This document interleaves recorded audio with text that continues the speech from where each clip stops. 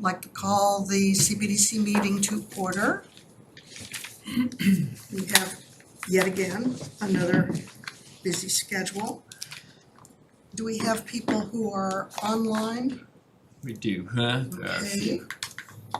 Do we want to let them know what the procedures are? Sure. So hello everybody, welcome to the CPDC meeting of Monday, June 13th. We have this meeting being run in person here in the select board meeting room and then also over Zoom, so we do have some participants over Zoom. If you're here in person, the way that this typically runs is that the development team gives a presentation to the CPDC gets a chance to ask them questions and have a dialogue, and then CPDC Chair Pam Adrian will open the floor up to the public. If you have a comment you'd like to make, please raise your hand in the audience, or on the Zoom audience you can use the raise hand feature under reactions, or you can raise your hand physically and we are monitoring Zoom and we will try not to miss you. If you're on Zoom, please remain muted at all times until you are called on to speak, so that we're all able to hear the presenter tonight. So thank you, everybody. That's all. Okay. First order of business is Pizza World. We have representatives here. We do, I believe. Yep.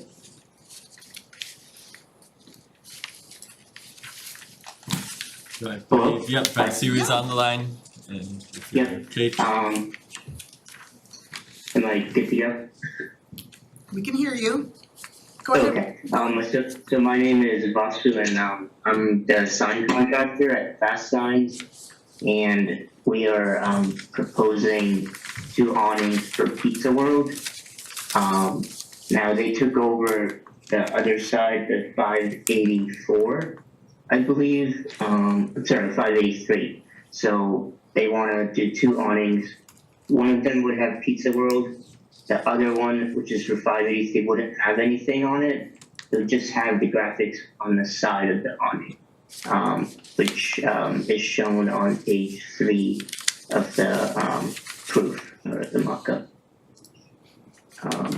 And yeah, that's pretty much it. The size and everything will be the same. We kept it so the square footage overall doesn't exceed what was existing. So.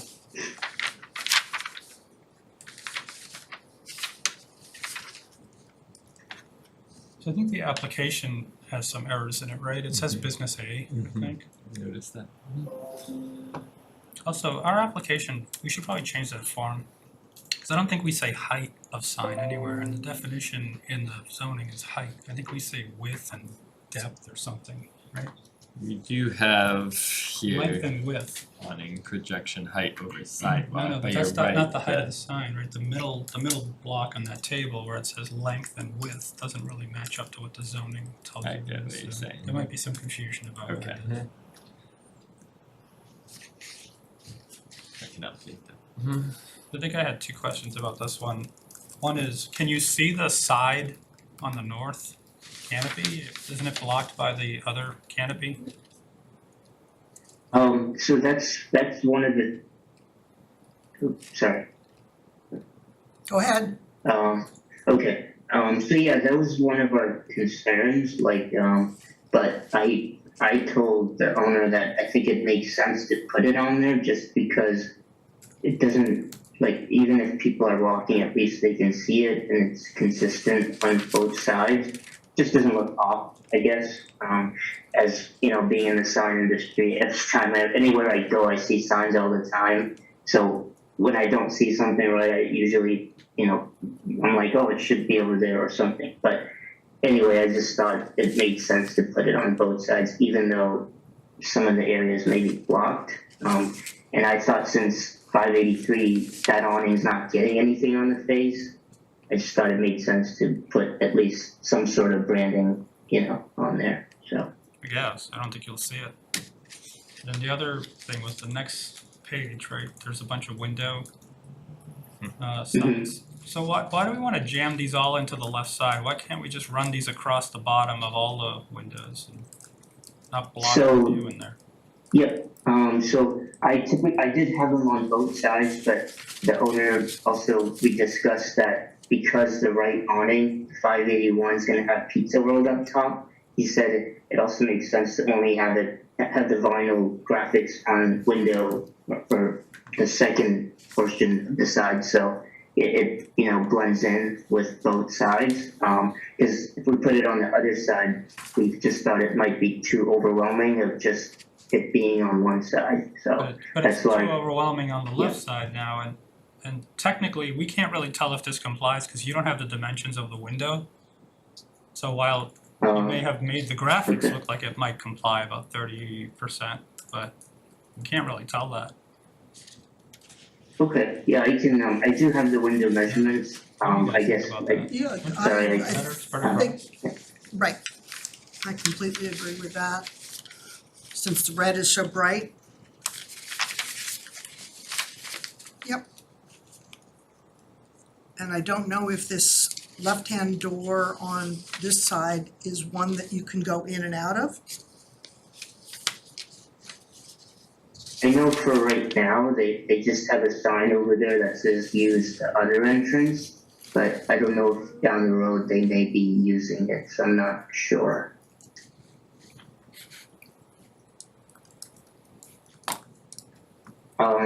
I guess my question would be like, if you guys think that putting Pizza World, the graphics on the windows on the left side is overwhelming, would it help if I showed like a far away proof of everything together? Cause I realized I didn't show that, and maybe that may be affecting how, you know, when you look at it, it's not, I don't know if that would make a difference.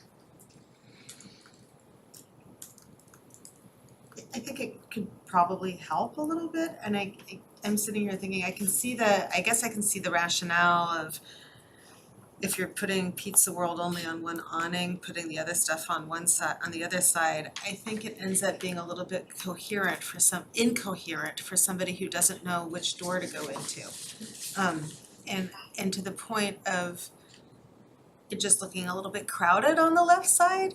I could see, for instance, taking the pizza subs, grinder, salads and putting those all across the bottom to just actually bring it together rather than have it look imbalanced and kind of confusing to somebody who might be approaching the business and figuring out where to go. Gotcha.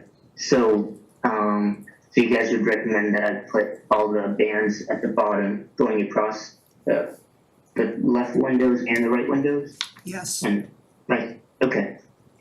And you're showing, on the windows itself, you're showing pizza and grinders and subs and salads, and yet we're seeing pasta and grinders and kebabs and salads. We can't actually comment on the words. We can't.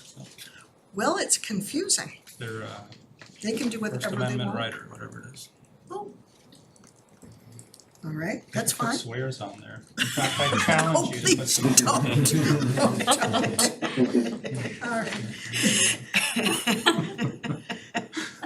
And the other thing is, since this is now two establishments that have merged, why are you not putting pizza on one awning and World on the other? We just thought like there's too much of a separation. It would make sense if the awning was one piece altogether, left to right. It just, I don't know. I tried that design, just didn't look right. But again, because of the font, we'd also have to spread the letters out just to make them. And then we'd also be getting close to the square footage. I just thought this would look, you know, the most, out of all the options, I thought this would be the most, you know, reasonable one. And I think you've got a missed opportunity. You've got a logo here that can go on the left-hand side awning. Okay, yeah, I could, Because then you know it's going to be seen. Right now, Yeah. it's questionable because it's an end. Okay, so putting it next to the Pizza World, like, Right there, right in the middle. okay, I see. So then I probably would take away on the left and the right hand side for the 583 awning. Don't think you need And it. then just, cause you can't see them, so it makes sense to just put it in the center, right? Yep. Like you guys are saying. You can see the south one though, I mean, it's almost like a blade sign. Yeah, Just the north one. the north one you can, Okay. and then either side of the inner portions. Okay, no, that, I think that's, yeah, I like that, I can, yeah, for sure. Julie, I thought they were allowed one sign for business in business B, but the regulation I'm reading is saying two.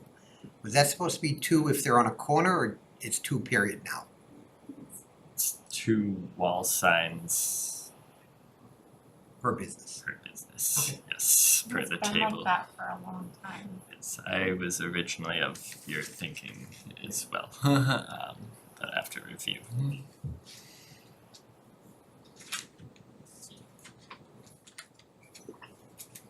Okay.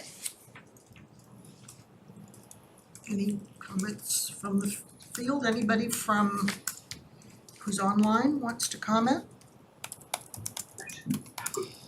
We heard everybody from the board. Have we? Everybody's nodding yes. You're okay. I don't see anybody on Zoom, Karen. Okay. So should we put this to a roll call vote with changes or not? 1 second. You wanna condition it that we just come back to staff with those changes, or do you wanna see it again? Yes, guys. We absolutely want to see this again, even if it's coming from the staff, so we can email it back and keep this in the flow. How does that work?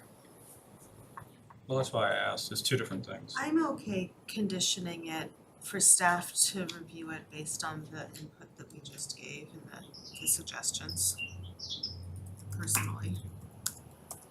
But if the owner wants something completely different than was requested, then I guess you'd probably present that back to the board.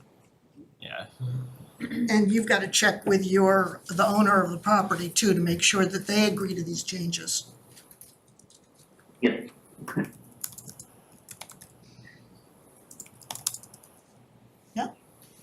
Good with that?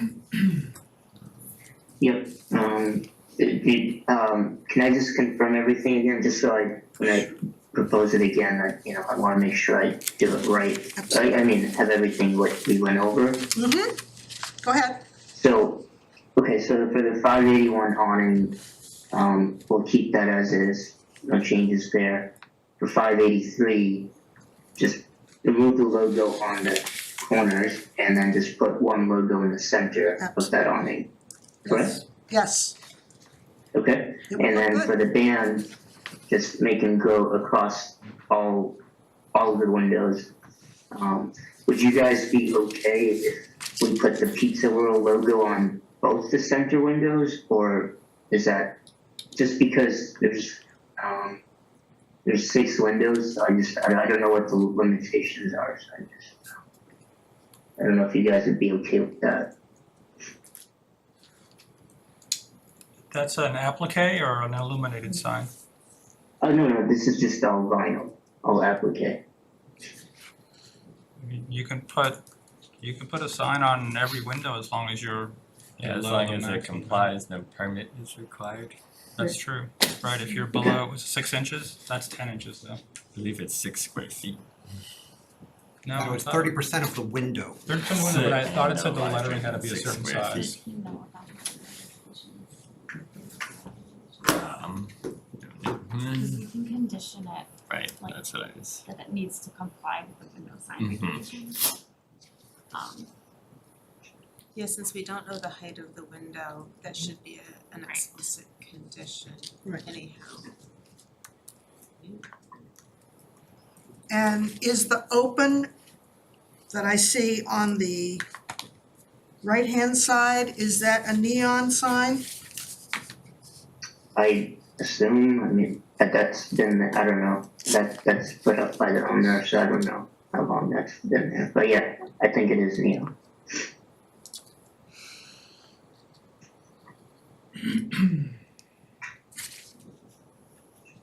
Okay. Go ahead with the list of changes. Are you making those changes, Andrew? Mm-hmm.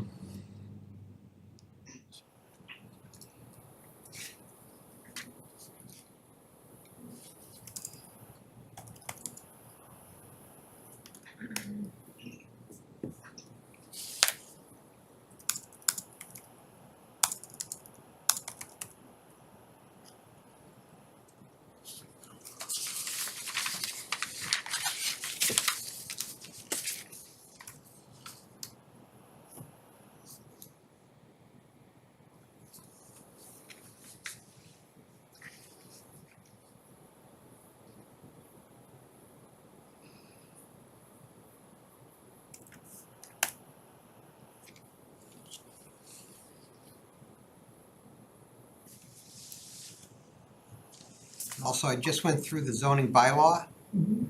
The sign needs to be, the window signs, no letters larger than 8 inches, 30%, and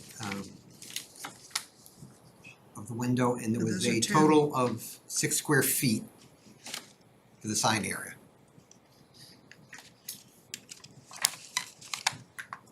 But that's for a sign that's allowed without a permit, right? Right.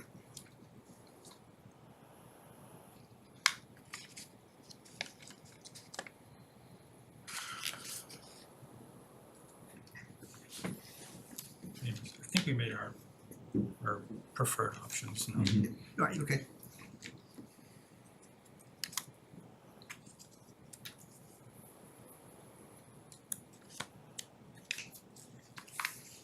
Are we all set?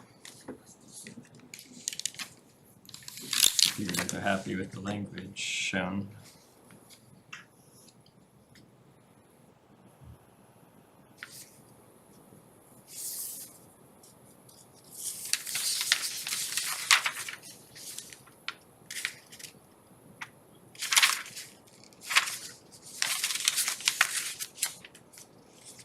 Can we say and should not be stacked?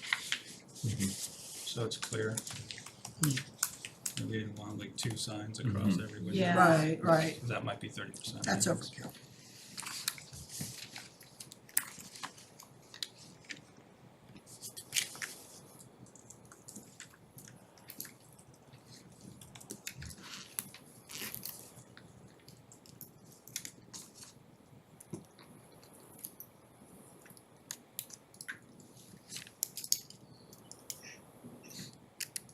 Okay.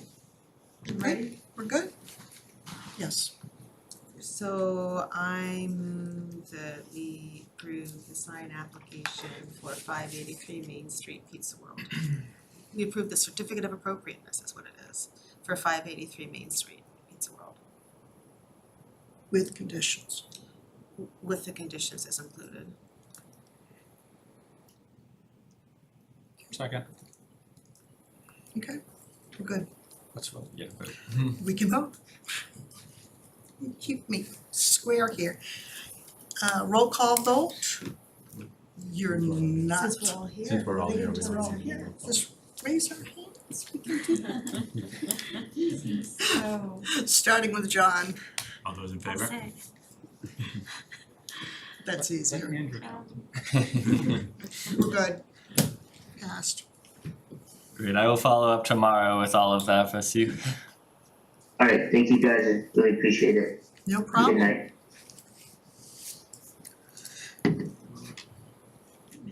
Next item on the agenda is the sign review for 1481 Main Street, Materia Cabin. So Conservation Administrator Chuck Tironi is on the line.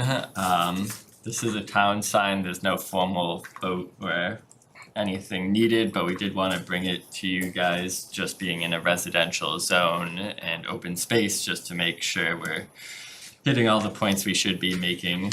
But Chuck is here to answer any questions, and I'll share on screen the rendering. Good evening, CPDC committee. My name is Chuck Tironi. I'm the Conservation Administrator, and I'm joined tonight by Anika Scanlon, who I saw sign in. So just some background that Materia Cabin is part of a 123-acre open space conservation area, woodland and bare meadow, the new community garden, and the cabin, all connected by trails. The cabin is located at 1481 Main Street, and the sign that we would like to show off this place is made out of HDU, which is high density urethane, and will stand about 5 feet high. The letters within the sign, the sign itself within the two granite posts are 4 feet wide by 2.5 feet tall. They're painted, and it generally matches the sign that's located out in front of the DPW yard and the town hall, except for two things. Our lettering is white, and we won't have the town seal there. So the sign will be placed in the center island, in that center entrance, with sightline advice from the engineering department and the public safety officer. You can see the red line right there. And along that area is the center entrance. It's easiest to see off that first photo that shows the original sign made by the DPW department back when this was purchased through a grant and a donation by the Burbank family. And that sign that was there was 15 by 3 feet, and it was held up by two 4x4 posts. That's most of the presentation. The sign itself is supposedly lasts for about 25 years, except during that time you may have to paint it again. Other than that, I'd be happy to take any questions about the sign.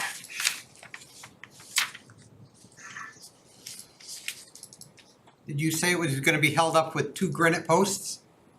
Yeah, I think there's 6x6 granite posts. And then attached to the granite posts, there are some metal gussets that hold up the high density urethane sign. And the sign itself is, I guess the density is anywhere between 18 and 15. It's like cubic pounds per square inch. It's supposed to be quite rugged and should withstand, it should stand a lot of years. I'm not sure if it will stand, anyone going after it, vandalize it or anything like that. It is only 5 feet off the ground. And it's replacing the white sign. There is another sign for the Bare Meadow Conservation Area, is that correct? Yeah, so that sign is a dedication sign, and the history on that is revolving around the funding that we got from Massachusetts and the Burbank family to purchase the Materia Cabin. I think it's the 2 acres that incorporate Materia Cabin and the upper terraced area, which is where the new community garden is located now. So that's what that brown sign off in the distance says. It's a dedication sign. And the goal is to keep that sign there. The goal is to keep that sign there or update it somehow, but right now that's not what we're talking about. That sign will remain. Okay, that's all I have.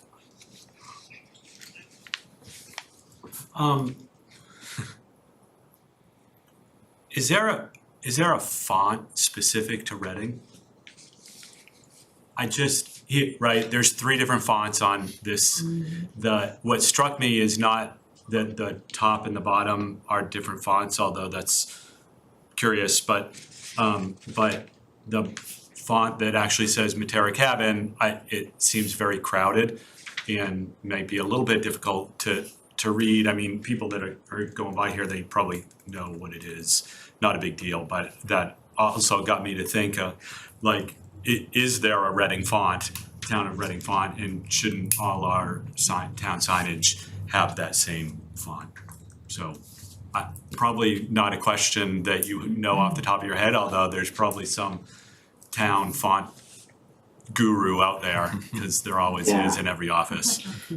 No, I think it's a pretty easy question to answer, since we have a town sign at Town Hall and at the DPW yard. If they have the same font, then that's the font we want. And again, this sign is gonna be 25 years. I'm happy to be able to afford this sign and hopefully highlight Materia Cabin. One of the things I'm hoping once the sign goes in is less people ask me or say to me that they never knew where that place existed. So just to have the sign out front is going to bring a lot of footsteps and traffic to that area. But the font sign and the font, yeah, we want to get that right. We want to have it match. The only thing we can't match is the gold leaf. It was beyond our budget. That's fine. That's two That's- fonts right there. Yeah. And It is two fonts, not three though, right? I mean, the Reading Public Works is one font, and the other 75 New Crossing Road is a different, which I get that, right? Yep. I think that Reading is probably the same font. Anyways, right, no need to belabor that, like I would just, like, let's, why don't we check and see what that is and do the same thing there. I think the ones that, like, that we have up already, I think those read pretty well. I mean, they're easy to see and it's good and it'll be consistent. I agree.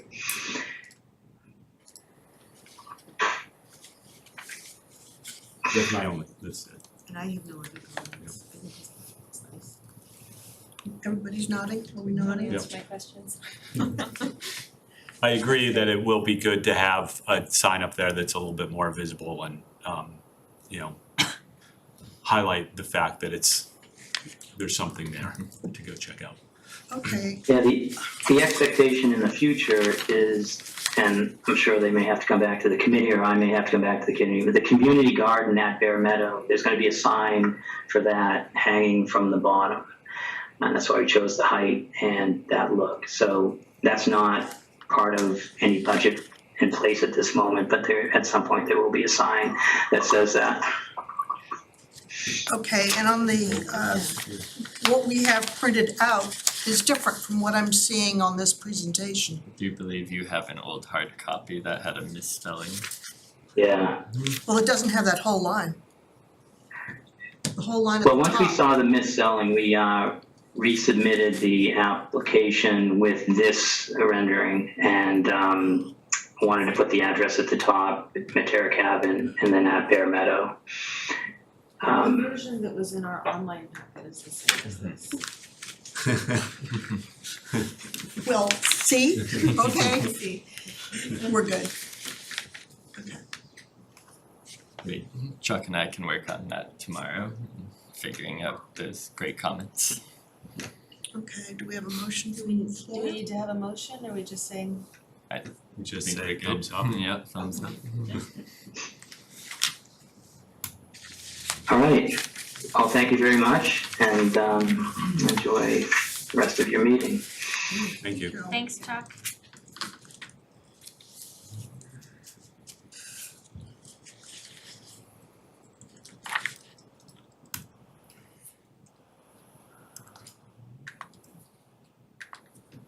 We have in front of us, just a little bit later, 25 Haven Street.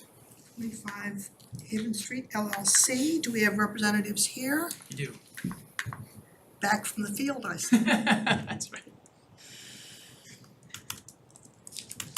Go ahead with your presentation. I think you need to read. Yes. Yeah. Notice, just put it up please. there. Okay, you ready?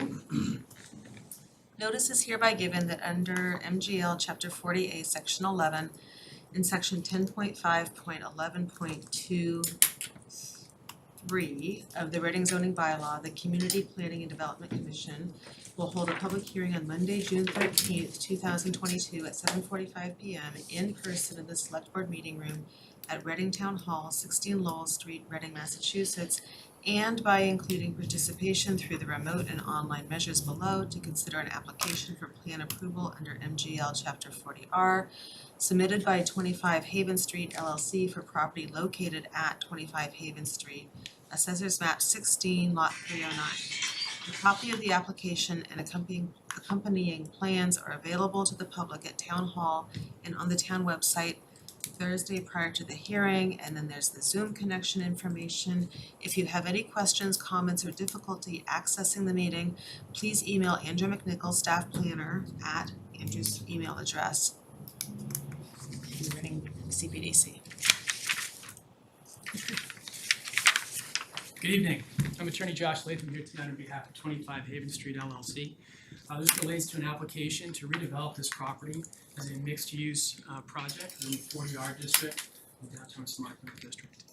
With me this evening, if we could actually, if you don't mind pulling up that slide, if you're able.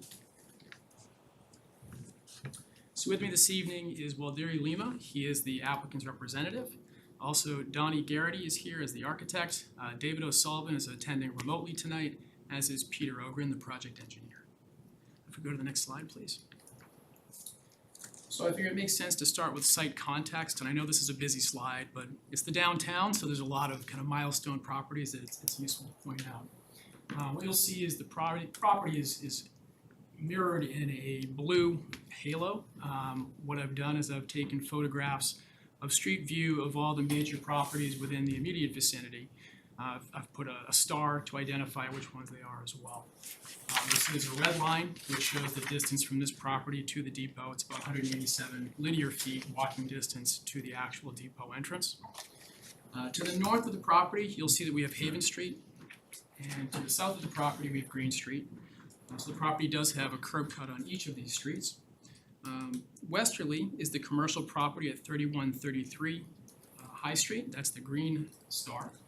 And then easterly, the property is bounded by a commercial property at 55 Haven Street, which is the yellow star, and then a residential property at 12 Green Street. Those two properties are actually held in common ownership, but I do believe that 12 Green Street is single-family residential use. So this site sits across also from 30 Haven Street, which is another 40R project, the first in town, approved in 2010. At the corner, the blue star, we have 2 Haven Street, which is the commercial condominiums. And then the purple star, we have the 6 Shoe Street project, which I was before you on a few months ago.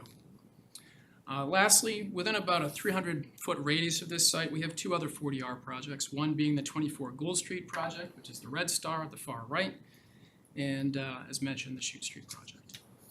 If we go to the next slide, please. So just to touch on the existing conditions, this is just our existing conditions site plan. The key characteristics are the lot area is 18,935 square feet. We have frontage on 2 streets, 172.77 feet along Haven Street, 132.05 along Green Street. The site is improved with a single-story, single-tenant retail pharmacy building. It has been vacant for several years. There's also a paved parking lot with approximately 18 parking spaces on the site. If we go to the next slide, please. So a little bit about the history of the property. I think it's always useful to know where we started to know where we're going. So this property was originally part of the corner property at the end on the corner of High and Green and Haven Streets. It was in 1887 owned by Thomas Black. He constructed a 5-story building on this site. It had storefronts facing on Haven Street. It says apartments on the levels above. That building was destroyed very soon thereafter in 1890 by a fire.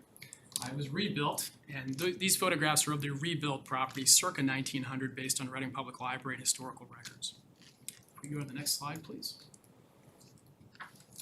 So then the building was incrementally taken down over many years from about 1890 until about 1935. And you'll see the result was that the property at the corner, which is not part of this property, was a resulting 2-story building.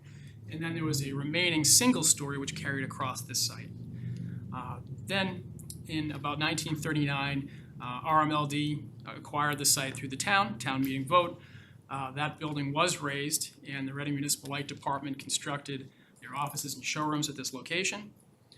The building is listed on the historic inventory, and the building that you see in the bottom left, although substantially modified, is technically still the same building.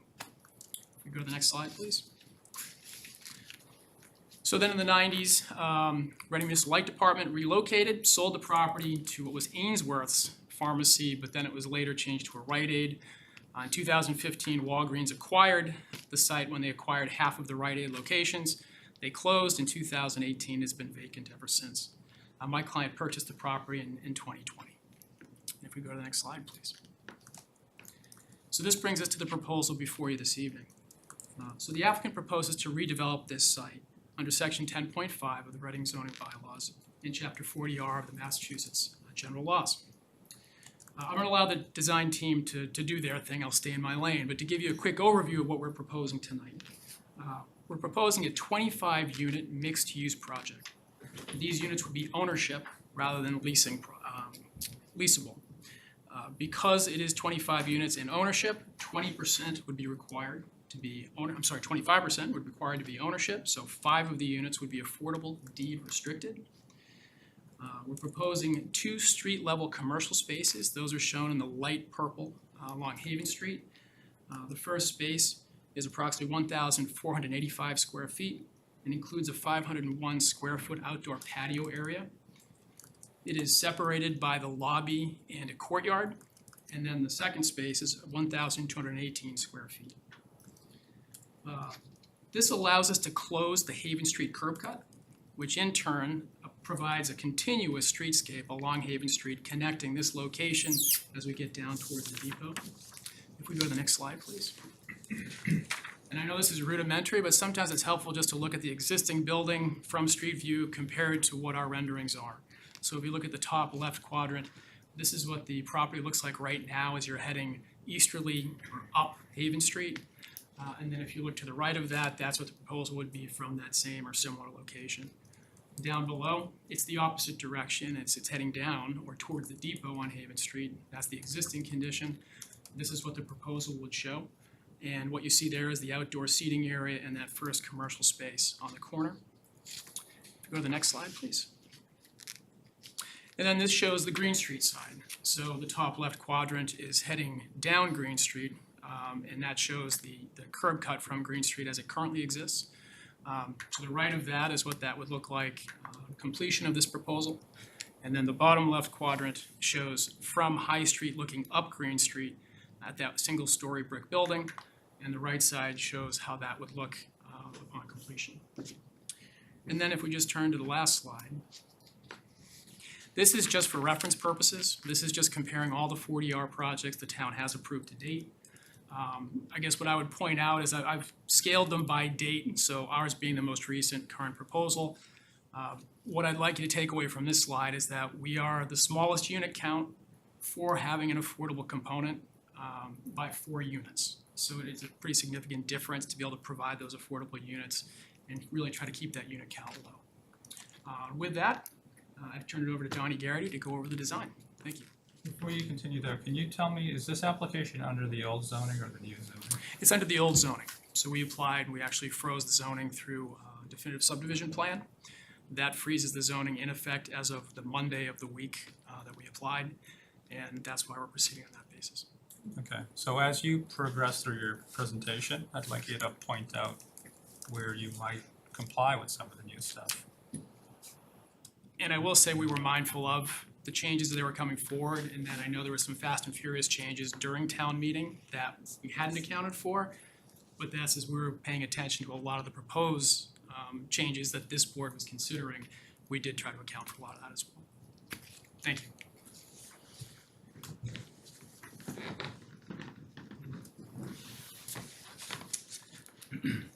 Good evening, everyone.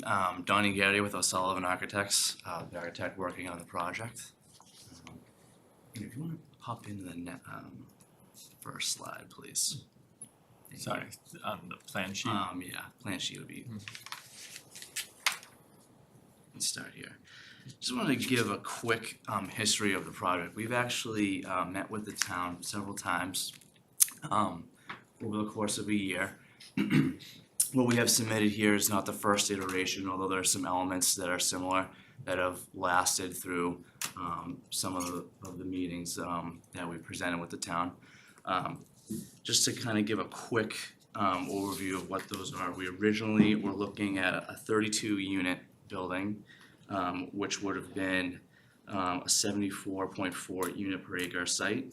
we had commercial space of about 6,300. And in that iteration, we were looking at a potential for a fifth floor recessed penthouse unit with parking below grade. Through working with the town on that, we found that below grade parking wouldn't make sense for the site. There's a couple of factors going on, including an existing drainage line that was later identified that runs through the existing parking lot, as well as some other construction budgetary factors that would make that difficult to go forward with. So the next iteration that we submitted after hearing some more feedback was a 27 unit building, which would represent a 62.8 unit per acre project. We eliminated the penthouse level and instead proposed a a community roof deck on the 5th floor. We also eliminated the parking below grade. The deficiencies in that were we didn't have quite as much commercial space along Haven Street. The town really wanted to push to have that fully activated along the sidewalk. So that's where we stand today. For you now, the 25 unit building, commercial space along Haven Street. Some of the aspects of those designs that have come along the way with this are creating a barbell effect along the street. So we have the two commercial spaces on either corner with the recessed dedicated entry for the residential in the middle. We felt important to differentiate the commercial from the residential. We also tried to create a semi-public, public enhancement along the sidewalk for the residential entry point. The other thing is on commercial space number 2, which we're calling it, is toward the depot side, is the historic facade, which we've tried to preserve. That entire facade represents that commercial space. We'd like to preserve that facade, refurbish it, and use that to identify commercial space number 2. So while we're on the ground floor plan, the layout is commercial and residential entries along Haven. Our services and vehicle parking would be accessed off Green Street. We're proposing 2 driveway cuts into 2 garage spaces. There's 2 sides for the garage. One is larger and holds the accessible parking spaces. The service is on the bottom right-hand corner of the plan there. The left-hand side is a smaller garage portion. It's where we have put the 5 compact spaces in the smaller garage side. There's a central vertical core of stairs and elevator, as well as electrical and water room that's tucked in the central node of the building. So it's mostly parking on the ground floor with commercial, residential along Haven, and then as Josh was pointing out, we've identified the northern corner of that as a private outdoor space for the commercial space. And if you go to the next slide, please. So moving up, turning to the residential levels, we are proposing mostly 2-bedroom units. We have massing step backs along Haven Street here of 7 feet. So there's a ground floor commercial footprint. The residential footprints above are now recessed back in several locations, mostly on Green Street. We've put all of the massing of the building towards the depot and towards Haven Street, and we've left the corner facing the smaller massings and housing along Green Street on that corner as open as possible and push all the development towards the upper left corner in the plan in front of you. Just by virtue of the geometries of the site, there's several additional setbacks along Green Street and along the sides of the building as the building steps back. So it helps break down the massing of these facades with all these bays and pieces that correspond to the geometry of the angle of the site. And if you just want to click, floor 3 is the same as the second floor. And then if you go one more, please, Andrew. On the fourth floor, we've introduced additional step backs to further break down the massing. So the step back along Haven is now 14 feet. Along Green Street, it steps from about 7 feet and increases to about 25 feet along the corner there. And then the building and that courtyard that we've created on the second level remains full height in that one area, as well as on the plan right here where that stair tower is for the circulation that's required for egress. If you go to the next one, please. Just a roof plan here. We're looking at no spaces on the roof, just for mechanical. We try to locate those as internal to the building as possible, so we can alleviate any sight lines from seeing those systems. Can you go to the next one, please? Typical unit plans, we're just looking at a mix of 2 and 1 bedroom unit types. 2 bedrooms would be 2 bedroom, 2 baths, generously sized units. Nothing really too spectacular. We've tried to provide private outdoor spaces for all units with a balcony. There will be several unit types that are a little larger. We'll be able to provide either a den office flex space as part of the unit layout. Those are mainly on the top level where they're a little bit bigger. So are you saying you're not providing any 3-bedroom units? Because your plans have 3-bedroom units on all the floors. You have 4, at least 4 located on the plans. Which ones are you looking at? Second Looking floor. at the plans, the 3rd floor has 2 on the west side, and the second and third have 1 in the corner. And then the 2 above that are listed as 3 bedrooms. The chart says 0.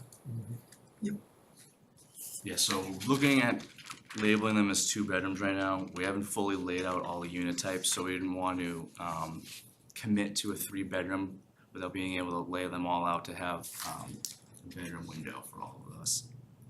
So I'd like to think of them as 2 bedrooms plus right now, and then we can revisit potentially. Right, but what are you proposing? 2 bedrooms. Okay. Could you go to the elevations, please? So the top image is the facade along Haven Street. On the right-hand side, you can see the existing historic facade that will remain.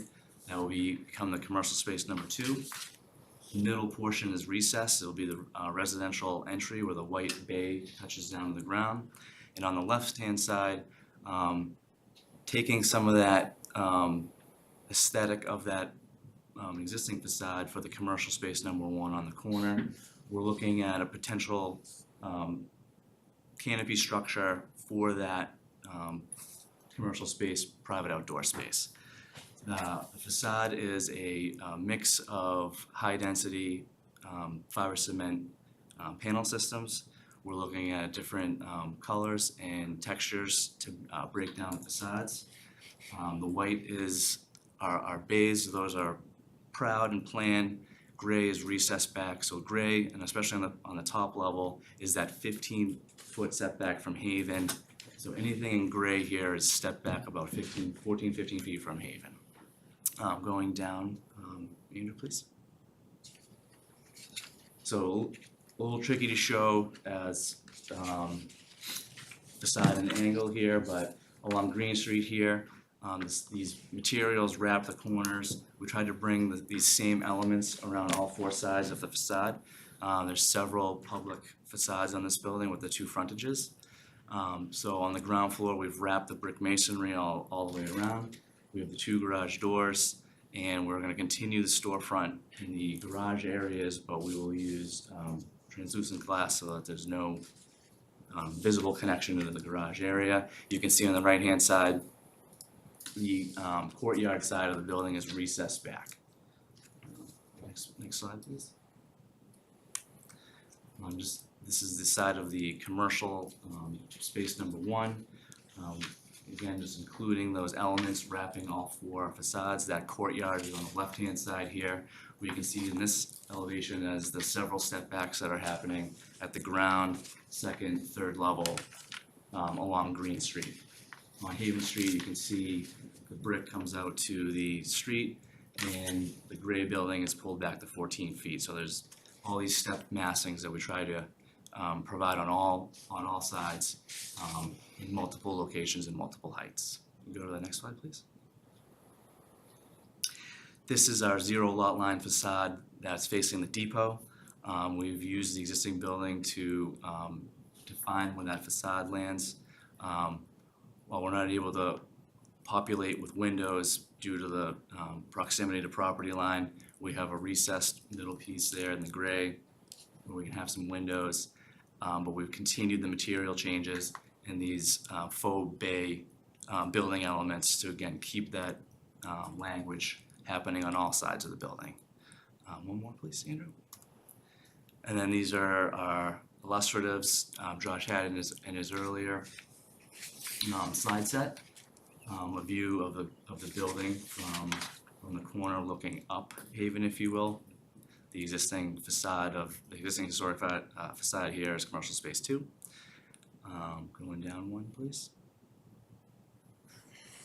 The opposite corner where we have the commercial space with the private outdoor space, and starting to think about how we're going to landscape this and create a buffer in that north corner to provide that semi-public buffer between the sidewalk and that space.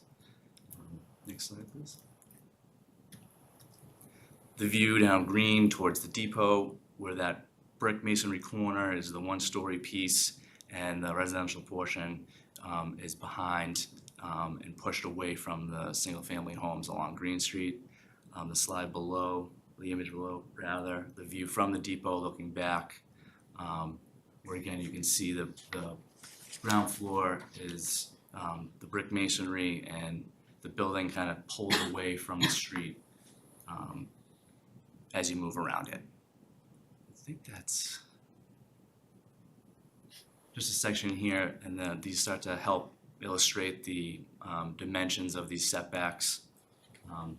This one's cut longitudinally through the building. You show the bottom one, Andrew, if you could, please. Mm-hmm. This one is towards Green Street, where you see the building and beyond is the courtyard piece. Residential pieces coming up over the garage. And our last image, a couple more sections.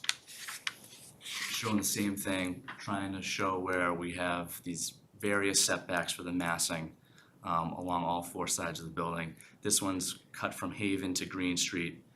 Haven has the massing. Green Street, again, pulled everything away to try to alleviate that density of development.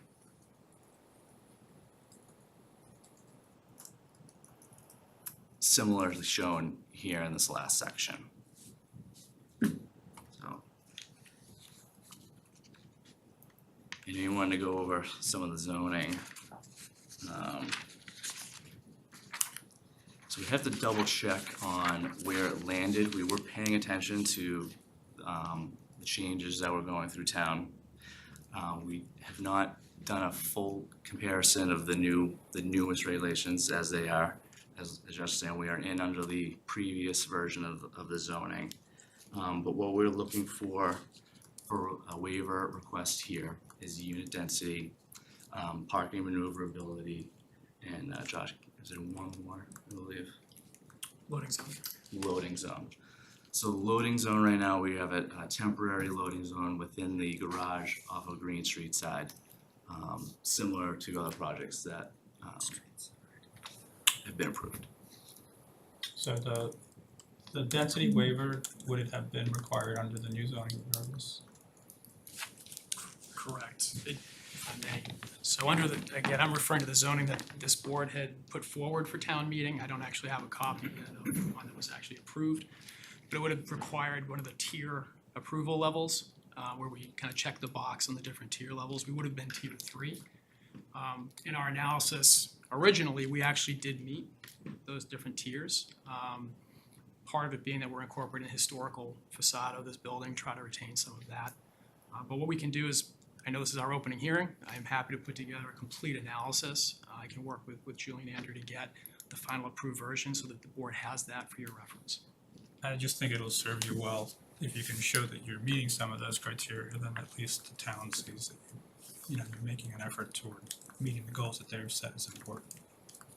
I agree, thank you. Right, important to understand, right, we're not, right, we're asking that as a As a gesture of as a goodwill, gesture, I know. like, for public outreach, that's not, that's not what we will use to sort of Yeah, evaluate, we I fully didn't mean to understand. imply that at all. Yeah, we fully understand that you're under the old zone, the old zoning. Thank you. I mean, I guess in closing, just to close it, what we'd say is that we believe this is a project that truly meets the spirit and the intent and the policy of the bylaw and of 40R. Everything we're seeing on the state level is to push for greater density housing types, et cetera, including the commuter rail district that's being implemented across the state. The project that we're proposing, we're at a 58.1 density, which on the overall scheme of where the town has fallen on so many other projects, that's actually a really good place to be. There's been a lot of effort over a year of really trying to revise this site and do something good with it. And we hope that the board obviously looks at this favorably. We're happy to hear any comments and questions and answer what we can. Thank you. I have one comment. If you're using the loading zone off Green Street, that means all your trucks come down Green Street. Not the best. Understood. No, I can look at that. I mean, so Green Street being, Green Street's one way. Yeah. Towards the depot. Yeah. We fought very hard to do that. So I would want you guys to be cognizant that it's not the best plan for us. absolutely. And really the intent with loading is not to be having heavy trucks, not to be having major kind of vehicles coming in, taking up long loiter times to manage those times. This would be an ownership project, so there'd be condominium management that also help to coordinate that. And owners will not stand as well for a lot of these types of issues. So the idea is that we would build a lot of this into the condo documents as well. Thank you, we will absolutely Thank address you. that next time. Take a look at that. Thank you. Do we have a lot of comments? I have a lot of comments, sure. Go ahead, I mean, I'm getting into it. please. Okay, so I actually walked the site the other day, and I took a look at that facade, and it's in pretty bad shape. There's a lot of structural issues there. So, I mean, there's been some bad repairs. There's definitely some issues with that lintel, that limestone or whatever that fluted trim is definitely cracked, and there've been the bad repairs made it worse. I don't know if you can salvage it. So when you can't salvage it, what's your plan gonna be? Because I don't think you can come back here with a stucco facade and say, oh, well, we're trying to replicate it or something. And then I guess, I don't know if Historic has weighed in on what they want to achieve with trying to save this historically significant but kind of mediocre Art Deco facade, it's not really great or anything, it's just of its time, like a lot of the crap we have today. So I think it's important to understand what's gonna happen when you can't save it. Also, your renderings show brown brick, but the elevations show more of a brown brick, but the renderings are more correct in that red brick, and I think that's probably where you'd end up anyways. More in the red flavor than you would with the brown. Yeah, the images vary a little bit with the software, how they spill. I think when you start taking down the building behind it, I don't know that it's gonna stay up. So I think you should outline what's gonna happen if you can't save it. I think we can probably all agree that the plans were hastily prepared, maybe to get it in under the current zoning. There's typos, mislabeled spaces, mislabeled materials all over the place. That's not really appreciated, frankly. If you look at this first floor plan here, I understand that it's important to get all that storefront along Haven Street, but I don't think that these spaces are functional. The parking spaces just below them are certainly not operable, and you guys have a history of not being able to do garages. Can you pan this down just a little bit? Mhm. Look, if you look at this commercial space, there's a door here, and a door there, and there's a door here. So even if you don't Which, I mean, if you just use a 3-foot aisle, you end up with like, you lose about 400 square feet just in that circulation, so I'm not sure what that is. I don't know what this is. And then this guy has to take his trash out of the building and back in to get to that room. There's no support space, there's no storage, there's no nothing for these commercial spaces. I don't think they work. You're almost better off, getting rid of something, getting rid of that, and giving somebody a real space. I don't see how you're gonna sell those, or what they're gonna do. There's no storage space for the units. In the garage, there's no storage. For an ownership building, I don't know how you do that. So that's the first floor. If you look at the elevations, they're sort of weakly derivative of the Rise building. And I know you can do better than that because I've seen some of your work, some of the Sullivan's work. So let's just say that this stays, right? You note that the panels have the aluminum trim around them. Mhm. Do you intend for that to be anodized or to match the color like Rise did? Yeah, so that's a lot of big flat panel, and I think that if you look across the street at the original Haven, the first Haven Street project, the failure points are all where the big panels are in scale. I really do think that your bays can probably be the large panel. That works out pretty well. But I think as you step back to the background, you probably need to do either a siding scale, or a masonry scale, maybe a large masonry scale. Even if it's just imprinted on the panel, it doesn't have to necessarily be, a terracotta tile. Mhm. If you look at the south end of Rise, I think they've got like a big swath of the black panels towards the 128 tire, and it kind of starts to fail there once they lost all of the scaling elements of the bays and everything. And so I think your dark gray back there would probably be better served with a smaller scale than the large panel, especially at that height.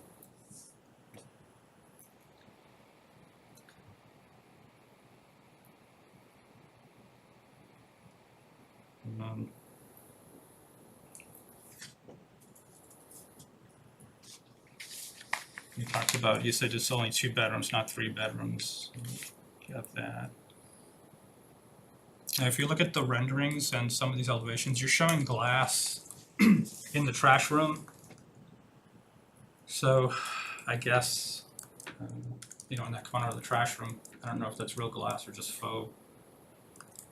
I wonder if the west elevation, which sort of backs up to the other building, the remaining black stone building, whatever it's called. Yeah.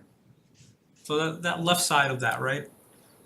I wonder if you're better off served with either putting glass there or having an opening, right? It'll ventilate your garage. You won't have all the fan issues that are happening with the Gold Street project, right? Because it'll be more open. Mhm.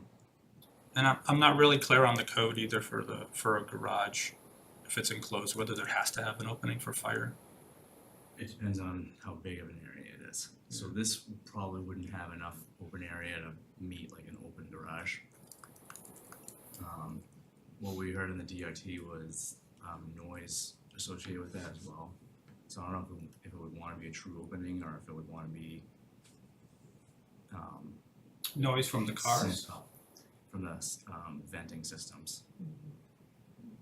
But if you close it off, you're gonna have a bigger vent system, which is gonna make noise somewhere, I guess at the top. Well, it's internal to the garage, so if we send it up centrally, it should be mitigated by that. Yeah, until the fan needs maintenance and starts to rat, 2 years down the road. When you can't get to it for a couple of days because it's snowing out or something. Yeah. I understand. When I first saw the elevation, I forgot that the other building was in front of it, and I was like, why is this so dead? But this corner of it's kind of visible, at least until somebody maybe builds, on the entire site. Maybe it's a lost opportunity. And then the stories upstairs, why aren't there windows in those blue sections there? That's the zero lot line, so we'd have to do a little something more than with the opening protected on the proximity to the property line. Yeah, but you're sprinklering the building, right? Yeah. So you can just have a deluge system along that edge and you can do that. imagine that's what Bryce did on their window side.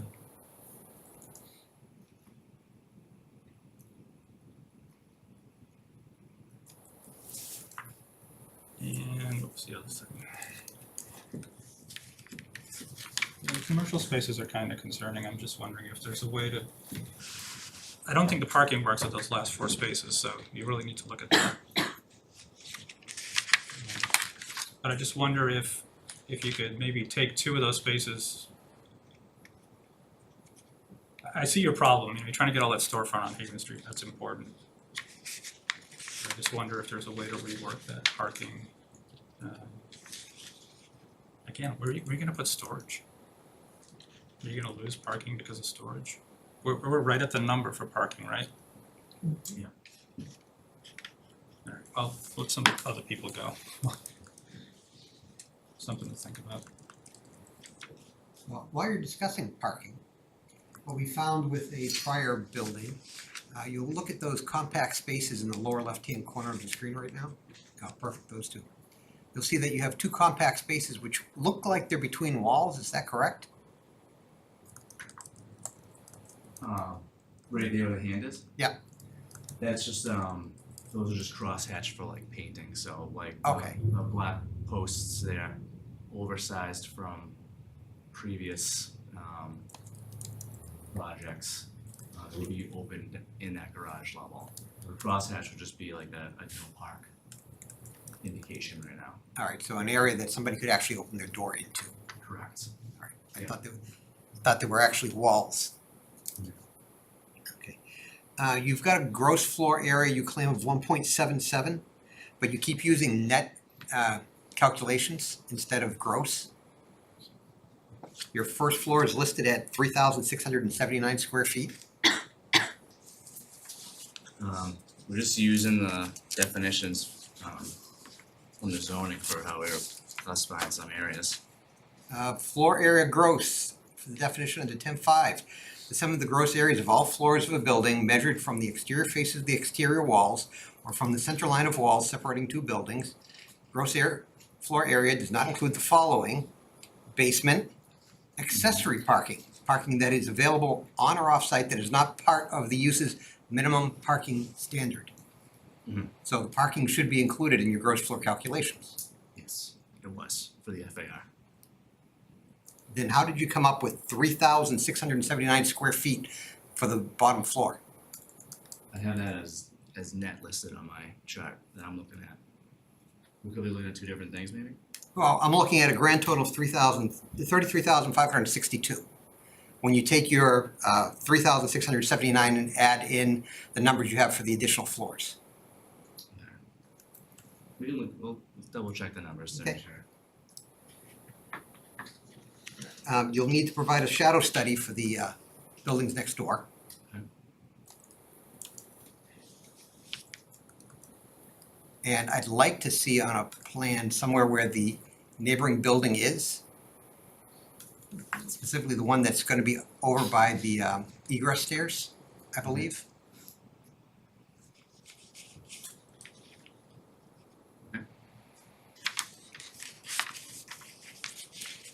Want me to erase those green lines? Yes, please, they're annoying.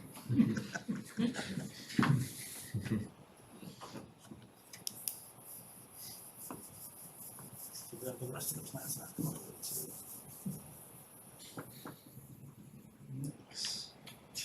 You know, you may want to consider doing structural support to eliminate some of the bracing that causes you some problems in that zone. Good opportunity because you have more there potential this section here.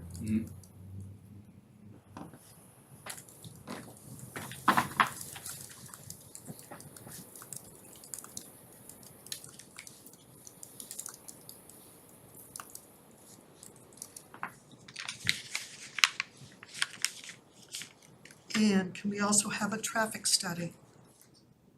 Now that you know that's a one-way green down to the depot. I think that would be helpful. Oh, thank you, that reminded me. The town only allows you one curb cut. this board is not authorized to oversee that. That would have to go through the select board as the road commissioners. Here on the DRT, the town staff is very good about helping us look at that issue, and so our plan is after tonight to really revisit a lot of these things that you're also raising with what the staff brought up and come back with you. I don't think though that if this were the genesis of the plan that ends up being in future, that the curb cuts are the issue. The traffic movement's definitely the issue coming down Green Street, if that's the only way to do it. I wonder if there's a safe way to make it two-way up to the building. That's much more complicated, but From Green Street? yeah, like if you were allowed to turn into Green Street down here just to get to the buildings, I don't know if that's too. Right now, not just the loading, but every single person who's parking in that garage has to go around and come down Green Street. That's why I was thinking it'd be nice if you could just get all that traffic, which isn't a lot, but get it all. It's the truck movements concern me, but the vehicle traffic, it'd be nice to get them right off of High Street. Don't bother the neighborhood at all. You'd have a one-way sign over here. And a diversion, Yeah, Then you'd have to like build something, right? So- yeah, like some sort of a diverter. Yeah. Those spiked things with flattened tires going the wrong way. Works for me. You can bring that up at the Open Traffic Transportation Task Force meeting later this month. If y'all want us to get some staff feedback on that idea. I think that's actually really important, the notion of all this traffic coming down Green Street. It's challenging if you're just trying to navigate that anyhow and realizing that there's only one way to get down there and you have to go all the way up and around. That would really impact. and Green Street is not as wide as Haven. The turn up top is, from a truck doing a move, right? Because that's probably the biggest issue. I don't think that the commercial spaces will have large delivery vehicles typically. It's usually front of door panel truck type things nowadays. So my concerns have been covered. My biggest concerns, I was also really wondering about the viability of that commercial space, especially if it's gonna be a restaurant, where you're gonna put a kitchen. Nick covered that in his illustration really well. Also concerned about kind of that big blank wall that would be the view from High Street by way of Green. I'm also, I'm curious about what's going on. It would be at probably the east side of the building. You have it in, on page number 2, shown in green as open space. If you just scroll up there, the bottom right one. Where the property line is, I'm imagining that's not gonna be green, but I'm curious about what your thoughts are about, if that would be treated to be a paved way. And I'm wondering if there's room that could be made. I realize it would be sneaking some things over, and I'm realizing that might be challenging with the parking, to actually create a walking path through the block, so you don't have to skirt all the way around. I mean, it's just like there's almost enough space there. Will it become dead space where litter and trash and kind of looks kind of junky over time? Or is that a space that can actually become a usable space that people can physically pass through? Yeah, cut through from Yeah, through. yeah, I'm just thinking it's either dead space that's gonna look crappy over time, or it's usable space. I second that idea. I was thinking the same thing when I saw it in green. And that seems to be the type of usable open space that meets the spirit of some of the changes to the 40R. We could look at that, certainly.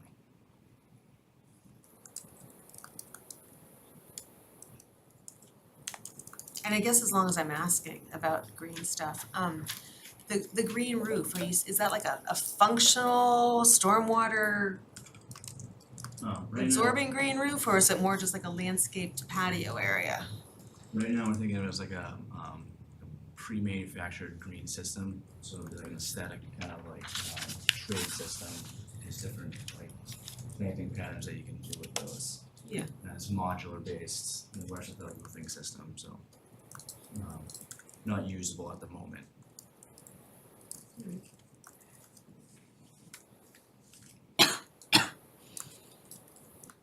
Any other comments from the board? I know, Heather made the comment about the facade on High Street, as did Nick, right? I do wanna, I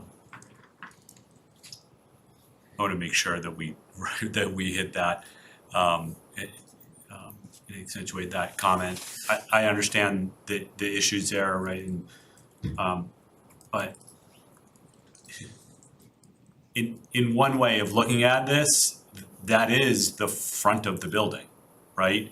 And it's odd right now, right, as you come up High Street, that, right, both the existing building there and the one next door, right, you are coming up what is a well-used, like, sort of front door to this whole area of town, and you're looking in the back of buildings, right? I get it got there because of, you know, everything, the history of how this area developed, but it does seem like it's a, you know, I'd hate for you to repeat that, you know, and carry that forward for the next 50 years, you know, of having, you know, you get off the depot, you know, you get off the train and you're looking at the back of some building, right? That's really not what we want.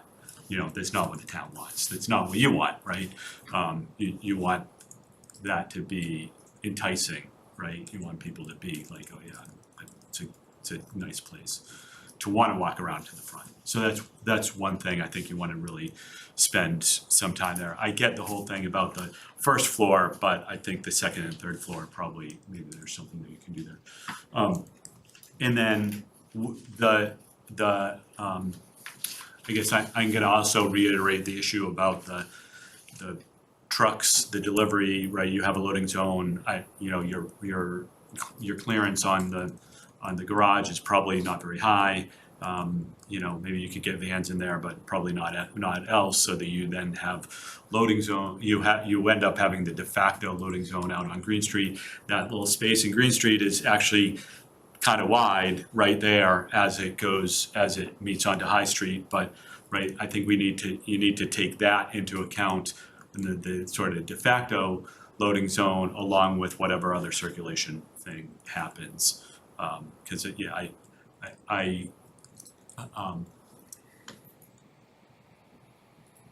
what we're not looking for, right, the PAMAS is a traffic study. We know right off, you know, your traffic consultant is gonna say it's gonna generate, you know, 20 trips per day, and Green Street can handle it, right? We don't need that.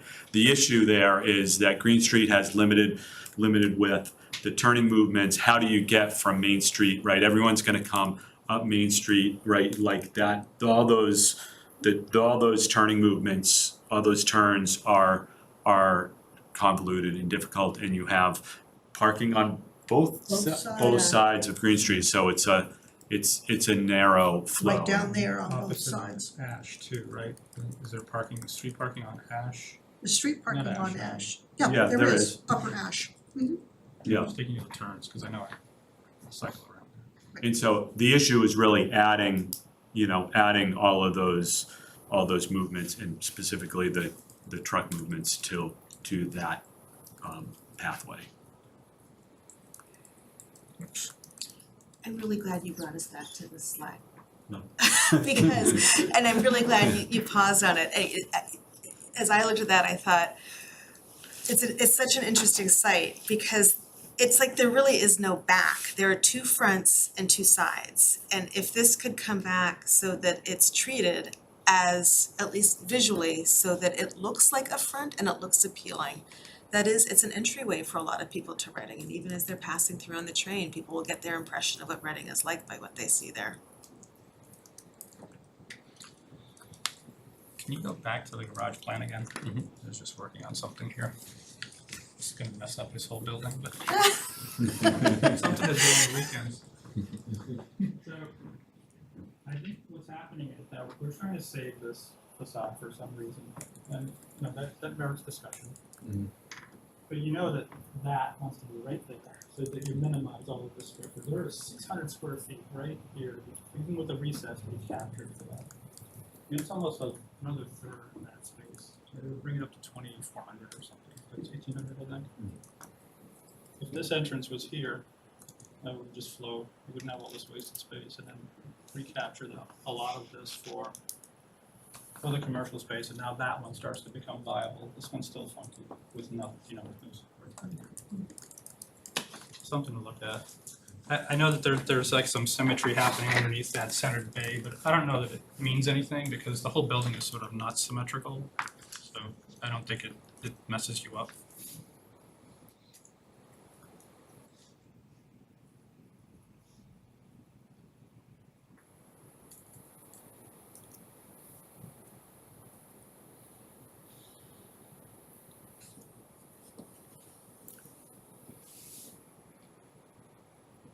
So should we entertain a motion for continuance? You have You should people, open to public. Yep, you have people. we do. The public Excellent. portion. Hope so. You have a couple hands raised in the Zoom room. And then no hands raised in this room. So we have Sam Couture, who's the chair of the Reading Historical Commission. Hi, can you all hear me? Yes. Oh, yeah, hi, I'm Samantha Couture, I'm chair of the Historical Commission, and the folks from Haven Street came before us back in September after they applied for their demolition permit. And we delayed the permit for 6 months in large part because the plans were pretty fuzzy, and we knew they hadn't gone through the CPDC process yet. And I just wanted to come and put our 2 cents in. I mean, we're happy to see they want us keep the front facade. You know, it's not the most amazing building, but it is our only Art Deco building, and it is the old RMLD building, which is pretty significant to the town's history. We also had concerns about them being able to save the facade that's there because in their application there was a lot of things from a structural engineer talking about how it was in such terrible shape. So we also have questions about how you will save it or rebuild it if it falls apart and that sort of thing. But we do applaud the intent to try to keep as much of that original facade and the sort of kind of general look of that time period. You know, the whole new part of the building we don't have much say in because it's not historic, but it is a little, for me personally, it's a little jarring to see this new building rising up out of the old facade. And I don't know if there are ways to tie it in design-wise a little bit more seamlessly. That might make it a more cohesive building. But that's all I have to say from our perspective. Thanks very much. Okay, you have Lorraine Boberth as well. Thank you, Sam. Yes, Hi. Lorraine, go ahead. Can you hear me? Yes. Okay. Hi, Lorraine Wilworth from 26 Green Street. I think most of you know me. So Green Street, the Green Street residents on this end of Green Street have been through a lot over the last couple of years. The traffic is more than it used to be. I don't care who does the traffic study. The people from the Gould Street building do come out and go around, and a lot of them take a right down Green Street. A lot of people in town go down Green Street. It's a cut through. It's always been a cut through, and we waited long and worked hard to get that to be a one-way, and now it is. So if we have people coming down Green Street to go into the apartments and then coming out of Green Street, that end of Green Street is an accident waiting to happen. It already is, because people go very fast down Green Street, they come up over the hill and they fly down to the end. That's one thing. I mean, I don't know if the town would ever consider giving Green Street the gift of making the end of it a cul-de-sac with a turnaround so that this building could then have all access from Havens, what is that, High Street? I don't know, I've always wanted that so that we could just be at peace. Because for 2 years, big construction trucks are gonna come down that street as well, and it's gonna, whatever, it's getting personal. I'm so worried, I'm so stressed about it. Anyways, and if they do that, because I know one of you on the CPDC said that maybe it would work better to let them just come up that little section of Green Street to enter, and it would alleviate the traffic on Green Street, but then we'd be left with some big old, do not enter signs coming up that way past that area. It's not that big down there. 20 feet. And then, sorry, oh, I know, the traffic study on Postmark, I have nightmares about this. They did a traffic study and it was presented at the meeting, and the guy was like, there's not gonna be any difference because the post office is gone, but nobody really realized until after the meeting was over, when I realized, the traffic study didn't include the fact that the post office was actually across the street. So Haven Street, I think, is really just congested and busy, and I don't know, is there a way to put the entry on Haven Street and the exit on Green Street so it kind of flows with oncoming traffic? But anyway, so that's my that, and obviously fan issues for the people around.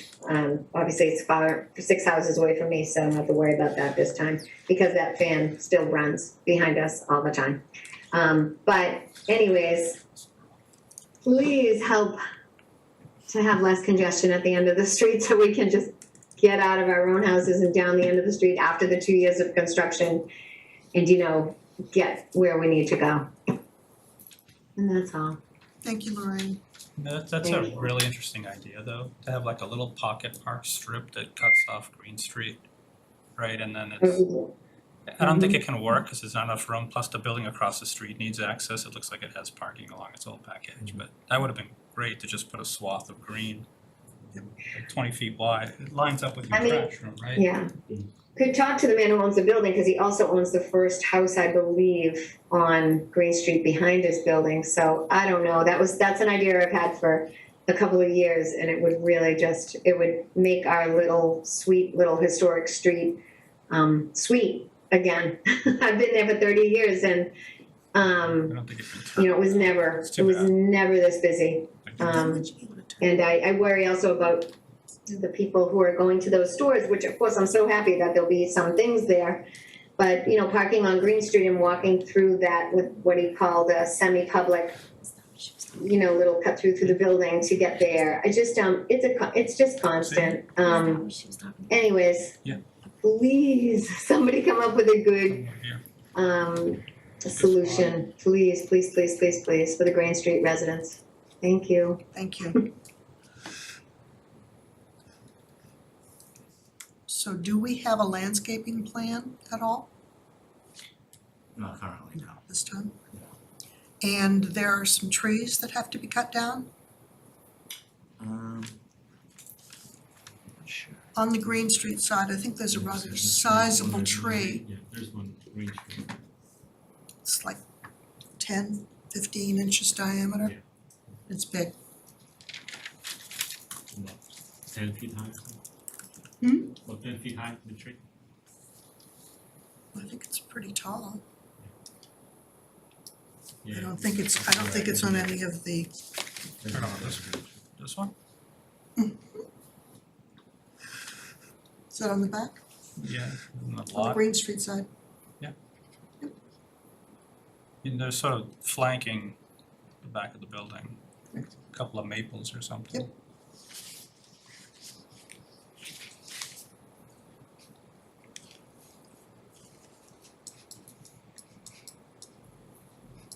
So, you have Dave Talbot with his hand raised. Yes, Dave Talbot, would you weigh in? Everybody, Hello. Dave Talbot, 75 Linden. Thank you, everybody. The major issue downtown has always been that we don't have a master plan to guide the transformation that's undergoing. A lot of interesting things are done building by building, but not with the benefit of a master plan to take into account all the different ways these pieces fit together. And that's something I think all of us have been saying for a while now. And some of the problems we've seen with the developments are, in my opinion anyway, they're because we don't have a master plan. Instead, what we're doing is going site by site and trying to achieve things within a certain box. And so we're doing it again here. And the first principle I think needs to be, we all know that there was a rezoning passed, and I understand that there's an understanding, which I guess is grounded in some legal opinion, that although this is the first public hearing, that the new zoning that was passed by town meeting doesn't apply to this developer. Whether or not that's true or would withstand any challenge, I think the first principle here is that the density waiver that's being sought should be granted, only in a condition in which the new framework and the new bylaw is complied with. And the density waiver is the means by which CPDC, I believe, can require that. I think the most interesting comments tonight were about the strip between the building and the houses on Green Street. And what everybody's been saying across all different segments of the community is let's have little places to sit and walk and cut through. And that's a perfect opportunity here to make, and I think even before the changes that were amended by members of town meeting, that CPDC was the one that came up with a 30-foot combined setback. And if you put the 30 feet all on the side facing the houses, you have quite a nice green space there, a very attractive amenity both for the residents of the new building and the other buildings, and also a beautiful new feature for our downtown, which will be there for the next not only 50 but 100 years. A beautiful new park with benches and a pathway and trees of 30 feet or so along that margin. And to me, that is the top priority, is to achieve that planning goal on behalf of the town and the future of just having it be really nice down there, and a place that people really do want to go and have a place to congregate and move around. So that's my major piece of input, is that you hold fast to that 30 feet on that side facing the houses and make it be this public amenity with pathways and trees. And I think you'll hear a lot from a lot of people in the coming weeks, really insisting that be brought about, and also an adherence to the 50 units per acre maximum and all of the other conditions under the tiers at the cap of 50 an acre. But again, since the 50 can be achieved through merely making larger units rather than more smaller ones, it's really about this open space and wise planning. And then the other considerations that people have mentioned about traffic on Green Street and the ugliness of a garage entrance and all of those things that you all mentioned, which are all great points. Well, So I think you'll be hearing from a lot more people in the future, but that's my input for tonight. Thank you. Dave, just to make sure that you understand, this particular project was submitted prior to the new changes. So they don't have to adhere to any of the tier structure or any of that.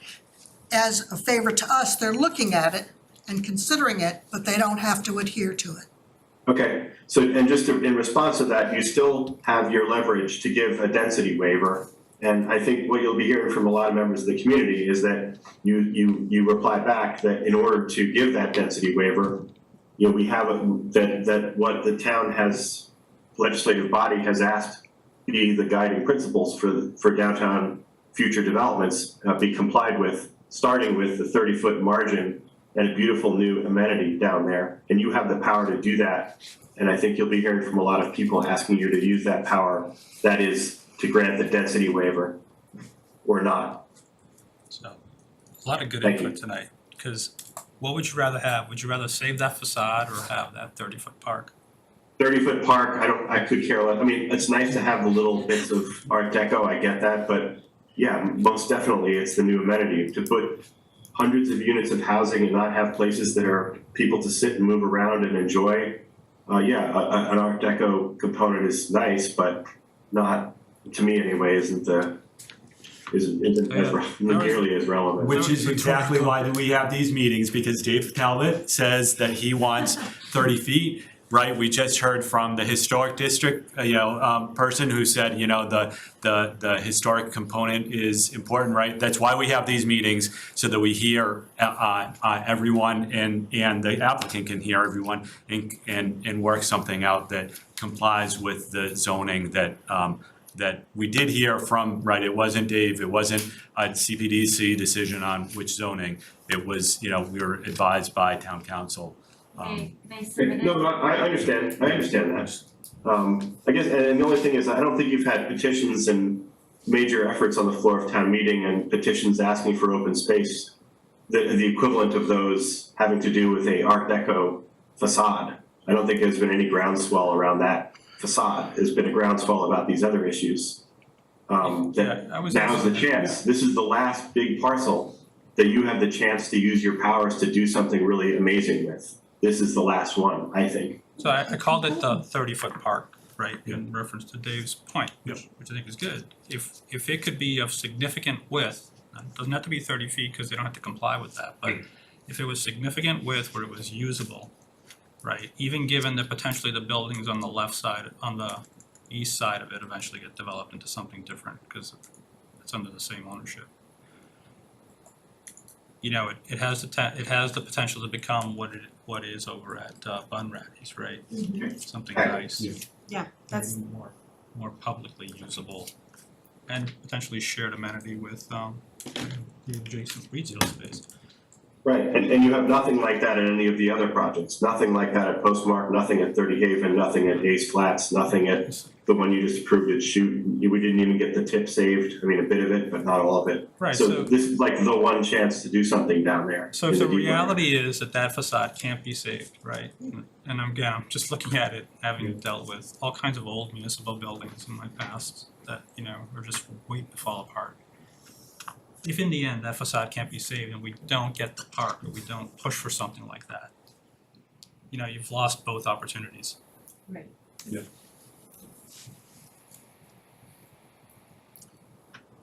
The facade seems trivial to me. I mean, it seems like they could save it and it doesn't cost anybody anything. But either. it's not trivial. The point is, we need to consider all the public opinion. Thank you, David. We understand that that's not your item, which was my point, David, is that there's a lot of people in this community and they all have their perspectives, and thank you for offering yours. Can I just clarify? I didn't mean it. I for them to save it is not a big deal for them. Not a big cost is what I meant by that. No, I think it could be important. I'm saying the cost of them doing that is very little as opposed to the cost of.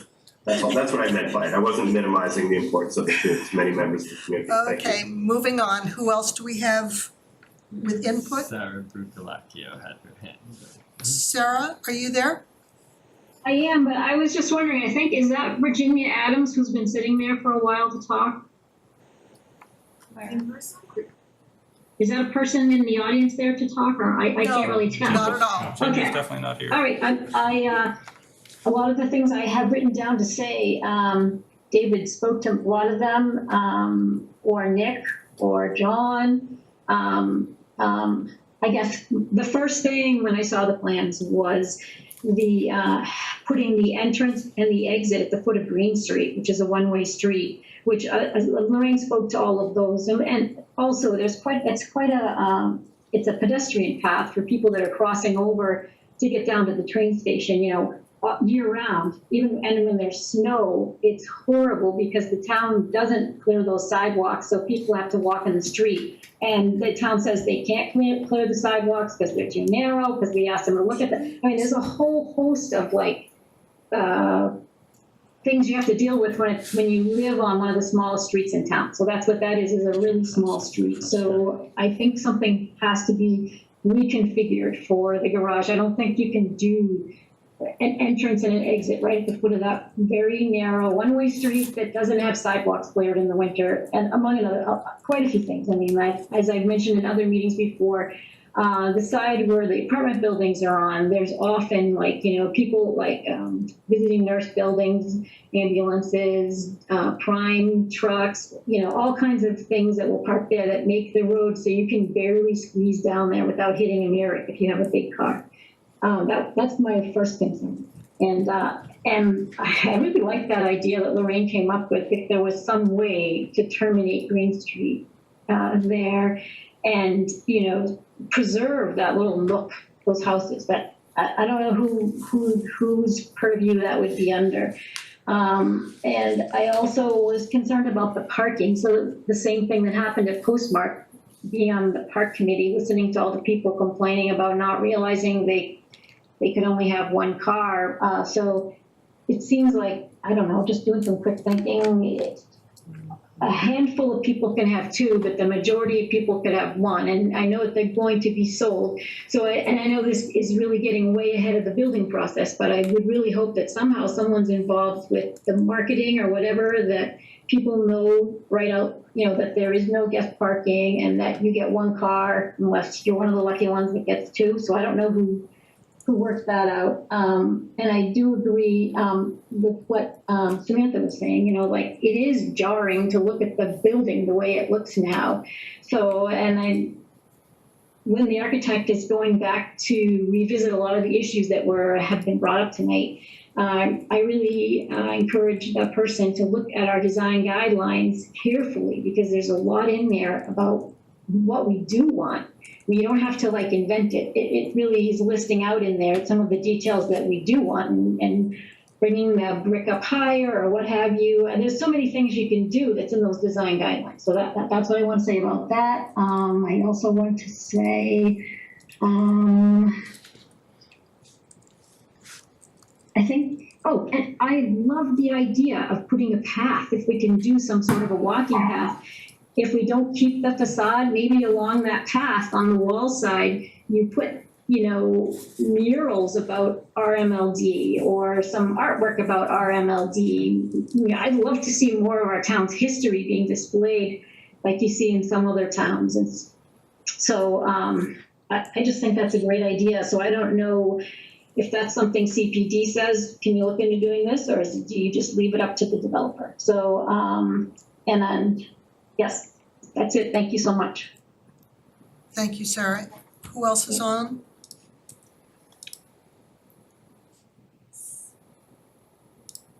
Who's in the middle spot? That's us. It's us. And some of the applicant team. Okay. And let's see if I have some shots.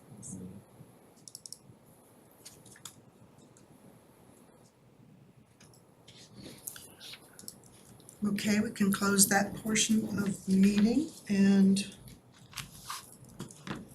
So should I move to continue? Do we have a time? Yeah, so we have 7:45 p.m. on July 11th available. So I move to continue the public hearing for the 40R plan review at 25 Haven Street to July 11th at 7:45. all in favor? Second. Thank you very much. Thank you. Great, thank you. Follow up tomorrow. Yes. Thanks, guys. Thank you.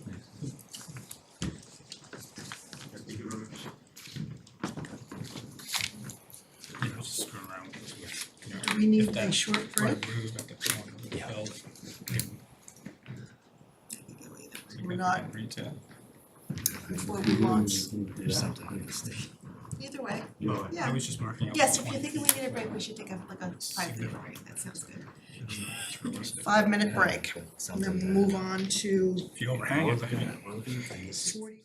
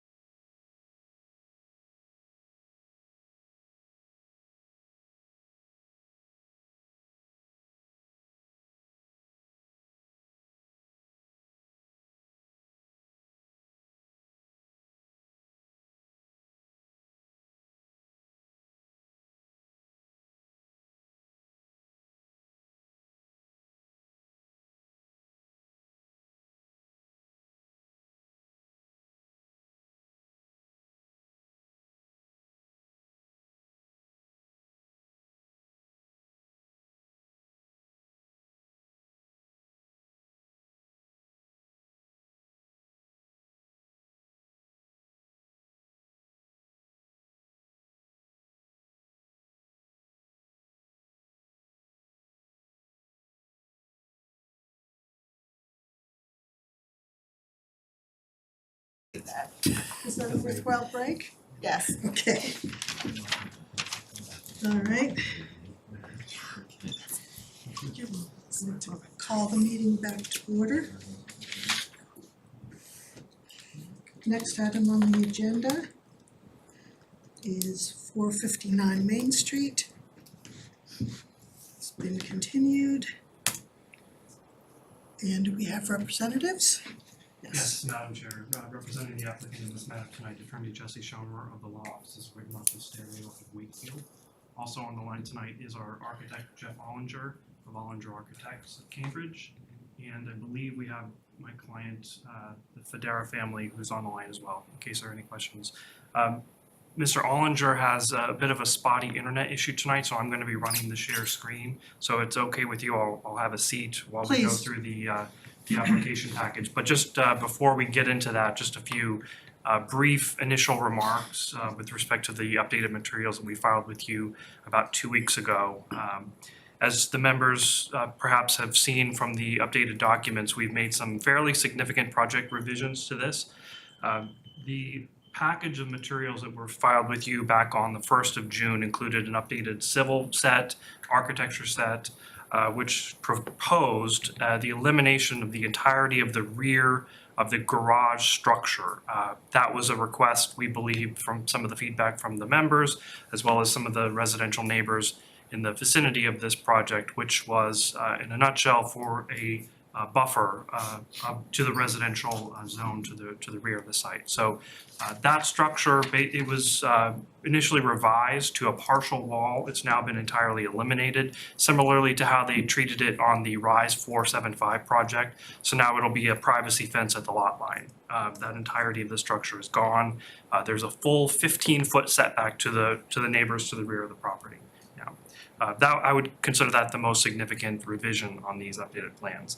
The other significant revision from these plans is we rearranged some of the objects in the garage itself to provide fewer compact spaces. The compact spaces that are remaining, which are 4 now, are larger.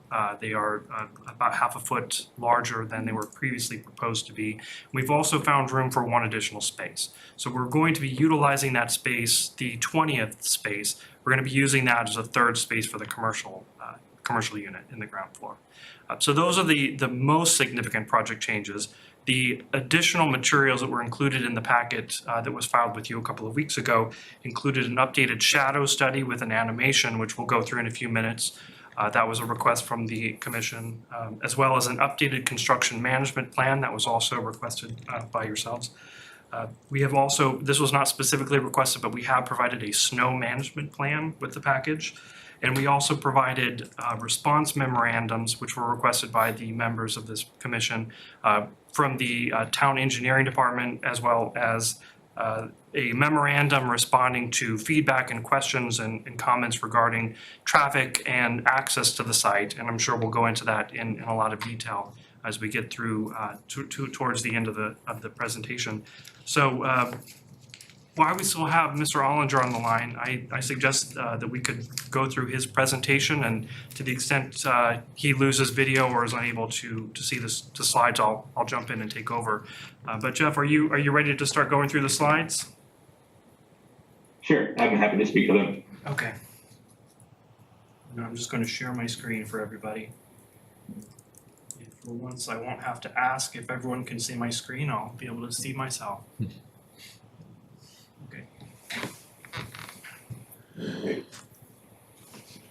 So thank you again, everyone.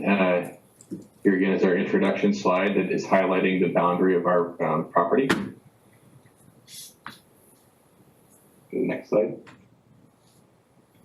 Again, this is our team, as Jesse has introduced. Here we have our meeting agenda, which Jesse has summarized.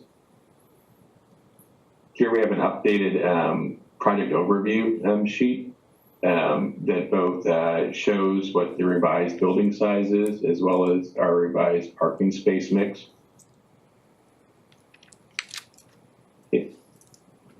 Here we've summarized the comments or responses to the comments from our last presentation.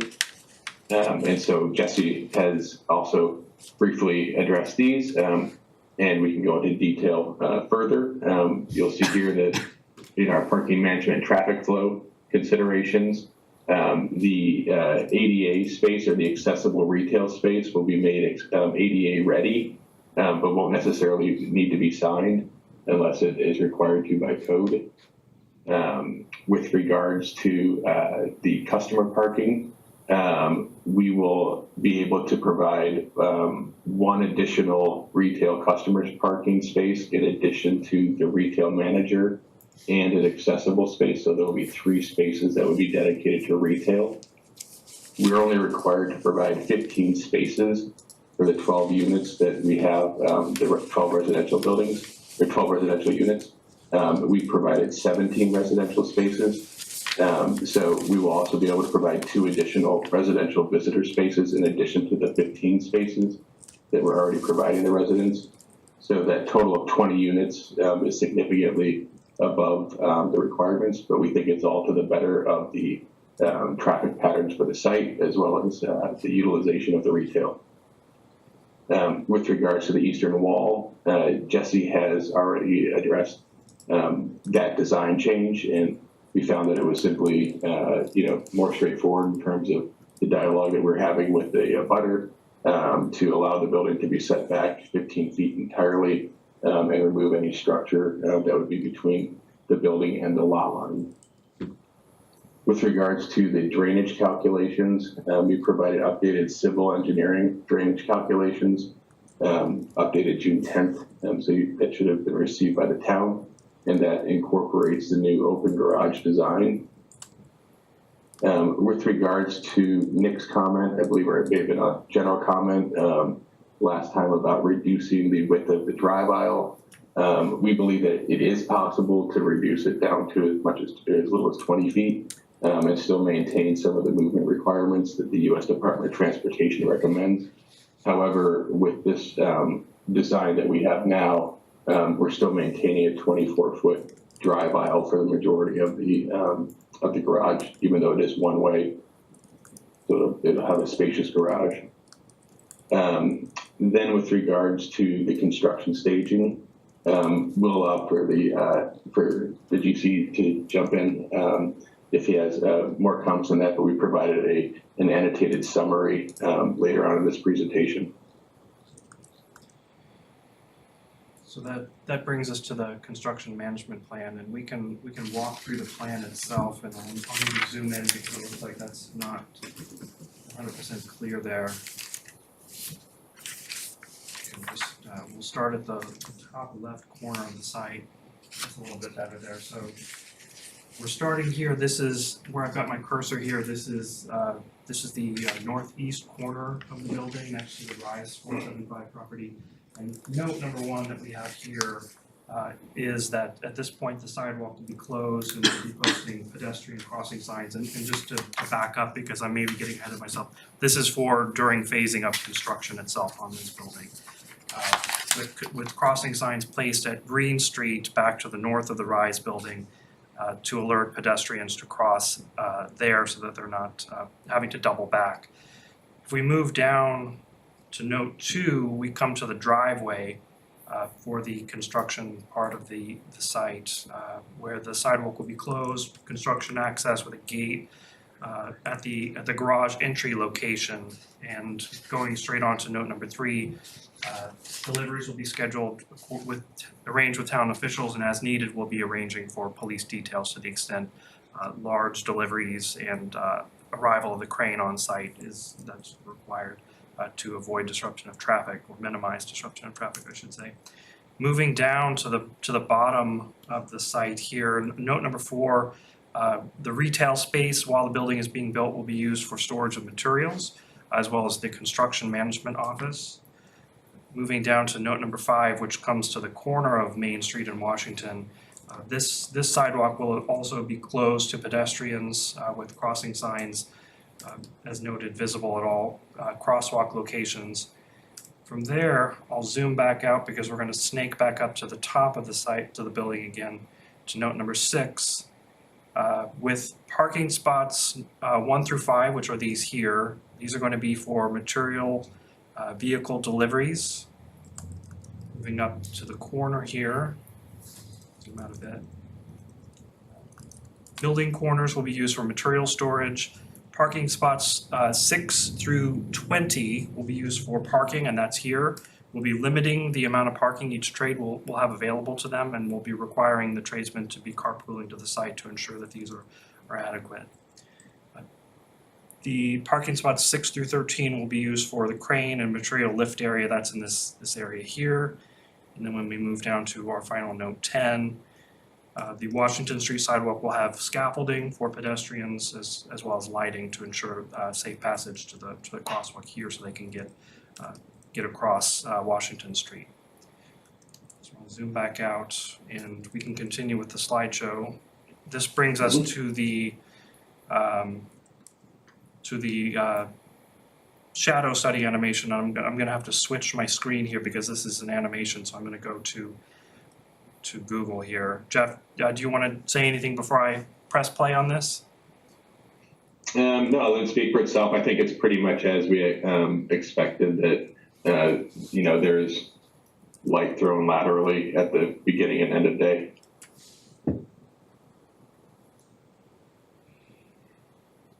So that's. And we've chosen the equinox, we've chosen the equinox as the most equitable timing to evaluate the performance of the shadow. Can you run it again, please? Yeah, sure. Maybe pause it every couple steps or something.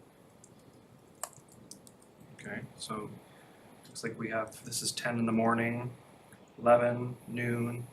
Once we get into the afternoon, you see that the rise and our buildings start to throw shadows in this direction here. No coverage on the residents to the rear here. 2 o'clock, 3 o'clock, the shadow starts to get here once the sun is down in this area here and starts to get lower. Still comparable shadow impact to the rise building. And you'll see that the residence itself is starting to cast significant shadows this time of day as well. Moving into 4 But not p.m. on your building. I'm sorry? But not on your building. On the neighbor to the other side. Here we are at 4 p.m. And then 5 p.m. it's very close to sunset here, and basically everything is in shadows. And then there's sunset. Would you like to see it again?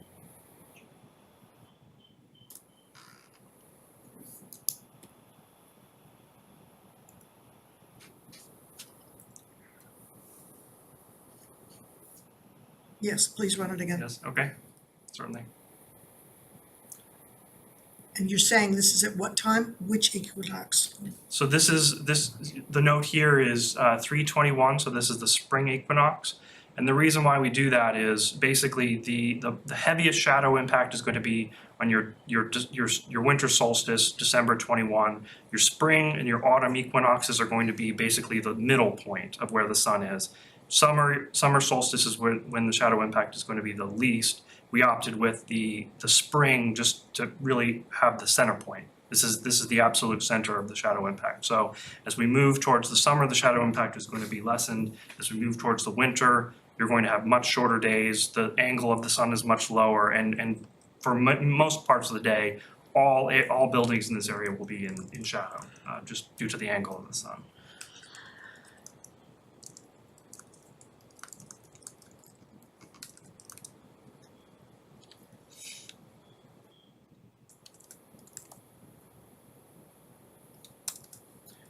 There it is again. That's included in the package of materials if anyone wants to review that in detail. And the architectural package does also include the full shadow study from the winter and summer. Not in animated form, obviously, just in static. So with that, we can continue on with the presentation. I'll go back to that if I may.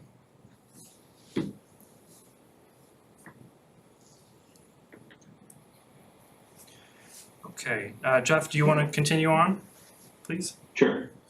So here we see, which is essentially a reference slide from the last presentation, just indicating where the tops of our mechanical penthouses are, as well as giving you a general sense for what the overall building section looks like. We go to the next one.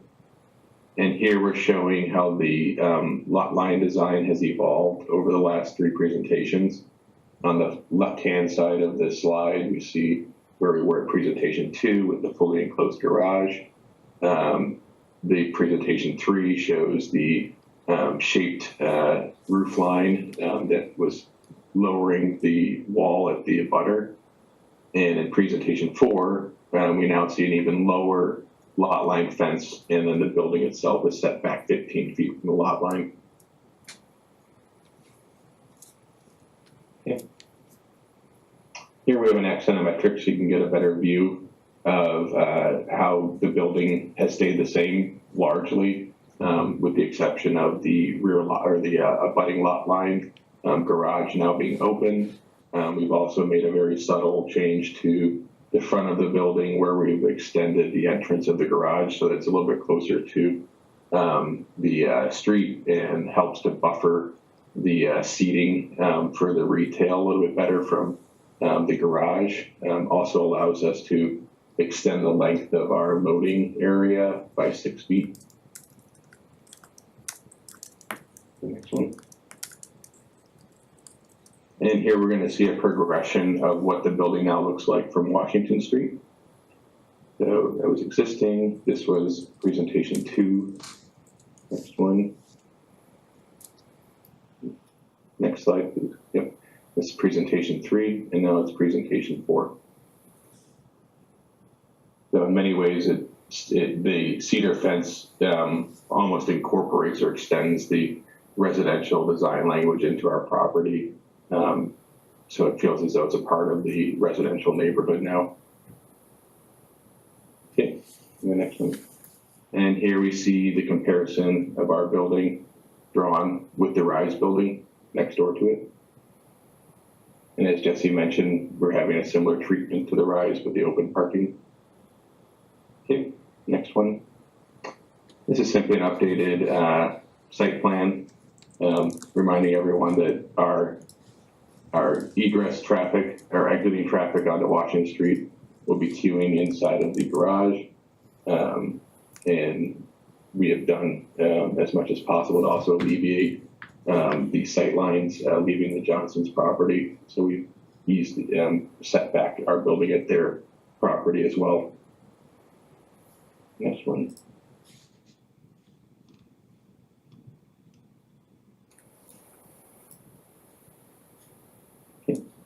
And here we have the updated garage plan, ground level plan.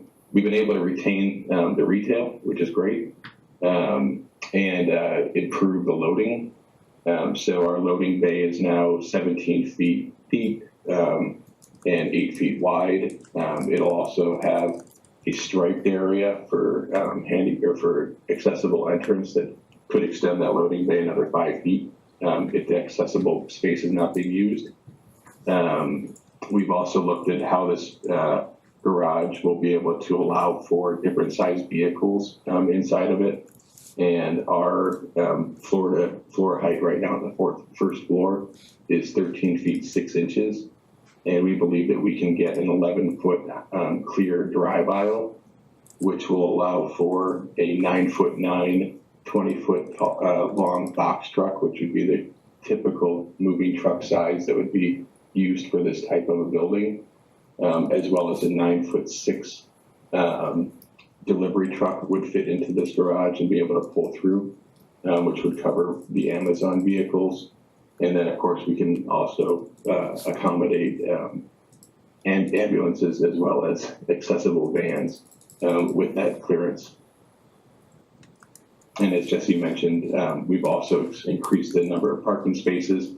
That was largely due to removing a previous utility area that was in the lower right-hand corner that we were considering using for some electrical equipment. We've now added a utility basement of about 1,350 square feet. And that utility space in the basement will help us to accommodate this additional parking. Okay, next page. The levels 2 through 4 remain relatively unchanged, with the exception of the parking now being open, so we no longer have the green roof that we had in presentation 2. Okay, here we have our materials, which are unchanged. And now we're seeing the elevations, which again are consistent with the previous presentations.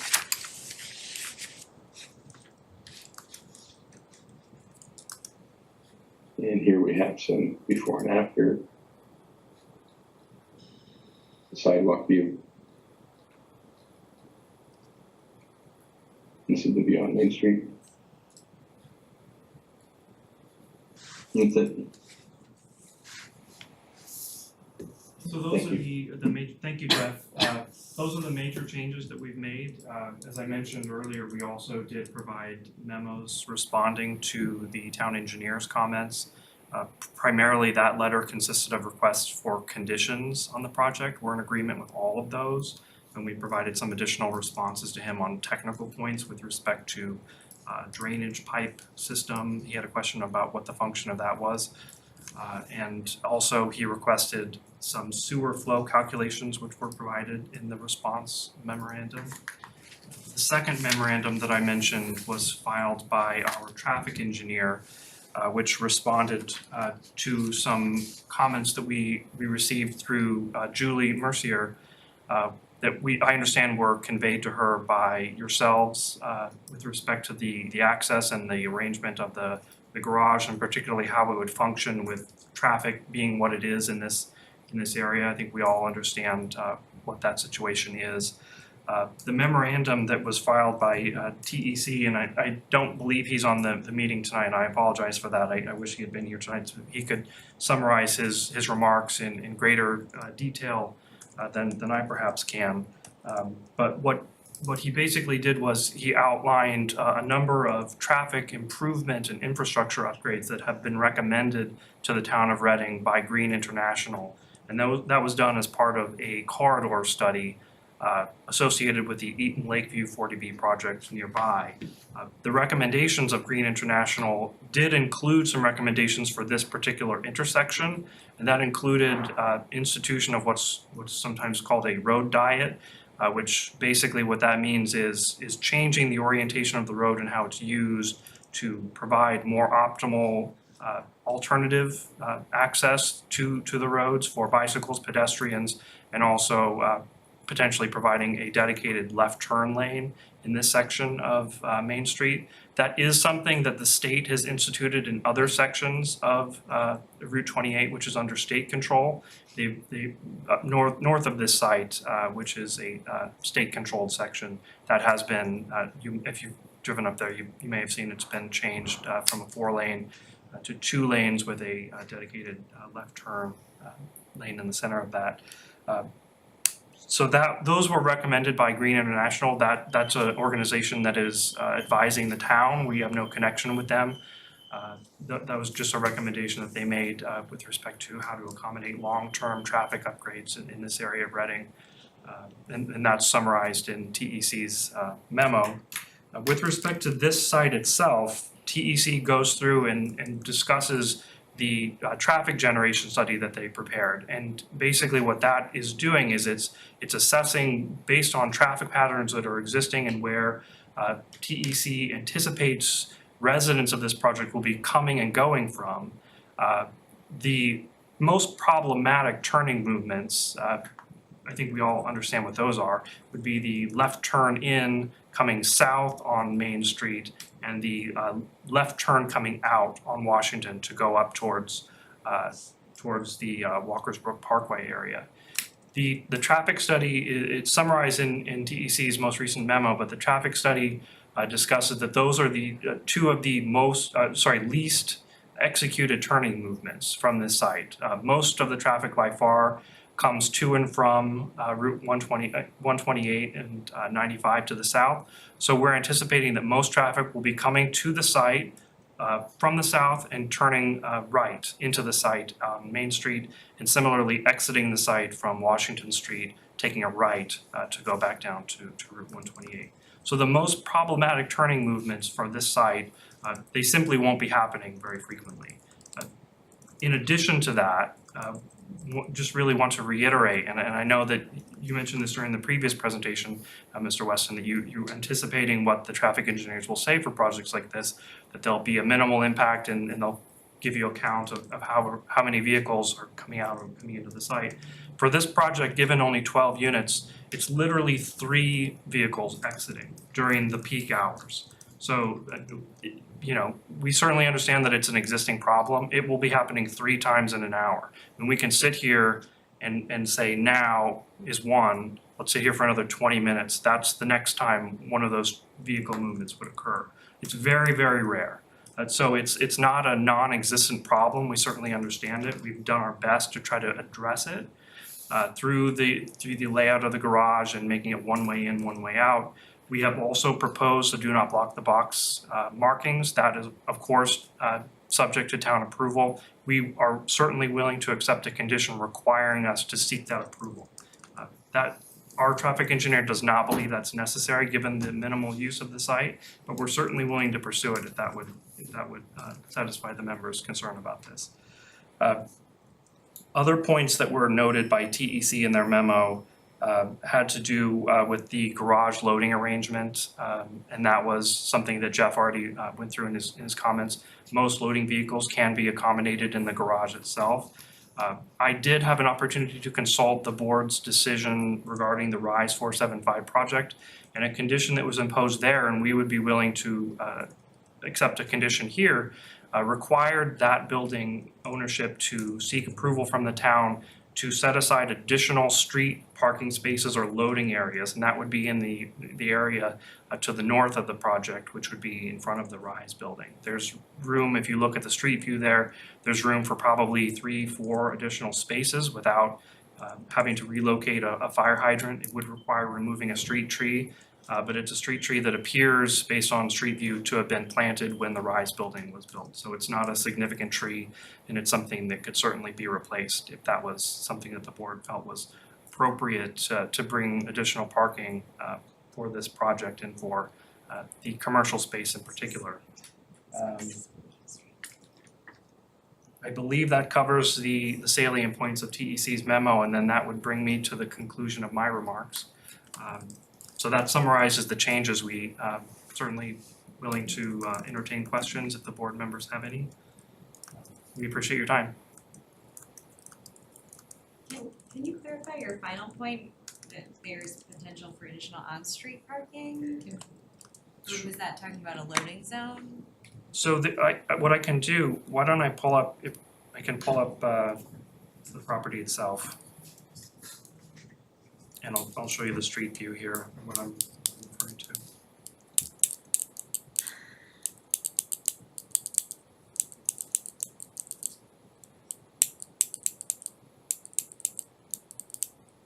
I'm just going to share this. Okay, so you see here, these 3 spaces to the top of the screen here, these spaces were required as a condition of the commission for the RISE project that they obtain permission to place these parallel spaces here to be temporary parking available for loading. You see here, here's our site, here's our driveway here. You have an additional area in this location here before you even get to the fire hydrant, which appears to be available for additional space, if the commission were to consider that to be appropriate. I would also, just if we back up while we're on the street view, there is street parking that comes to this location here and goes all the way down to Ash Street. So that's all public, temporary, available parking for the commercial space. So are you proposing that you would seek that the proponent would seek permission for new parking spaces in front of the 475 RISE building? That's exactly what I'm suggesting, and that was what the commission required of the RISE building. It's public. To build parking in front of their own building. Correct. These 3 spaces on the public street. Can we see that view again? Really? And right. I'm sorry, what was? I just wanted to see what it would be in front of. Oh, because obviously there's back a here. fire. I'm sorry. Access panel in that one door. No, you were okay. You just need to look to the right.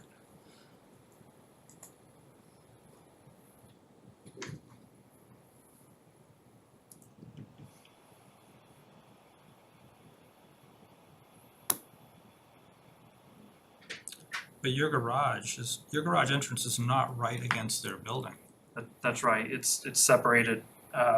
Jeff, do you have the figure of how? It's at least a car, Yeah, at least 20 feet. Yeah, it's, we're separated off our lot line by about 20 feet. We have 3 feet off of the building, and then we have about a 17-foot space. That spot could be yeah. here. Yeah. Not their space. Doors. Not theirs. Okay, the sidewalk is public. Yeah, Right. it's town. It's not theirs. If we had room for 10 parking spaces there, we'd jump at it along that whole row, right? If we had commercial space along this edge and we were like, oh, we can get 10 street parking spaces, we'd all jump at that. Well, So I'd wanna leave the it's not their building. I mean, it's not their sidewalk. Certainly, we wouldn't want this development's commercial parking to be 3 blocks up. No one's gonna use it. Right. But just north of their parking entrance, you know, it's a viable spot. I'm not saying it solves everything, I'm just saying. There is a reason why we didn't push for more parking, and it wasn't a cost issue, right? While that whole space was dug up, you know, that we only pushed for 3 spaces. It wasn't because that's all they would build, right? There's issues, again, right in that area about how, right, you get a parallel park in there, right? It's not, and the, yeah. I mean, it's not the best place for parking. Yeah. Could you put It's another? one spot, by the way. What? It's just one spot. Yeah, I'm could just you saying, squeeze another spot in there? Sure. does the spot Yeah. mean something? Is it a good loading spot, additional loading spot? For both, actually ends up being used for both. So, We just throw that out as a suggestion. It's something you required for the Rise building. I thought it was an interesting approach to it, so we just offer that suggestion here. There was parking there before and we added one, I think. What's that? There was parking in front of the Rise building right in that location, I Yeah. wanna say, and we just added the one spot, we just reconfigured it, so. It wasn't a windfall. Can we go back to your statement about parking on the other side of the street to Ash Street? Sure. So if we see, coming down here, you see parking starting in this area here. Parking on both sides on this block here, Okay, you're going up to Ash Street, not back down. Right. Okay. parking both sides.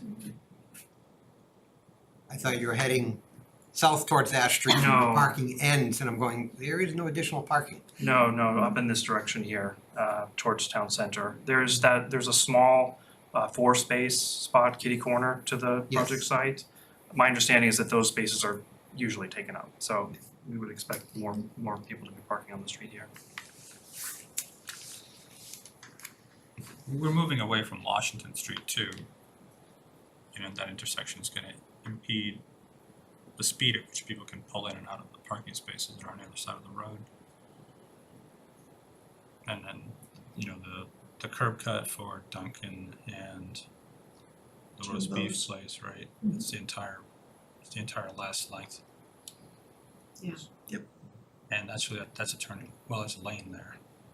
Yeah. Plus the full curb cut. That's the lane, there's 2 lanes there. One is a straight or left, the other one is just straight. Oops. Looks like parking maybe in front of the Rise is a little more appealing because it's on the intersection, you know, it's northbound away from the intersection. Yeah.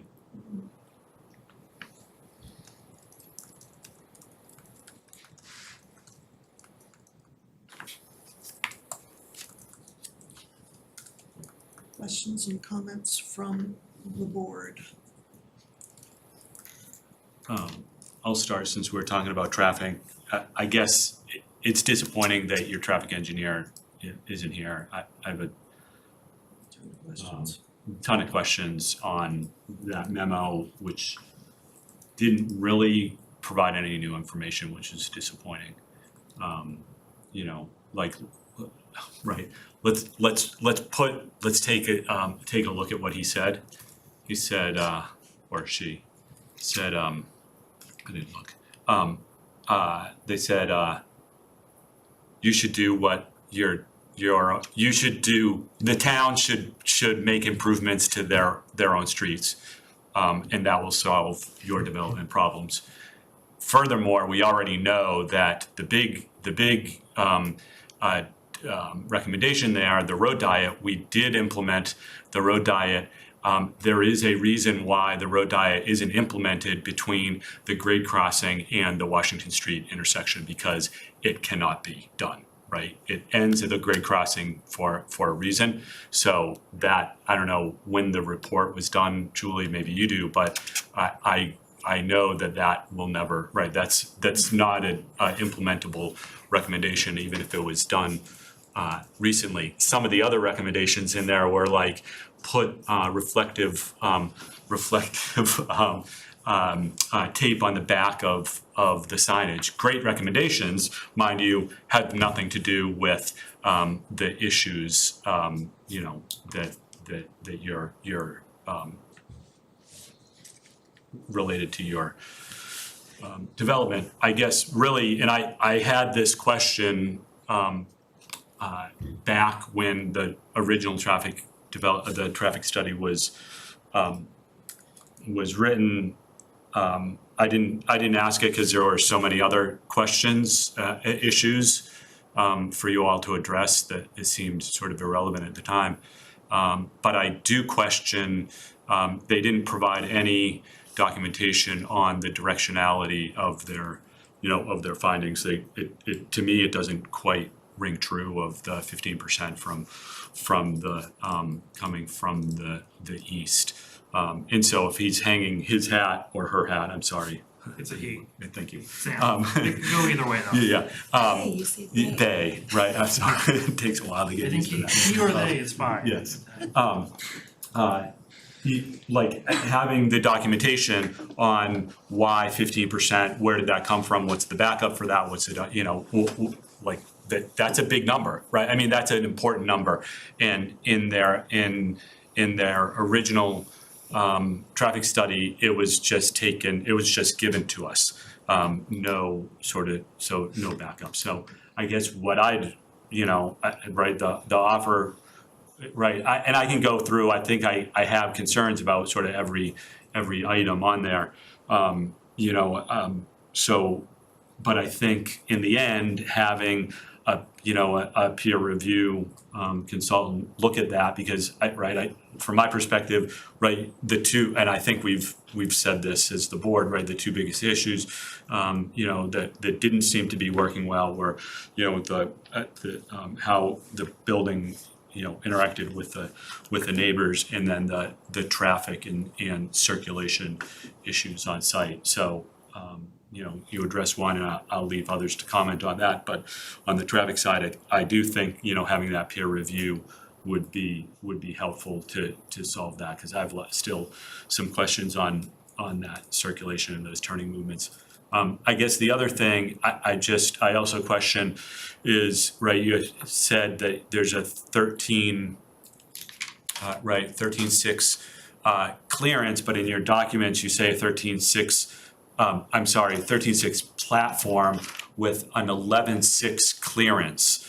And right, it's because it's presuming you're gonna have, you have piping and sprinklers and all sorts of stuff hanging from the ceiling. That's a big, right, an 11.6 clearance envelope does not accommodate a 20-foot box van.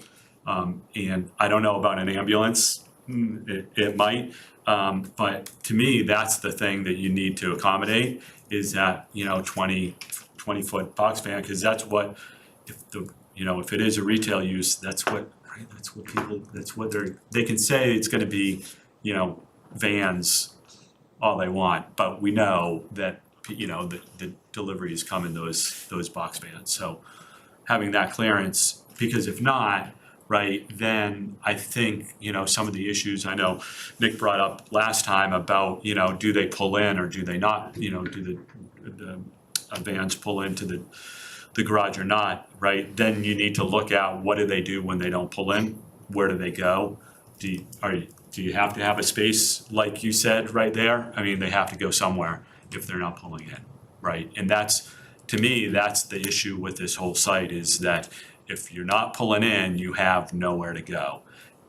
And you don't have, right, I'm still concerned about the retail space because, you know, there's a couple of spaces, you know, a little bit further away, but they really, it's not served by parking. Maybe, you know, maybe that's great that you're working one additional space in there.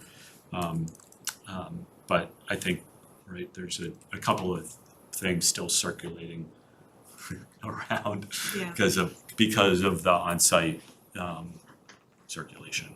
So I have more to say, but I'll look at that. So if a Jordan's truck needs to come and deliver a household full of materials, how's it going to do it? That's the reason why we're proposing the street space there, because what, I had the same question as you did, how does it happen? And the first thing I did was say, how does the Rise handle it? Because they're right next door, they also have the same situation, and that's how they handled it, is providing a space on street, temporary parking for loading vehicles and for customers of the stores. And a space around the corner, where is their temporary space for loading? I'm sorry. No, the three spaces in front, Okay. they get, It's in front. they get the Right, okay right, to yeah. block them off. Because I take a look at the apartment complex across from my place, and they have landscaping people. They also have people who come and change ranges. Somebody didn't want a particular kind of range, they change it. They're big vehicles. Yeah. And you need to be cognizant of that. Certainly, I live in East Boston myself, so when the Amazon truck comes, they just stop in the middle of the street, even though I live on the street with the fire station right down the block. So it's certainly something we're aware of, and I think that's an appropriate way to handle it there. We would hate to lose that tree there, but it may be something we can relocate to another location there to make room for a space. Sounds like a weird tree. It looks pretty new. Still got the alligator bag. Can do better. Back to the tree warden. I have no role in that.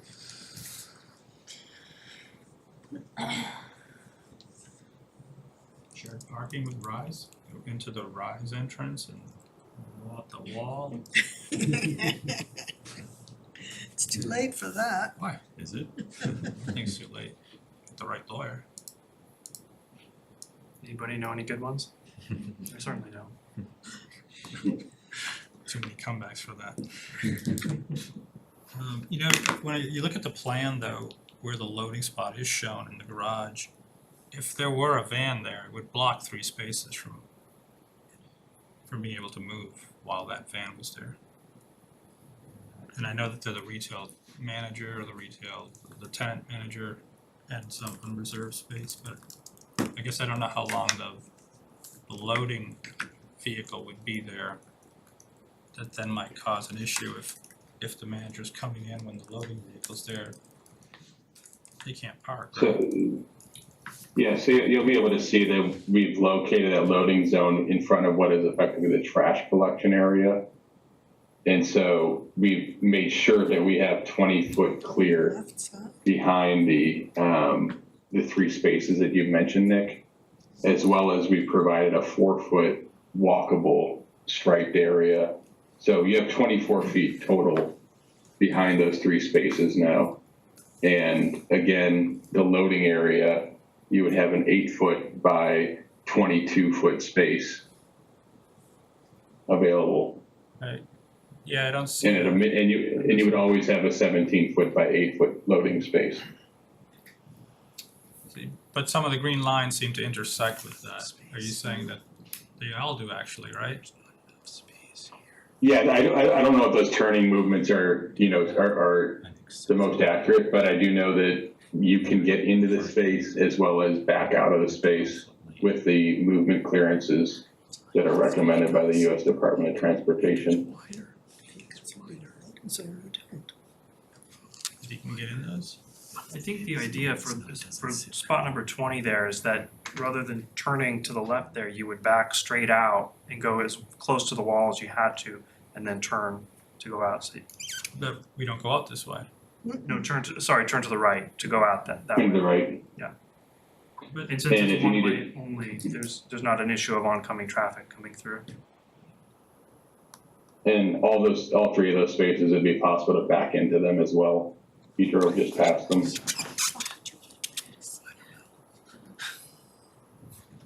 yeah, I guess you'd have to back into them, I think, for it to work.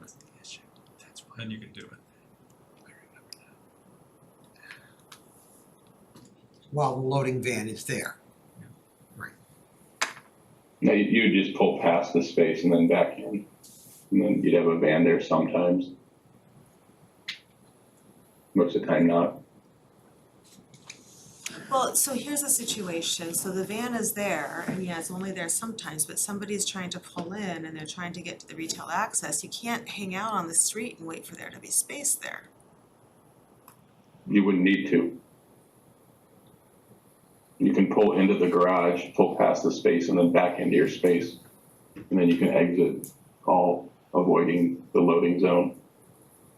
Okay, that's the load-in. They're saying you could come in past it, come back in. Oh, If- that's if there was- assuming everybody if there was knows a how to back conflict, up then their again, car. You're not gonna do that. Here's a question, and I'm sorry, because I think this is related. You characterize this as retail. No one going to a retail space is gonna do that move. But does this, and I think this is a horrible retail space. It's not a good leasable retail space, but it would be a great space for a professional office, right? Less traffic, everyone that's going there gets regular, I'm gonna say a regular there. They'd be comfortable doing that. You know, someone with whether it's a law office or something else that wants that high visibility might look for that to be on the corner. But a retail space where there's, where it's not the same people over and over and over again, I see this as it's part of my problem with this site in doing that. I'm just throwing that out there as, primarily just, part of it's that issue, is being able to do those weird moves and sort of know this site. I couldn't see a little old lady doing that. I don't don't I'm sorry, wanna stereotype, but- I wanna go back to the parking, the on-site parking. I believe, and I'm looking at a very specific street view right now that you can only get in one space. The reason why, I believe the reason, and see if this rings a bell, I believe that the reason why there is only 3 spaces there is because the Rise 475 building is not necessarily 100% parallel to the lanes, and you can't fit between the facade of the building, an accessible sidewalk, a parking space, and 2 11-foot roadway lanes. Because it does, right, because it's not all parallel across that block.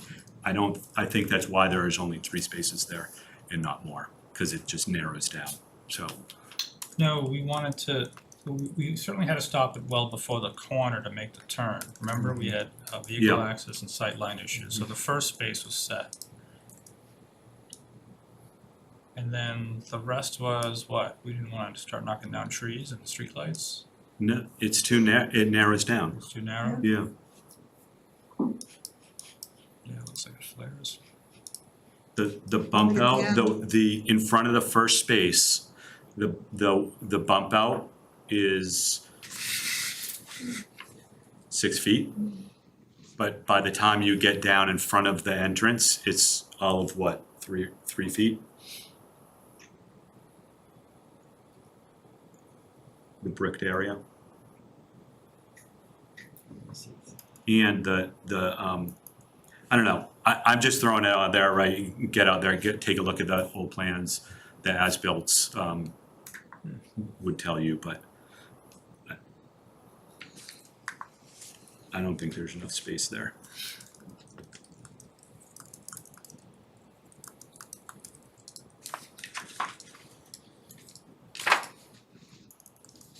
John, does that help? Yeah, it does flare out just a little bit. See, Yeah, but if you look at flares out some. the street side parking edge, between there and there. beyond the And that's from the curb. town's website. Yeah. The right-of-way does get wider as you move north. It could be a right-of-way issue, but not a space issue, because it looks like it'll fit. It looks like you could fit parking down that strip. But then you'd have to get rid of the street light, no, the street light's back, the tree is in the way, do you have a bump out, and the hydrant has to go somewhere. I feel like it's so Jesse, can you let us? on the line that someone needs to go measure. Yeah, yeah. I feel like I can't judge it right here. Andrew has a plan that shows what John is. You can see it in the GIS plan. See that Yeah. angle there? Yeah.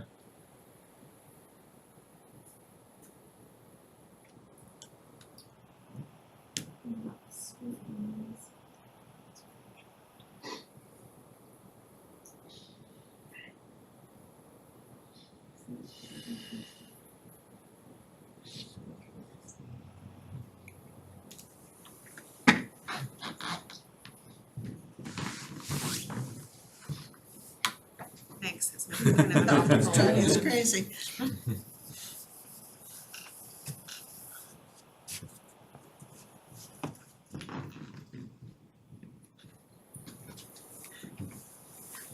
Definitely It- angles. Yeah, and I don't think there's enough space there. And also maintaining the accessible sidewalk. Well, it's certainly something we'd have to kick the tires Yeah. on. We Yep. Definitely. difficult to say right here. I just didn't want to go through this meeting like presuming that that could happen when it, there's seems to be some question. That's fair, and we don't even know if we would be allowed to do it, Right, even if yeah, there is review. But we certainly would be willing to try. And I think the suggestion of the peer review is a good one. We have been willing to engage in that. I think some of the comments that were conveyed to us were that we wanted to have some closure on what the issues were and how we're planning to address them. And I understand that the traffic engineer's response is not 100% satisfying, and I get it. I understand why that is. These guys, they come in and it seems like they're saying the same thing at every meeting. Traffic's never gonna be an issue, and we all drive in traffic every day. And it's obviously a big issue. So if the commission wants to get peer review on this, you're entitled to it under 53G for this sort of hearing. It'd be at our expense. We're willing to engage in that. And perhaps the engineer, these kind of guys, they get together, they throw around different ideas, and maybe they can come up with something that's a little bit better. I'm sorry, I spoke over you. My apologies. If I could just make one kind of clarifying request for that. Having some experience with those type of studies, I think you've heard that the trip generation rate is not the concern. I would be interested to know about the queuing. So like the length of time throughout the day for which queuing extends all the way the length, of this property and would block the driveway. And from a safety perspective, what I see as the main concern is having the driveway blocked and then trying to navigate through a long queue while you're trying to make that left turn. So when you talk about the queue, you mean the queue on Washington Street trying to get to Main Street? Yeah. And blocking the driveway there? Yes. So I think what I think would help me understand the type of issue we're talking about is understanding how the traffic coming out of the driveway interacts with the queue and how significant that queue is. While we're talking, I'll see if I can find the answer to what the queue time is on the intersection. I think for something like this, it would have to work kind of in a neighborly fashion, you know, you're waiting in the driveway, and people are on Washington Street, you're gonna have to depend on the courtesy of a stranger to let you in. And maybe that happens, maybe you have to sit there and wait 2 or 3 lights. But that really becomes an issue for our residents, not a safety issue, I would say, because if that happens, and even if you've got 1, 2, 3 cars, they're stacking inside the garage. So the delay is entirely on them, and the delayed cars are entirely on our property. I would say yes, except that what because of the timing of the signal and the proximity of the driveway to that signal, what will happen is that you'll nose out, the light turns green, you'll have cars, because there's significant cars coming eastbound at the same time, they may not let you in, right? You got your nose out, you stop traffic coming westbound, you may not be able to stop traffic coming eastbound because they're at that point moving with a little bit of speed. Then you cut off, right? You wait till all of those cars come through. You then cut off an entire cycle, right? And then just create more, right? You just wasted a cycle for everyone going eastbound, and then that starts to cascade. I'm sure that you probably have that same thing coming out of your driveway, so. If you look at the Google Earth view, it shows a queue from Main Street past both of their driveways. Yes, And that's always 20 cars, in the north. Not always, Yeah. but often. Often. Not on like certainly early at 4 Sunday o'clock mornings. to 6 o'clock. I spend a lot of time in that queue. And so, I'm sorry to belabor this, and so what will happen, right, is that people know to avoid that intersection, which is good, except that then, if I was destined to this site, right, I wouldn't go down Washington Street, I would cut up John Street, circle around, and then approach from the north to make that left turn. Right? Wouldn't you? I mean, everyone. Yeah, questionable. You can no longer take a left on Green Street. You have to actually go up to Chapin, which right now is one way. So now you have to basically go all the way up to Pleasant. Yeah, you have to go Or all the way up by the senior I would center. depend, right, it all depends where you're coming from, but if I'm on 95, These I are would then real get off world at situations. REI and come all the, instead of North Street. So So, I agree that the peer review of the traffic study would be worthwhile, because what will happen is it's going to change the traffic pattern, just for that reason. I mean, I know Yeah. personally, when that line is too long, I may cut up that way from time to time, and more people will do that, right? So that's going to have impacts on the rest of the neighborhood.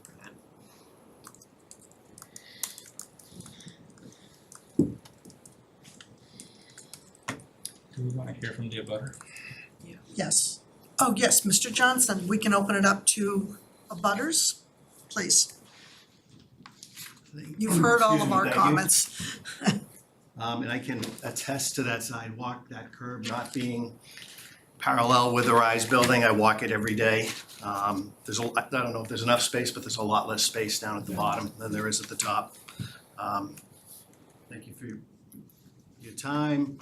My wife Lisa is sorry that she could not attend. She's very sorry. She wished she could be here, but she had eye surgery this morning, and she's up there on Zoom, not on camera, but she's listening, I know.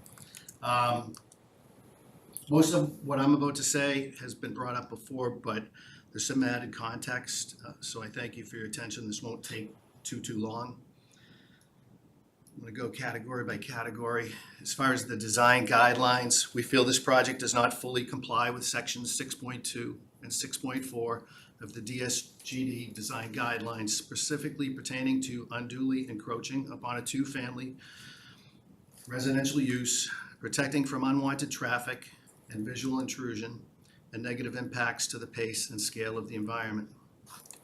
We also feel, as a transitional area, this project does not fully comply with items in section 10.0 of the DSGD design guidelines, specifically pertaining to step backs and not casting an unacceptable shadow on a two-family residential use, as well as vehicular circulation impacts and disruption to traffic patterns. In regard to zoning and split zone, Attorney Crowley reached out to the Mass DHCD, and this is the response that we received. The Mass Zoning Statute, MGL, Chapter 40A, Section 2, does not define the term split zone or abutting, nor does any other section of MGL address lots located within a split zone. Therefore, the zoning bylaw for the town is what controls how to address a lot within two zoning districts. We do not see that the Reading zoning bylaws address split zones other than zoning 3.4.1 lots in two districts, which is confusing at best and seems to define the use of the lot in the split zone, our property, not the abutting property, 459 Main Street. Town council and the developer council stated that our property is not a residential zone. We believe that our property should be treated as a residential zone based on the Reading zoning bylaws. The garage wall was removed, and we appreciate that. We do have concerns about light and noise, but overall, that is much less imposing than the 80-plus foot wall. But the step backs remain unchanged and do not meet design standard 7.1.2, diagram C and D, which clearly show step backs above the second story. We brought this up a number of times. The project as designed at the height of 4 stories and a lack of step backs creates an abrupt transition, significantly more so than the Rise project, which has been compared to many times. And the new shadow study also supports this. It shows our property is impacted by shadows by 3 p.m., and the west side of the dwelling is fully impacted by 4 p.m. on the date that the shadow study is shown. Deeper step backs and a lower building height would help to mitigate this. Traffic and public safety. We use this intersection multiple times a day, walking and driving, as do many residents throughout Reading and other communities. We note Lieutenant Christopher Jones' comments from the last meeting stating that the Reading Police Department does not support this project and has gone on record as follows. The police department has too many concerns for public safety to support this project.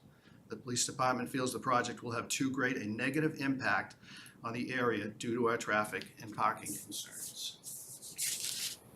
We also read the TEC engineering report, the most recent report in the responses.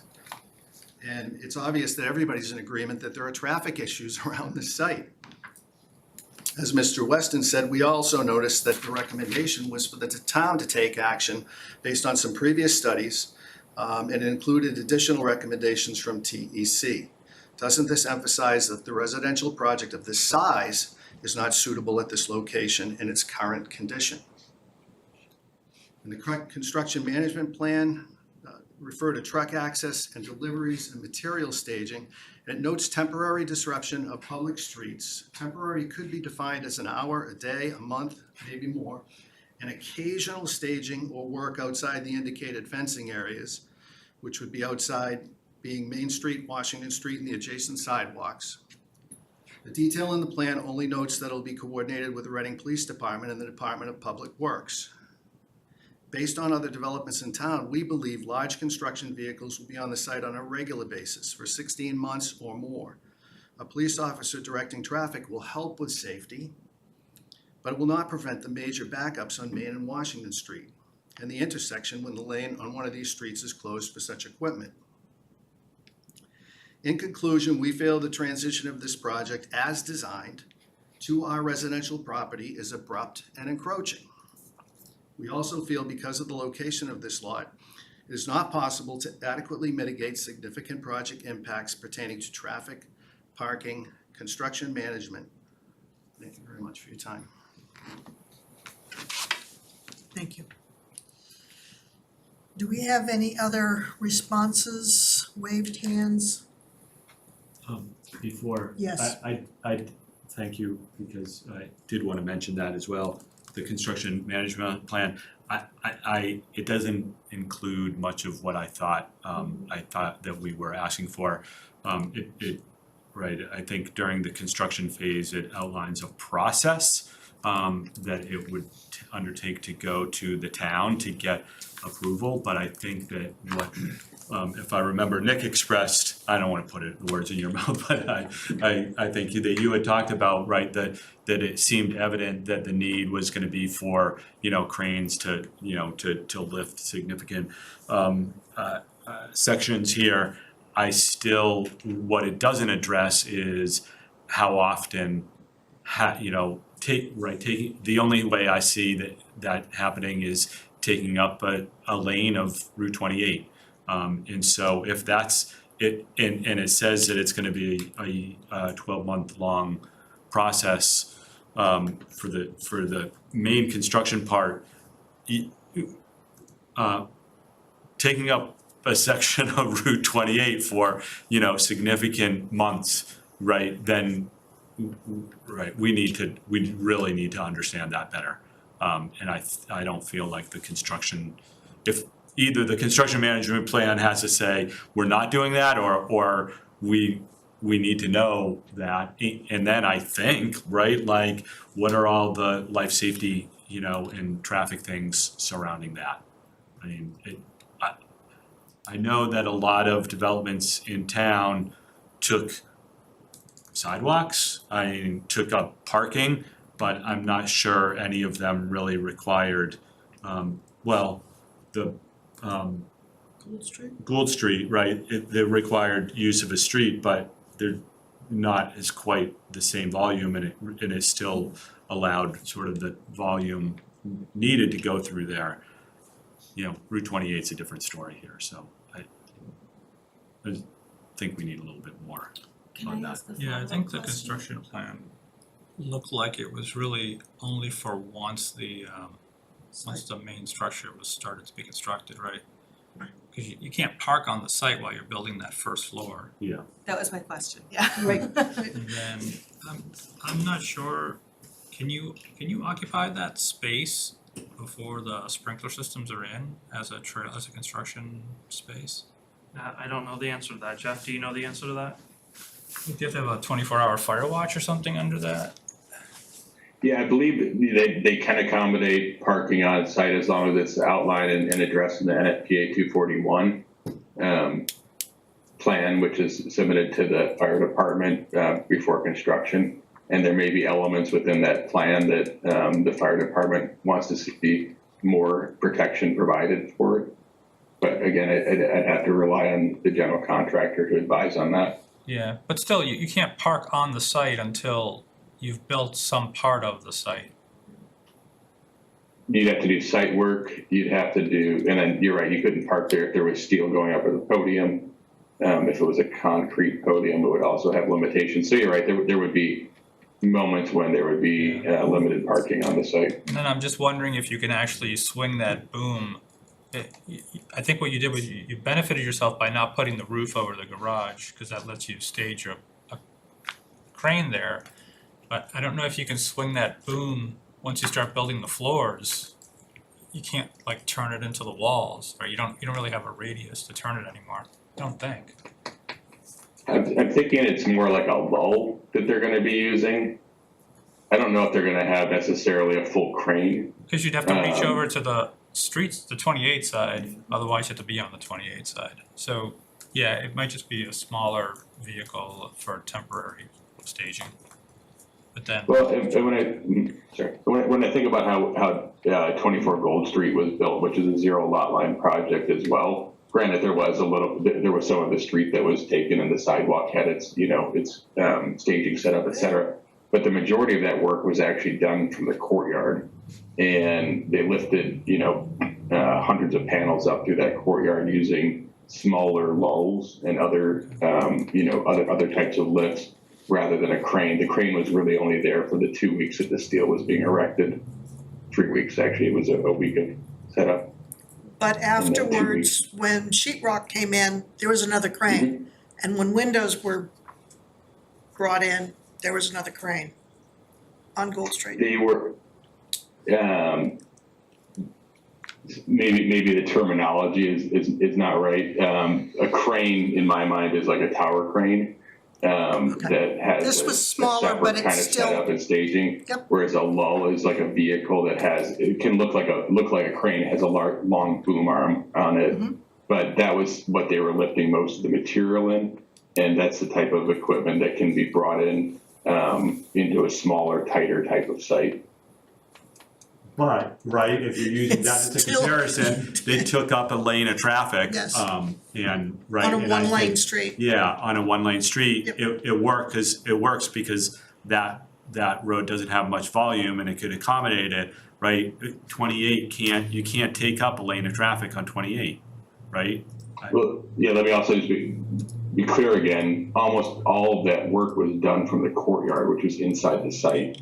Yeah, Lifted but almost everything. that's fine, but you're using that as a comparison. My concern and the issue here is whether you can do this work without impacting 28, right? And you're using Gold Street as the comparison. They couldn't, right? That project couldn't, right? That's what we need to understand here. Right, the crane is a different issue, right? That's maybe not, but right, the public life safety, traffic, community impact issue, is gonna be about taking up, Route 28.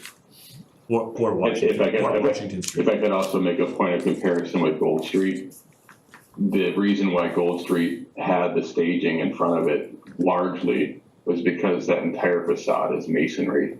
And the fact that it was almost entirely masonry meant that they had to build the staging out in front of the building all along the entire length of the building.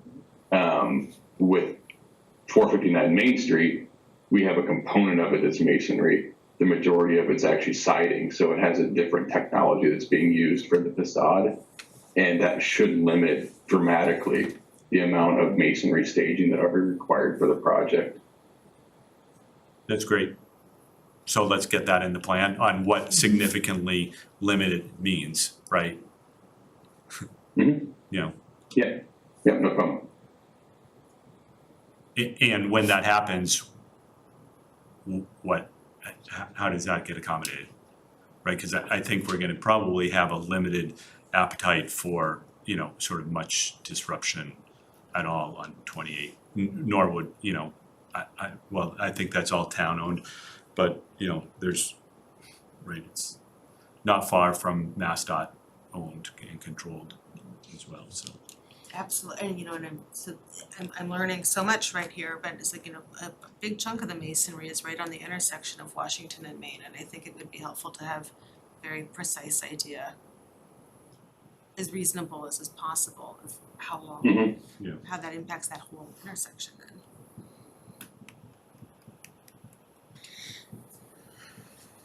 Right, we all know it can be done, right? But sort of how do you mitigate and what's your commitment to providing that mitigation?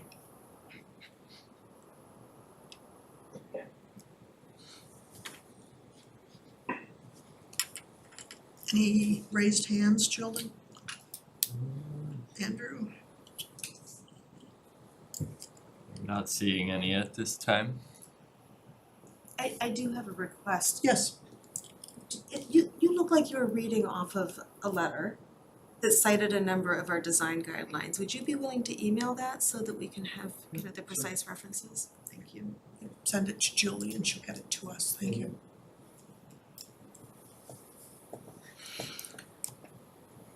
Okay. No other comments?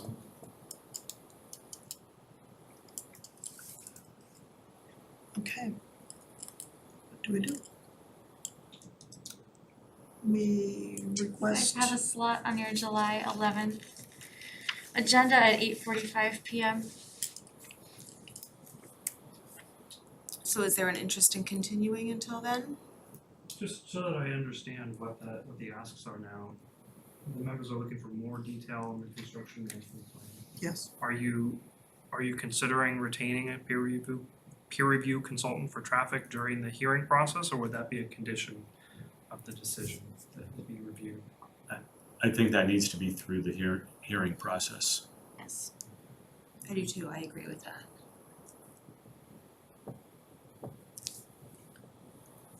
I ask because my expectation, and I apologize for speaking of you, my expectation is that the lead time to get a peer reviewer engaged and review the traffic report would probably be more than my expectation than the next meeting. So I think, I'm not sure there would be a lot to talk about if that's one of the things we're waiting for. Well, I'll share my personal reason for this. I can't speak for the whole committee, but I feel like the traffic impacts are such an important piece of the consideration of this, that conditioning, if we were to just condition a peer review report, what else might we change? It would be too late to change additional things. So I'd like to see the peer review report while we are considering what can really proceed with the traffic impacts. Was not as articulated as. Yeah, I think that makes sense. You know, in terms of the construction management plan, I'll go back and speak with our clients about whether we can have further conversations with prospective GCs. At this early stage in the process, without having the permit in our hand, we don't know if we can build this project. They don't know who's going to build this project. They don't know what their methods and means are going to be for implementing these kind of protections. So, fair warning, at this stage in the process, any construction management plan is kind of hand waving at the issues because we don't know how they'll be handled by the specific contractor in the field. We'll do our best to respond to it and to let you know that we're thinking about these issues, which we certainly are. But I just want to make sure that everyone's prepared. This may not necessarily be the final solution. I mean, we're not at construction drawings. We're really just at almost concept level permit plans at this point. It hasn't been fully designed.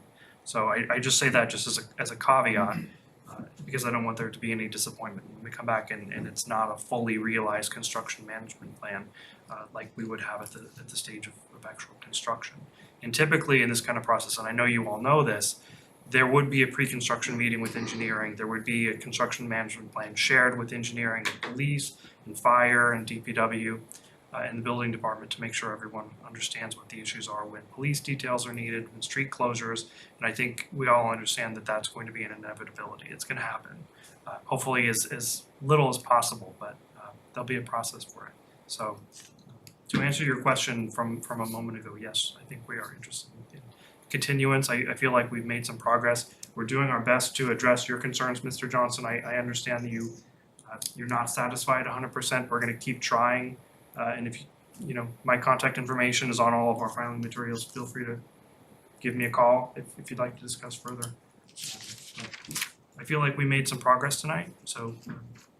So just to sort of set expectations on the construction management plan, since you brought that up, I guess I would be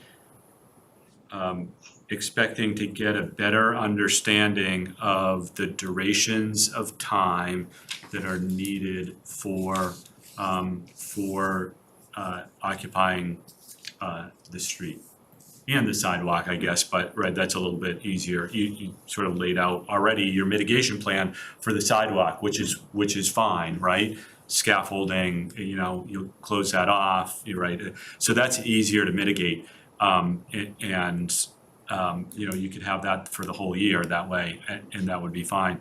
What I would expect and understanding, right, you don't know the whole deal, but you have to at least have a sense of, you know, like, is it gonna be done at night, right? Is your plan to do any lifting at night to minimize the traffic impacts? You know, how often is that gonna happen? You know, are we talking, you know, every night for, you know, 6 months? Are you gonna try and, you know, are you gonna ask to close off a lane for all 12 months? When you do that, if that's the plan, you know, what kind of mitigation would you provide? You know, right, I mean, so, there's a lot of different ways you could do this, but I think that the town needs to have an understanding of sort of what pain it's going to go through to accommodate your development, and what you're thinking that you're going to step up to do to provide mitigation. And then Okay. I have another thing that I'd like to get out of a clearer understanding of the construction plan is all of the things, well, the parking, other containers, I know the crane, it may not be as relevant then. All of the things that will be on site, that you described would be on site, where will that happen? Where, for instance, where will the workers park before the site is ready to actually have people parking on it? There's going to be a period of time where you can't have things staged there, right? Or people staged there because you gotta do the work there. So I'd like to know what happens before that's ready.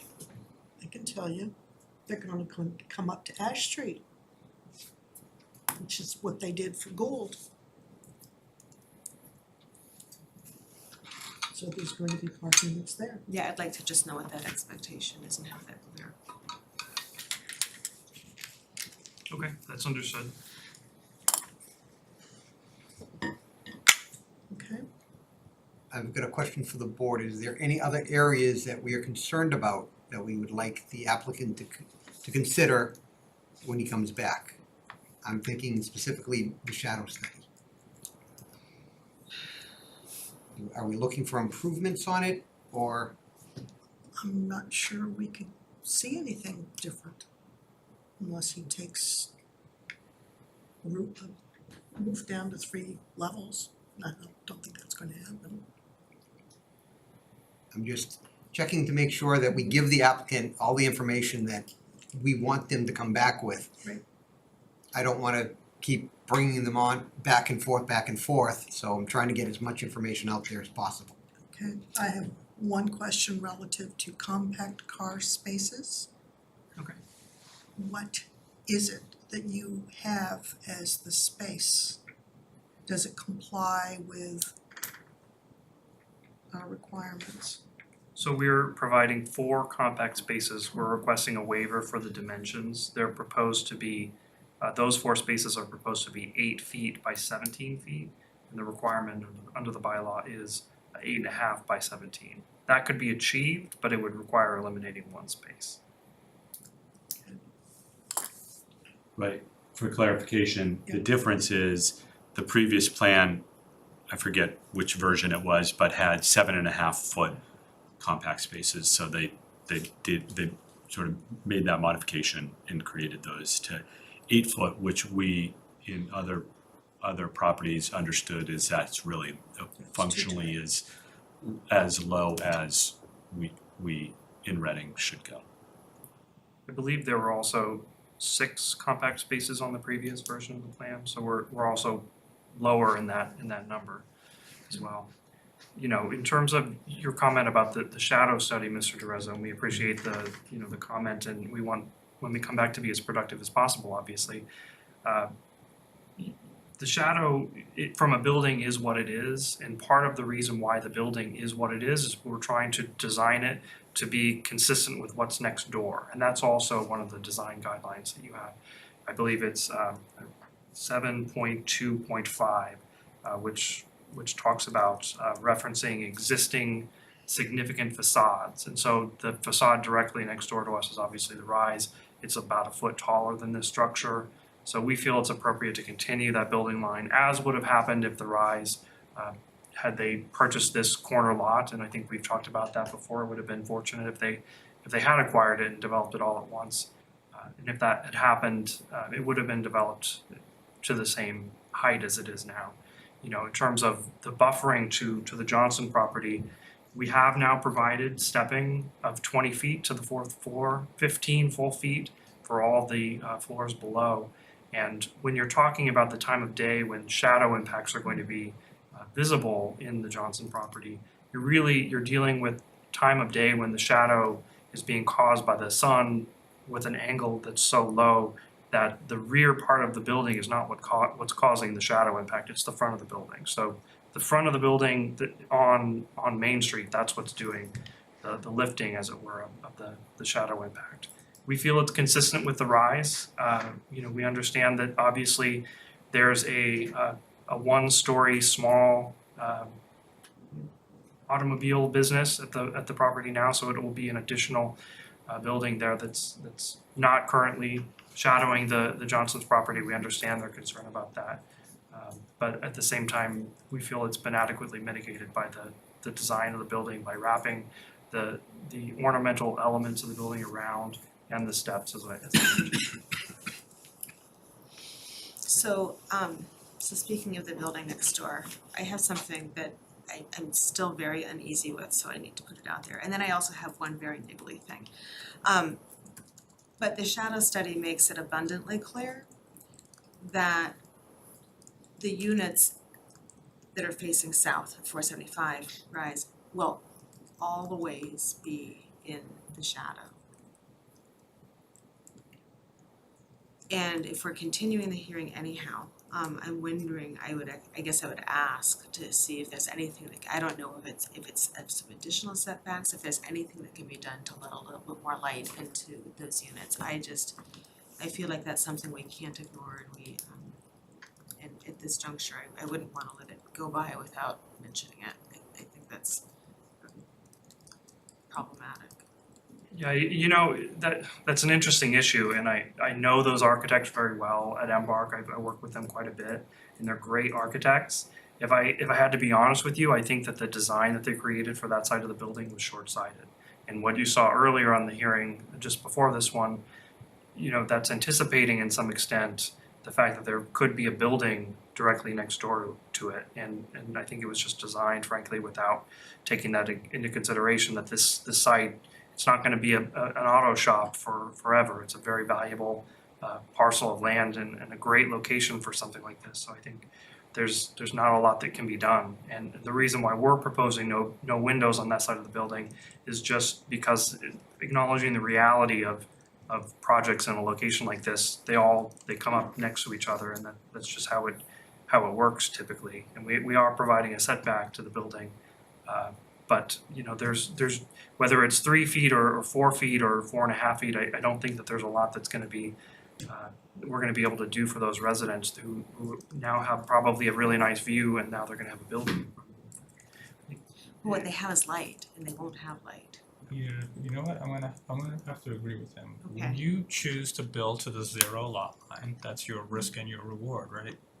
Right now, you got the extra space, look at me, I can build right to the 0 line, well, so can the other person, so that's a chance you take. It's so tough. I know, but they probably should have stepped that back a few feet. You know, it'll be diffuse light, by the way, at noon. It's not dark. Right. It's just not direct sunlight, All right. which they're getting now. Absolutely. I forget, are those rentals or that's rentals? I cannot remember. Yeah. So, okay, so I said my piece on that. The other one, this is really niggly. Trash, there's kind of a littlest trash room. Is the retail going to be using the same trash room as the residential? And so they'll need to go back out and then back in to use the trash.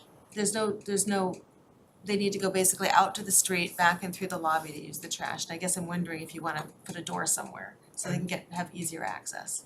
Jeff, correct me if I'm wrong, I believe there is a door from the commercial space into the garage. And then they have to go out of the garage. That's what we have associated with our ADA stripe, or that walkable lane. We have a door that's right in front of the loading space that would allow for trash to be taken out of the retail. And then they would have to go out garage. to the street and back in through that front door.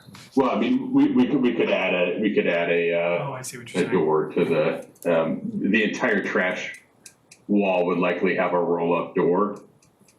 So there would be we could design it in such a way that we were able to have a garage access to the trash. I just saw that, was wondering how it'd be handled, thank you.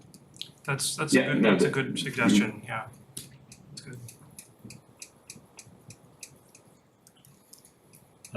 And everyone else is comfortable with the idea of that space being retail?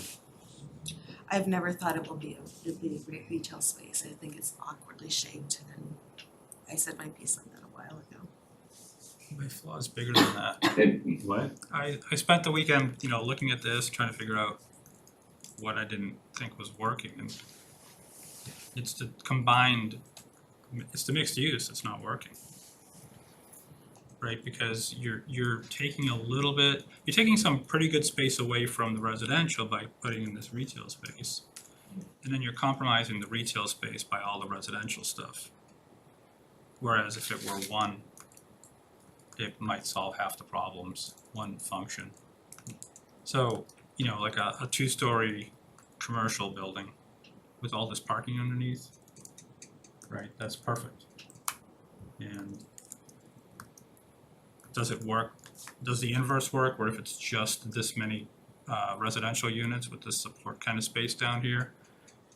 Probably, but I don't know if I want to give up the retail part, right? The whole point is just keep increasing the commercial space. Well, I guess what I'm saying is, right, there's retail and then, and I'll have to rely on Julie and Andrew to recall what other commercial spaces are possible, but right, you all have identified this as retail space.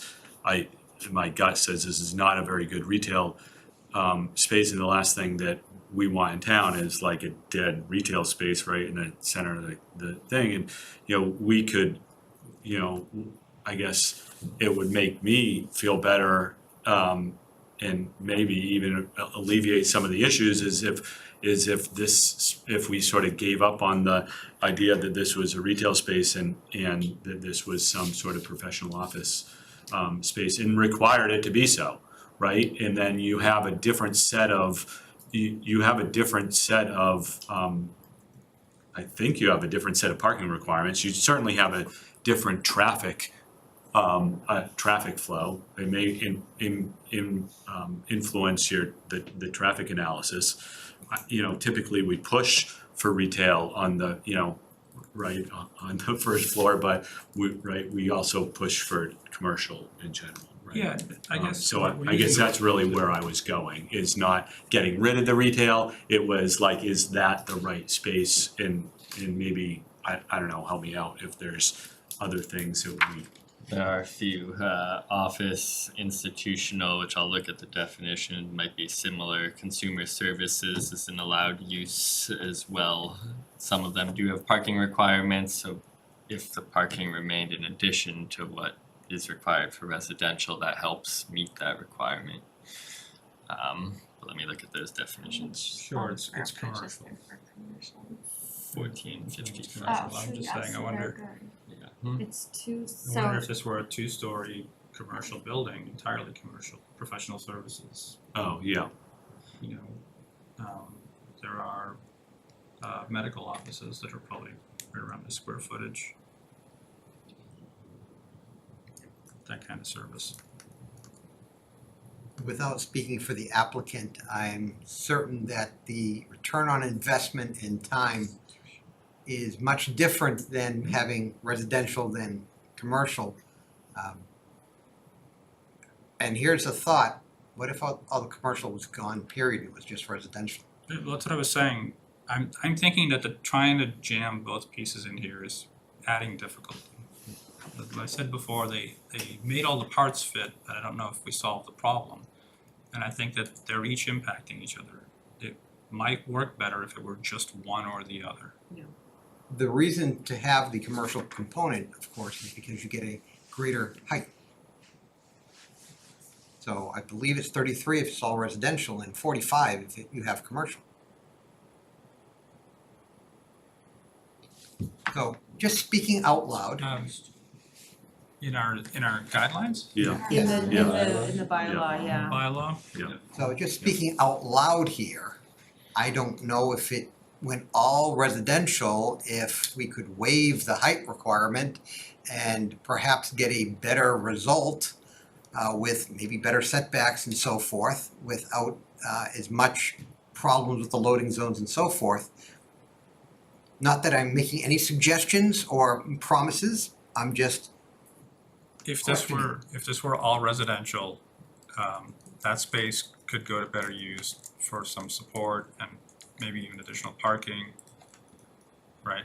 And even, you know, to allow to squeeze that west side potentially. so they could actually bring the building in maybe just a little bit smaller. I don't know, I mean, their units are their units are centered. You get a double loaded corridor down the middle, right?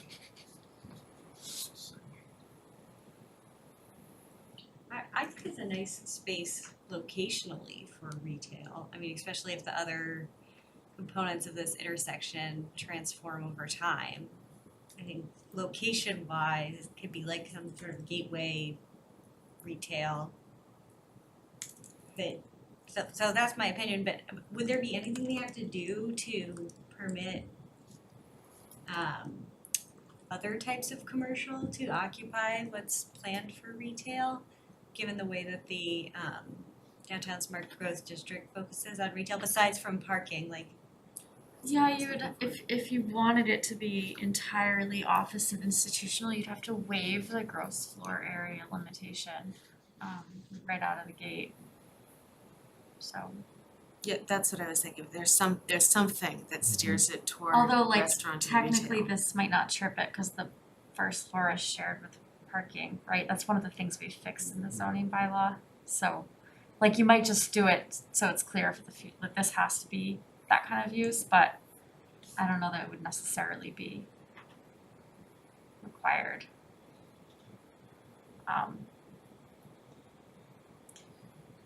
But I do think like if they have just under 1,500 square feet commercial, right? That, and they're providing 3 spaces, parking spaces, so they would meet the parking Right. requirement.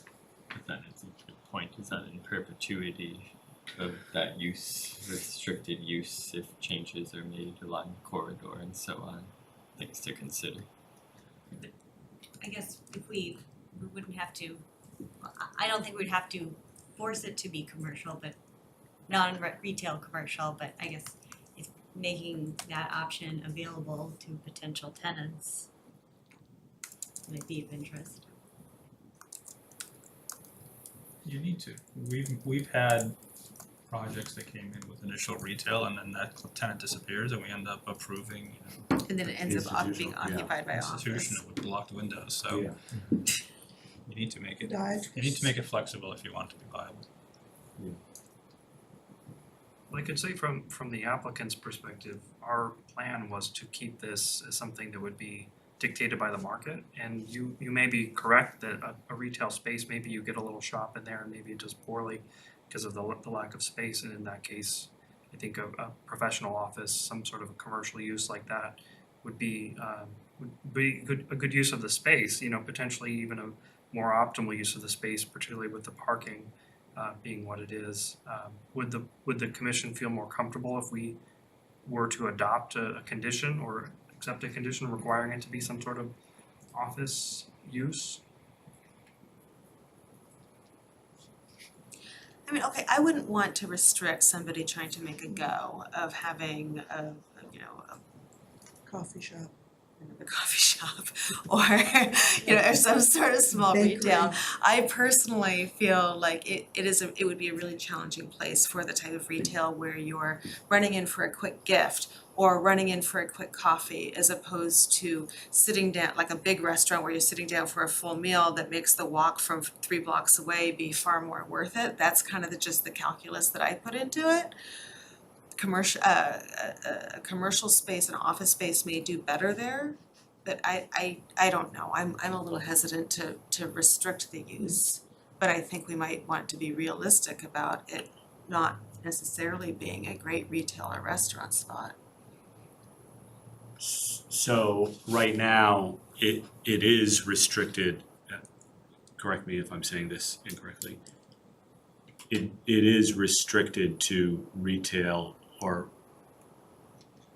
a certain percentage has to be retail or restaurant, a certain percentage of the ground floor, right? Like I said, the way the wording was written, we probably wouldn't trigger that because most of the ground floor is actually occupied by a completely different use, right? Okay. So like under the zoning we have in the bylaw now, like it might not ever trigger that waiver.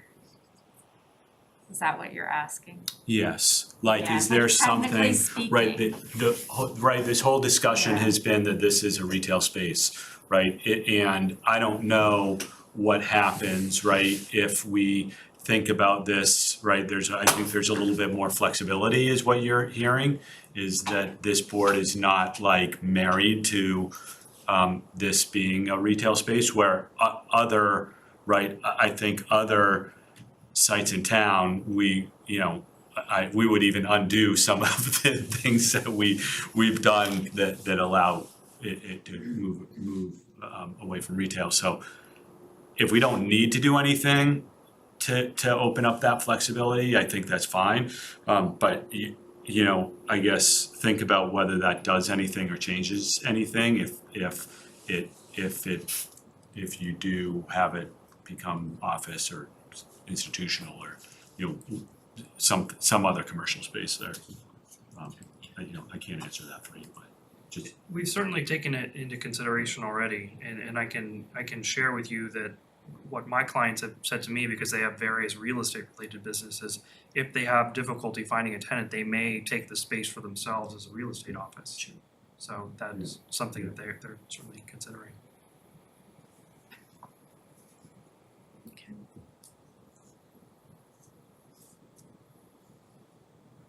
which would be a nice highly visible, right, highly visible office, real estate office. You still have the sort of I'm gonna say the unknown, right, the clients that come in that don't necessarily know the space, but far fewer than we do.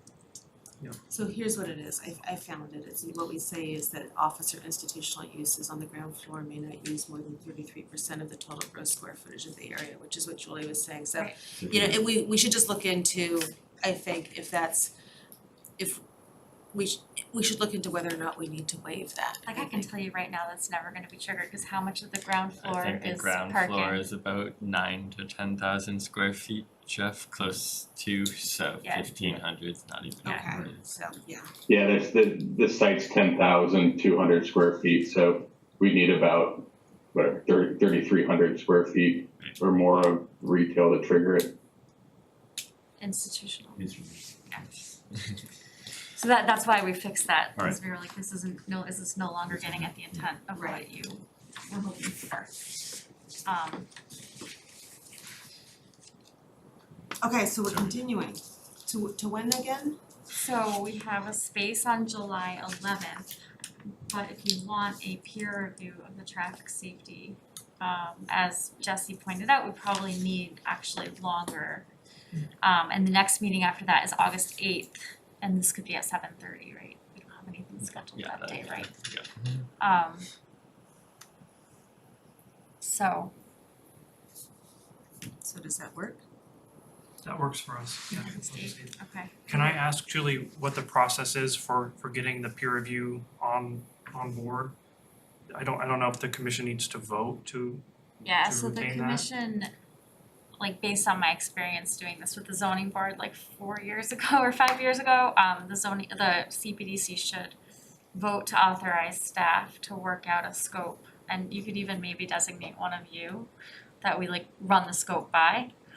Whether it's Pam as the chair, John who's the traffic person, Katrina the other traffic person, so that we make sure we're capturing the intent of what it is that you want peer reviewed. And then we as an engineering service, it may be exempt from us needing to get 3 quotes, but that's something I would have to look at. I know you're interested in Green International, we've used them a lot in town, they're very familiar with this intersection, and with a lot of the projects in town. So, if we're able to do that procurement wise, we would probably seek to have them do the peer review.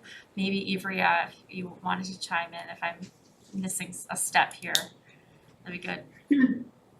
That's exactly right, Julie. So the CPDC should vote. I do recommend designating one member of the CPDC to work with staff to kind of finalize the scope. And we can definitely reach out to Green International and move forward from there. And Jesse, you and I can connect on, the scope and also costs and making sure the deposit is provided. Okay, understood. And I just one additional point I'd like to make on timing. I do think it's probably a little optimistic to think we could do it before your next meeting. So I think the August meeting is more realistic. And Jesse, I think if you're amenable to it, getting a continuance in writing and also an extension to the date to file would just kind of clear everything up. So if we could kind of agree on dates now, then everyone understands kind of the rules we're playing by. It was a really productive meeting, and so I really hope that we can kind of move forward in this vein. I was really happy. Agreed, 100%, yep. Okay, good. Okay.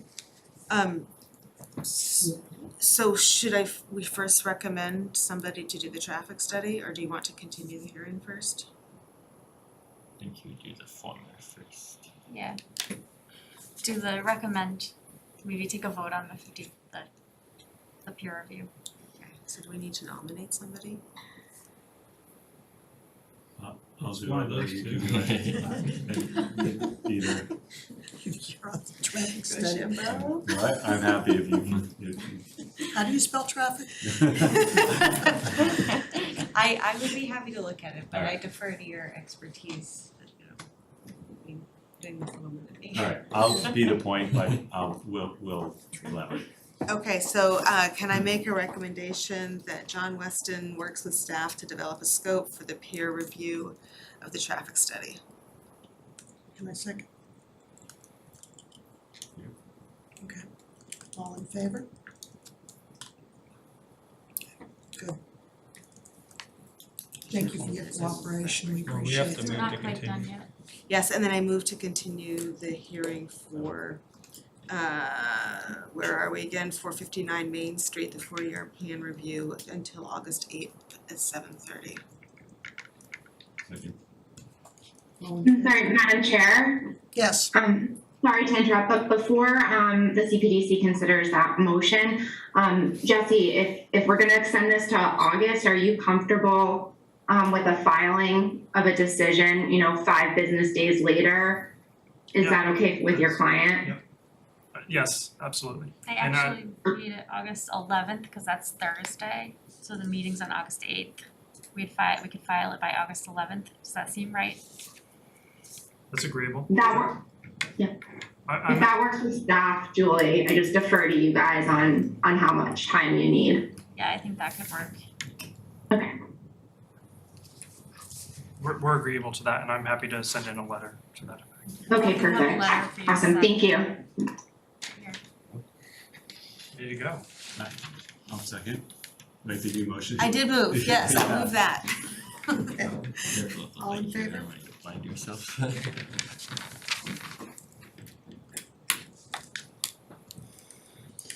And then,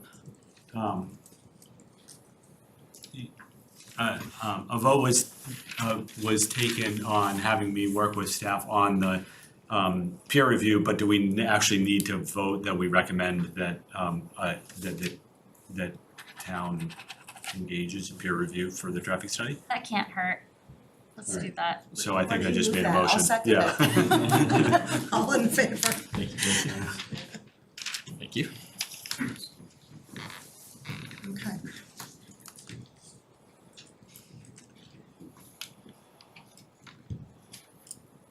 All right, Yep, we have some additional business. see you in August. See you in August. Thank you for your Great, time. thank you. Thank you, Jesse. Thank you. Thank you, Jeff. So, Give me 1 second. planning updates and Just other give me 1 topics. second. Okay. Did we add a meeting on July 4th? Oh, because he won't be here. Yeah. Final move. I would watch that meeting. Would you now? Be real fireworks. Candy then. Big empty room. Thank you very much. Good night. Thank you, Jesse. It's not working. What did I have written? Right. It's like a choose your own adventure kind of.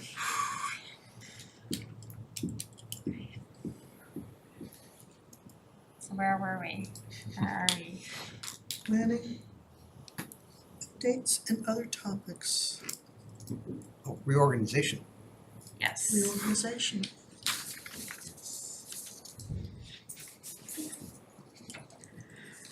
So, right, we don't really reorganize until July, but I think like, right, am I? So We don't have a we new can board do it in yet. June for the start in July. Excuse me? We can do it now to start in July. Oh. Is that not, am I not right about that? Well, sure, we can do whatever we want, right? I don't know, or we do it I in think in the July. past, we've done it in July, though I think, like last year, we talked about sort of, or we introduced the topic in June. Okay. For people to sort of get warm to the possibilities. I'm Okay. happy to do either. Yeah, that makes, whatever, I mean, I'm flexible. Good. I'm stepping down as chair, staying on the board. So we need to have someone to step up and take over as chairman. Traditionally, it's been the secretary who's moved on to the chair role. That has been. or the vice chair, right, secretary or vice chair. Do we have a vice chair? Are you secretary or vice chair? Secretary. Yeah, we don't have a Wow, I vice chair. apparently don't know anything about how you guys operate. So are you willing? Sure. I remember somebody saying that last year. I don't remember if it was June or July. Okay. And Nick is retiring? Retiring, yeah. After how many I'm years? gonna go live on a boat. Where there are no streets and no traffic. Where we'll come have our 4th of July Remember- meetings. David and I got involved when they were proposing the mall at the top of the hill there. And that was 2006, I think. Wow. And so The mall? we got on the board Oh, as the like. mall as down a- there. Yeah, at the top where the apartments are now. Yeah. The old Addison Yes. Aston Wesley Yeah. State. Wow, I just forgot that. Oh, wow. It was a lifestyle center, it wasn't just a mall. Oh, they were supposed to be P.F. Chang's. A smaller version of Lynn Street. Yeah. No, it wasn't a smaller version of it. It was the same version. It was a as big big one. with one way in and out. Yeah, you wanna talk about traffic. Thank you for doing So that's a long time. that. Anyhow, Did we vote that you're, or are we gonna We do that didn't. next time? We're talking, we're gonna do this, we were just chatting. Okay, alright, sorry, I wasn't sure if you just moved on entirely. no. Um, I'll make a motion to nominate Heather as the chair starting in July. Second, All in favor? is that how it works? Well, you nominated her. Nominator. You Yeah. have to nominate her and then you have to see if there's any other nominations and then you vote. Oh, yeah, So it's like- yes, I'm sorry. Yeah, Oh, right, yeah. complicated. yeah. So Alright, what so are we we gonna do? seconded the nomination. Yeah. This The is- other Any other nominations? No? Alright. We've gone through chairman now, Procedural, three of yeah, us pretty sitting good. here. Alright, so then you call for a vote on the nominations, which includes one nomination of Heather. Okay. Right, so all in favor? Myself. Yeah. Just to Vote be- for yourself, sure. Yep. And that would make you secretary. Well, we need to Well, nominate. if you wanna, So do I get to nominate? Do I get to nominate? you can nominate. I I'll could be nominate secretary. Katrina for secretary. Which, by the way, there's no vice chair, now's the time to know that. I would like to nominate. I would be vice chair. I'll second that. All in favor? Good, thank you. Nick, what are we gonna do without you? You'll have to come up with your own acerbic comments. Figure out how to bother architects and developers. I'll follow along on the Haven Street one then. Good. So 15 years, is that what it is? No, I think it's more like 16, 20. What? 2006. That would be 15 And then we were years. town meeting members right away, so. It's a while. It's a long time. Thank you. You'll survive. they're like the best planning staff we've had. And then we've had pretty good planning staff, but All her. they really are the best, so.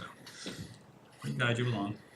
You guys are the best. I left one time and came back because I missed you guys so much. I couldn't even get our stuff out of there. No, it was like 10 glorious weeks. Didn't last long. They all come back. So do we have new members like that are, Chomping at the bit to come on. that are applying? I'm trying Does to anybody recruit know? people from the Green Street area. Like your position as associate Yeah, I or? don't. All the power, none of the responsibility. Yeah. That's the way to go. Is that what that's about? Absolutely. You notice, I can't be chair. I did notice that, yeah. We know, So we they're are not, chagrined. they're not new members yet? No, I Or think we does need Tony to, get promoted? So No.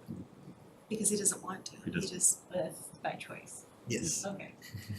You don't automatically move up from associate member to full member. You actually would have to go through the select board. They would have to nominate you and vote on you to be a full member, even if you are an associate member. Oh, okay. If that was your preference, Yes. to go through that. And as always, people listening out in TV land, if anybody wants to be an associate member and take my place, say so. I will step aside.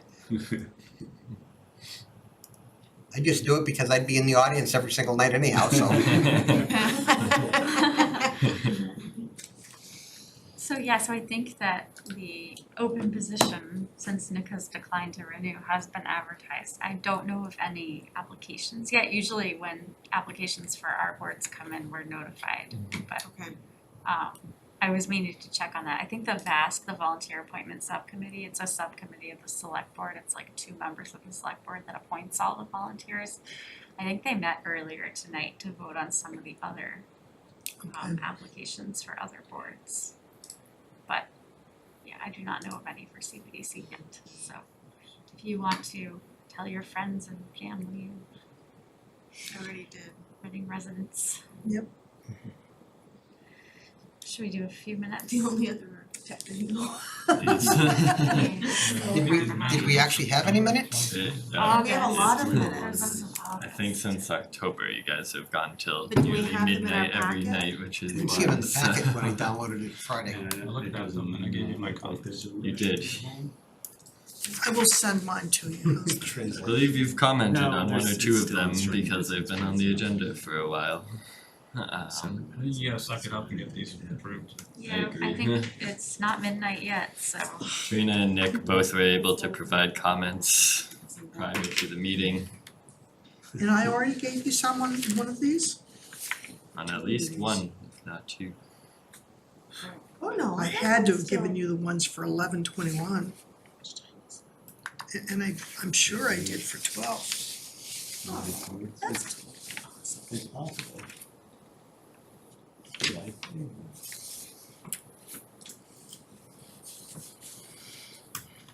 Are we looking at minutes? Yep, we are. Which ones? We can start with September 13th. Is that the date? Just got that. Doesn't pay to download the packet before the meeting starts.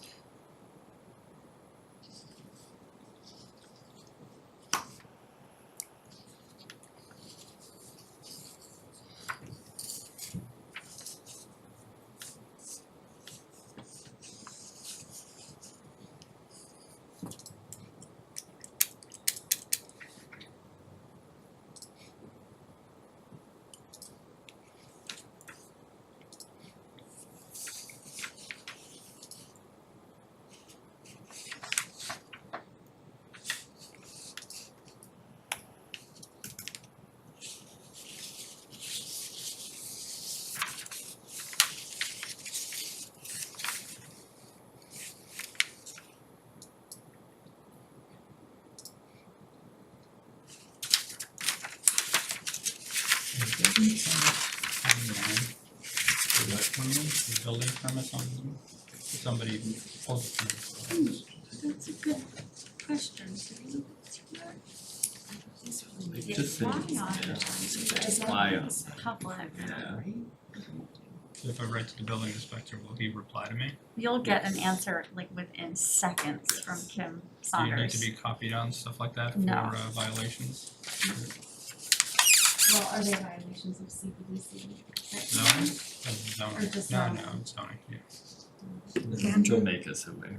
I have a change. Mm-hmm. Page 2 of 913. Ms. Adrian asked what the dimensions of the lettering Just are. fix that. Thank you. No? No. I commented on that. Did you fix that? I must have I forget what I wrote down now. double missed it. What's it written as dimensions is? AREE. What the dimensions are.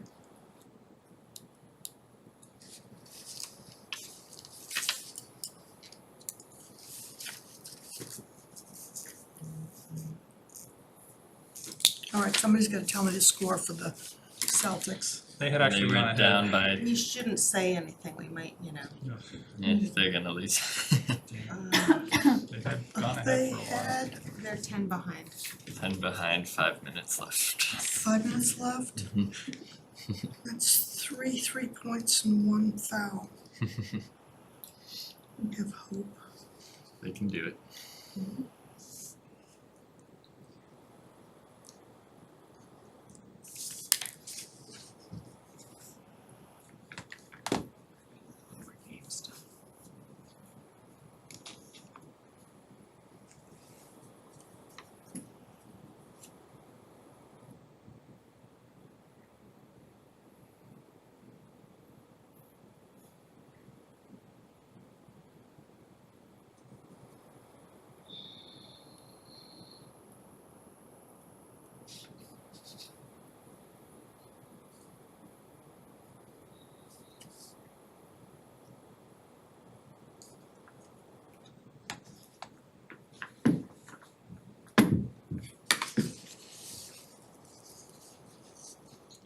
This seems like an age ago. I was Like, thinking the same thing. Holy cow. I'm not sure how far we came when we moved it. Probably Many like things are 9 months ago. desired, such as open space What? parking and retail uses.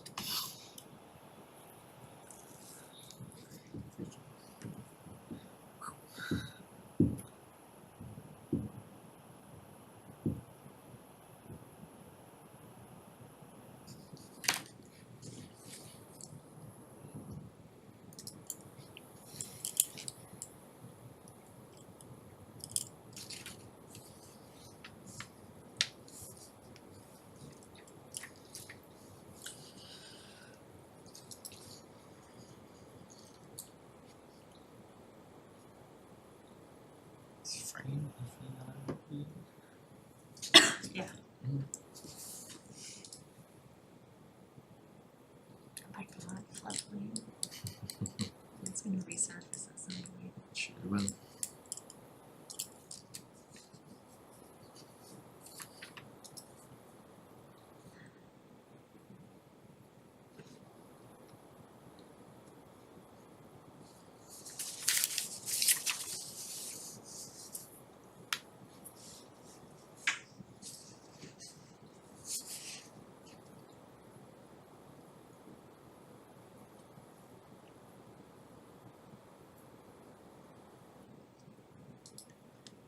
I don't have any changes.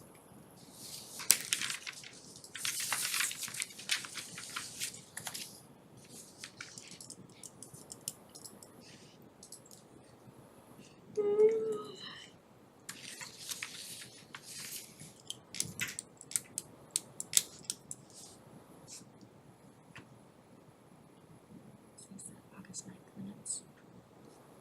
I'm good on 913. 9:13. August 9th? No, I didn't get them down. I think this is a life ago. August 9th was a doozy. Was it? That was the very first hybrid So am I.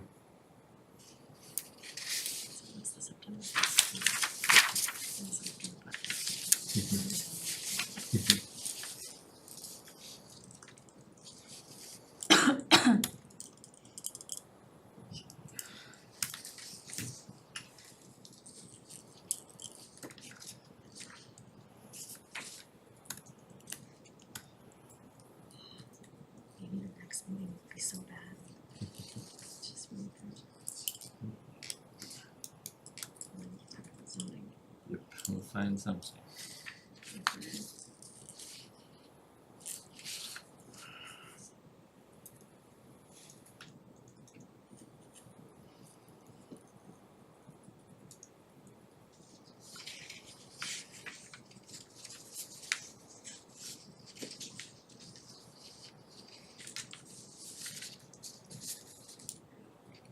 So on page 4, is National Flood Insurance Program supposed to be all caps or not? NFIP. Yeah. Was it all caps like, It's not at all, it's lowercase. um, First paragraph, yes. thank you.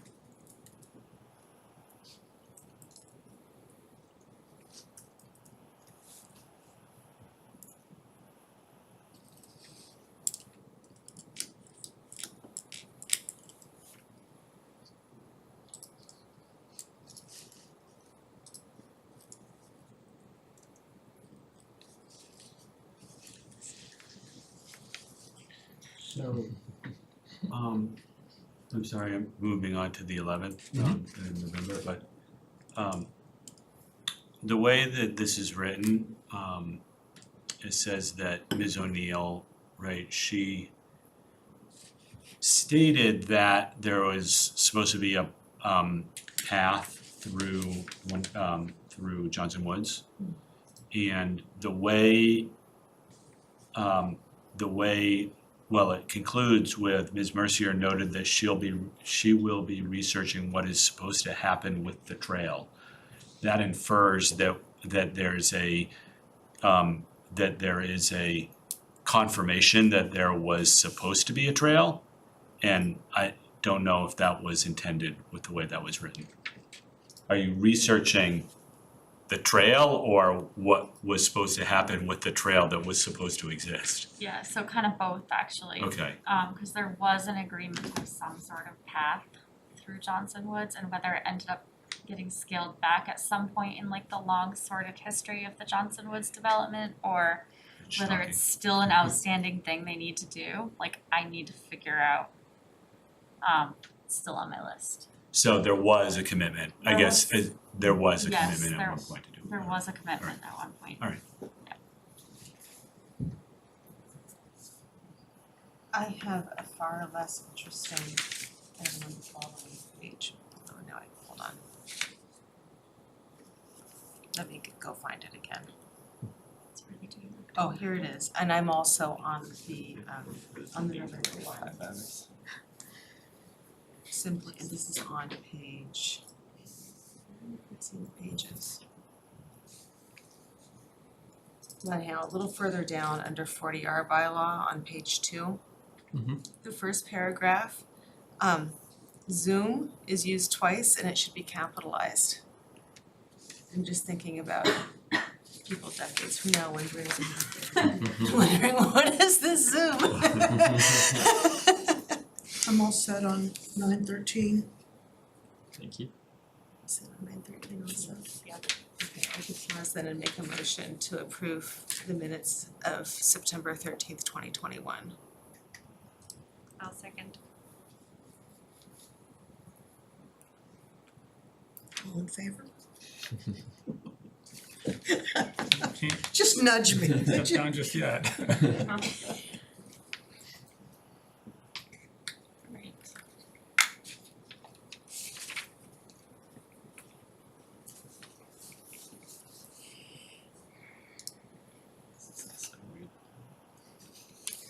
Have they started anything on Woburn Street?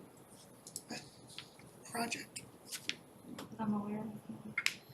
Have you started anything on Summer Ave for that school?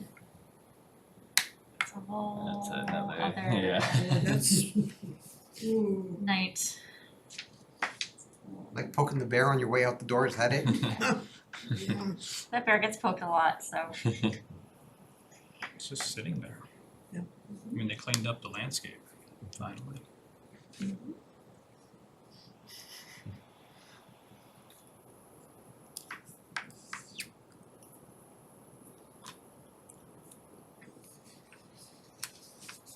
Not a bad thing if it never goes through anyway, so.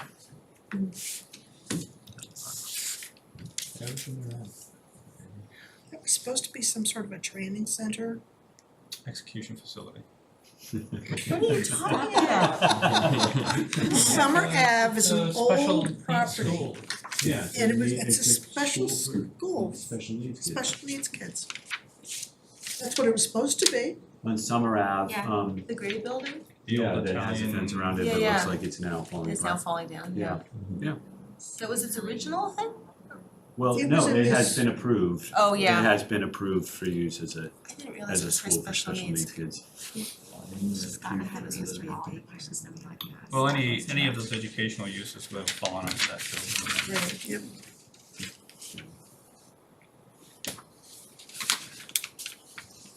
It's a beautiful old building.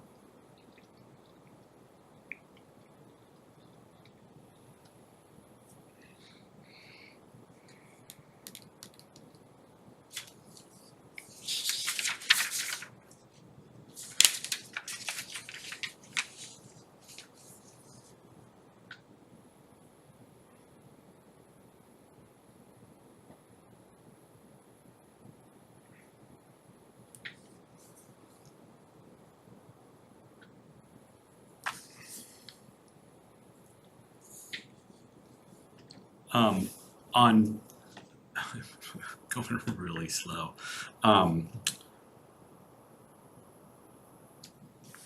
This is, I am on November, page 2. The, like the fourth paragraph down.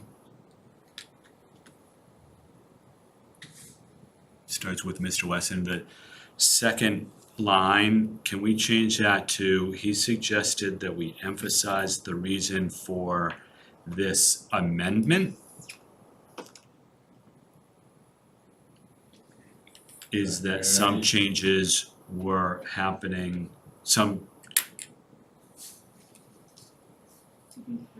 changes were happening in town. So are you talking about this paragraph here? Under discussion of zoning bylaw amendments of April town meeting. Yeah, no, not that. Go up. Keep going up. Oh, there we go. Are you, which? Yeah, that one. This. He suggested, keep going, Here, he suggested. that we emphasize the reason for this amendment.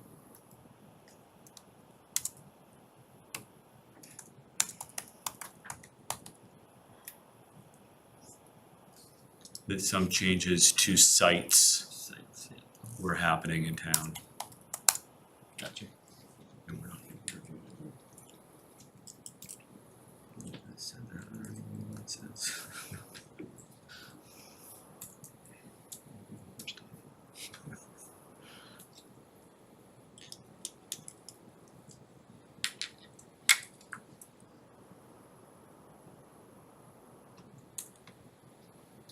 So did you say that every occurrence of Zoom should be capitalized? I actually, I do think so, because it's a brand So name. under the 40R bylaw, there are 2 occasions where Zoom is used and it's currently located. Yep, that's the one we fixed.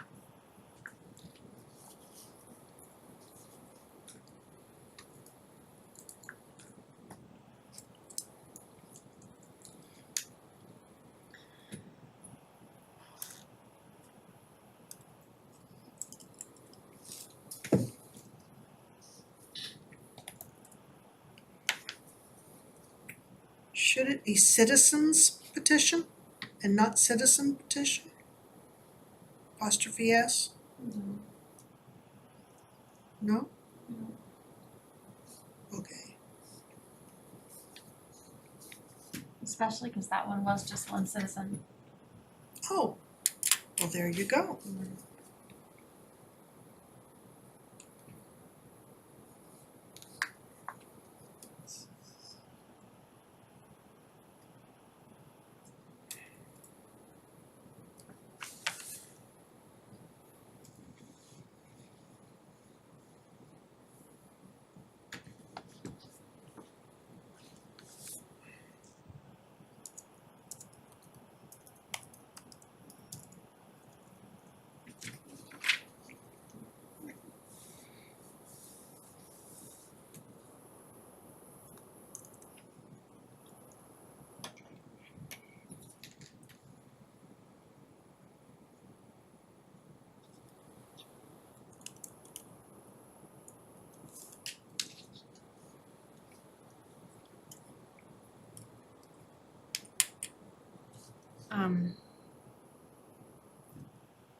A little typo on page 5 of November. The paragraph that begins with Ken Nielsen at 14 Grand Street. The fourth line down, the exhaust vents go through a louver, not the Louvre. It's a good one. You didn't know we I went and looked it had up just in case. ER.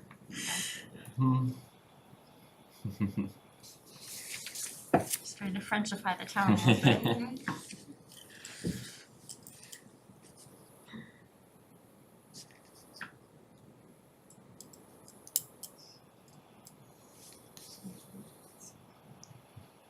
It goes back and forth, I feel like.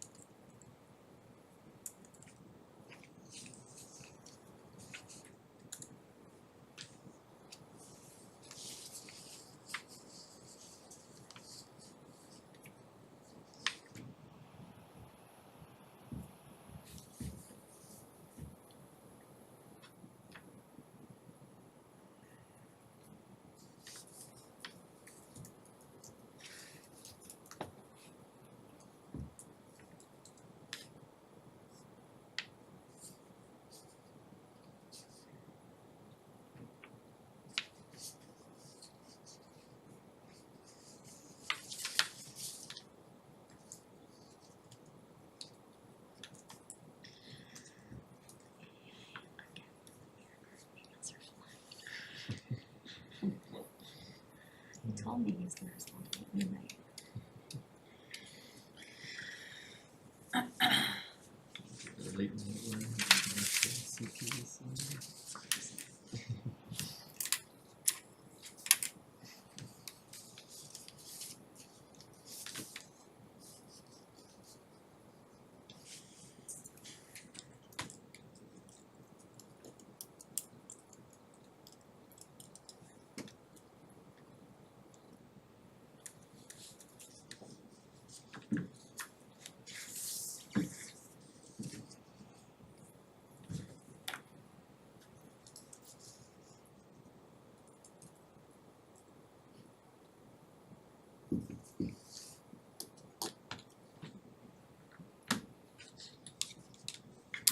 You could clean up a whole bunch of language, but it's not worth it sometimes.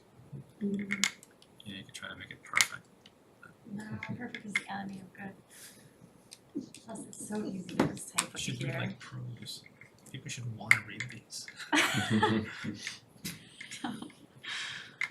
no one's reading these. If people really need to know what happened, they'll watch the video. It's true. These are just But It's some just point, true, the videos are all up there. yeah. And they're more entertaining for sure. I read rather I than love watch that. video It all the says time Rustic because you can wittiness. skim through Mr. reading, you Talbot can't skim through a video chimed very in. well. I love that. it's archaic, it's just something that will eventually will change, right? Just like the meeting process changed with all of the technology. You think minutes We won't be did. kept at some point in the future? No, a record needs to be kept, but Right. why can't it be the digital record? Right. And something could transcribe that language probably just as well as someone could just check. Oh, Julie Yeah. and I did talk about this at one point, of whether we really still need to have meeting minutes. Sadly, Right. we do. What? Sadly, we do. Yeah, sadly, we do at this point. But you're right, at some point that's gotta change. Yeah. You can watch them at times 2 speed. You can.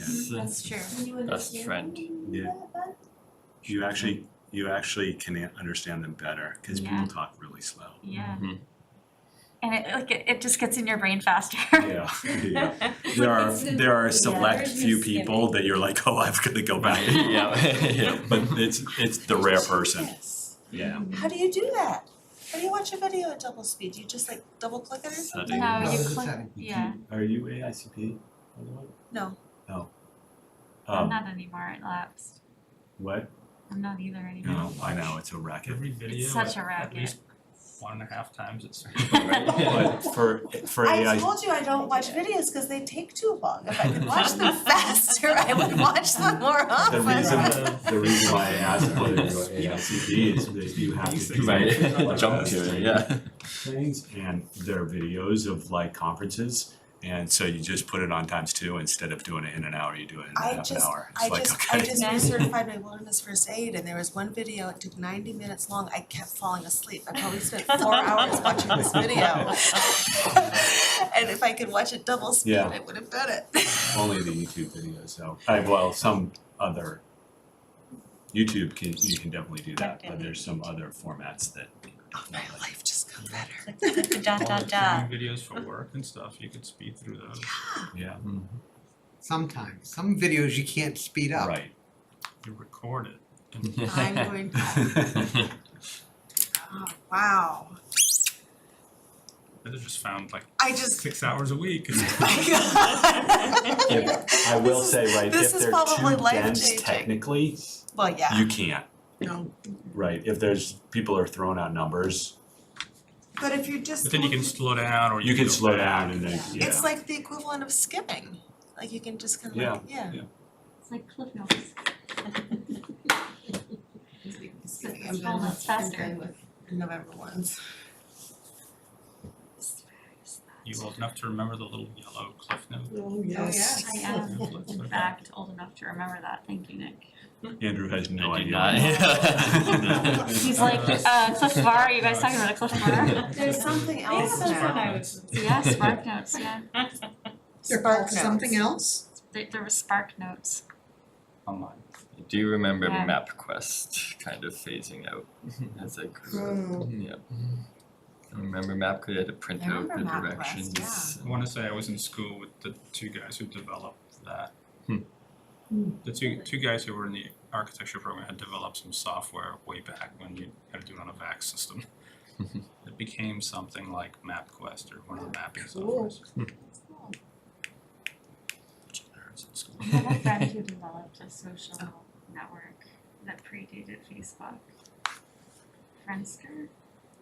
I think that's what it was called. It didn't last very long, but he has since developed something else and is a billionaire. Okay, I'm done with the November ones. Is anybody else? No, we're not done. Okay. Too bad we're not that close of friends. I am done with November as well.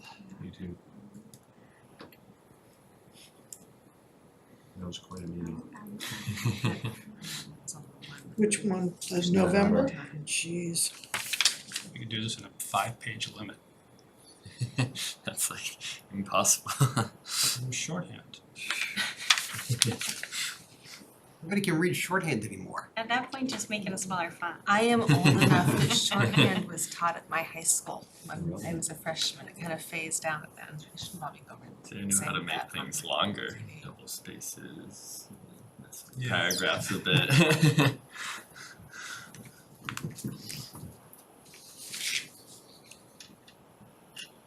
I remember having to stretch in high school, but then I remember getting to college and not understanding why I was ever short on papers. You have like 50 pages worth of writing or something. I have to get this down.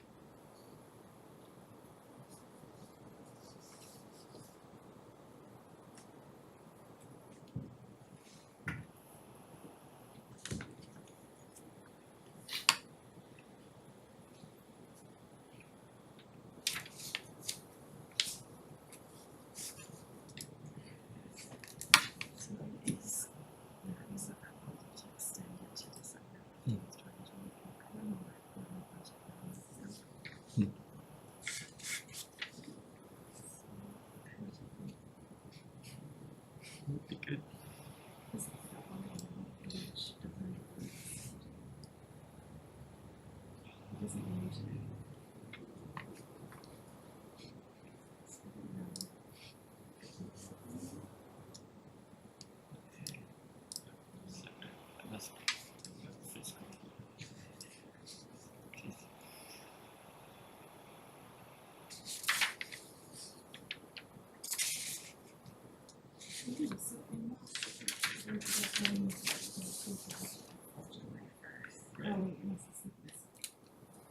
They would have, yeah.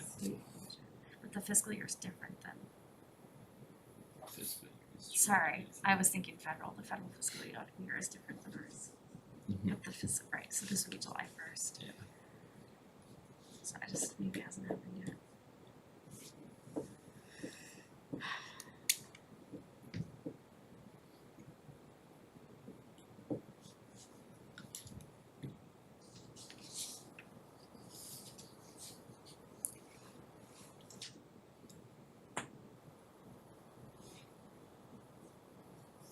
Passage of the fall budget bill occurring in the fall budget. So it has passed. I don't know. December 2023.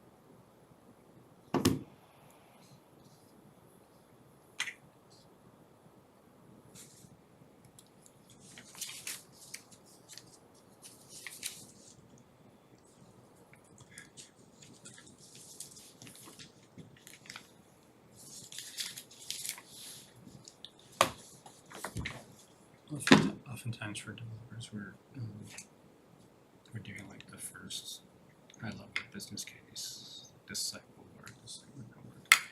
So we have a lot of data that summarizes utility needs, space needs and stuff. Is it You could probably shareable? dumb that down. Well, I can't really share the specific stuff, but I think I Right. can dumb it down into a table. Right. Where it's like, a building is big, it needs this much work. Perfect, that'd be great. And then we can look at that Yeah. and start to say, you know, where does this even happen? Facade is gonna be the next in downtown's gonna begin. We're doing our final plan. So the next focus area is gonna have to be over there.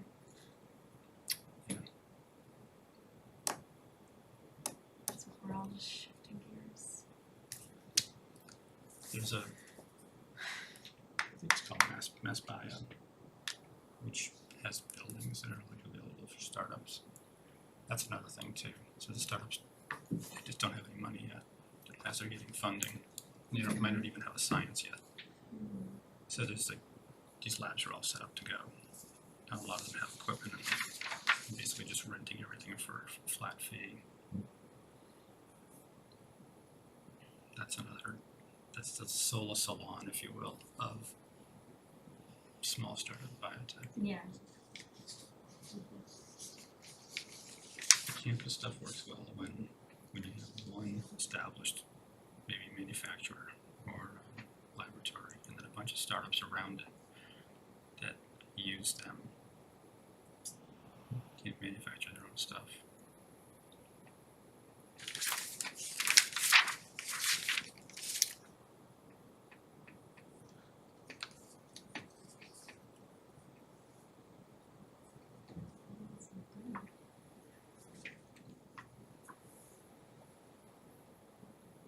Oh, we talked about this too, right? If you can get the town, I think it's Mass Bio has like a, Oh, so sorry. has a preferred Yeah, location, we right? did talk about that, yeah. Great. I mean, I think everything that looked like Walkersburg, that whole area, it's just prime to the highway and the potential hook up to the rail. Yeah. And just space.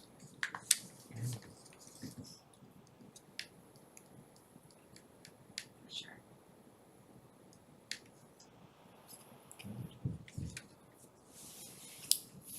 Remember when everybody was worried about losing income when they had two families, when all these other projects would come in?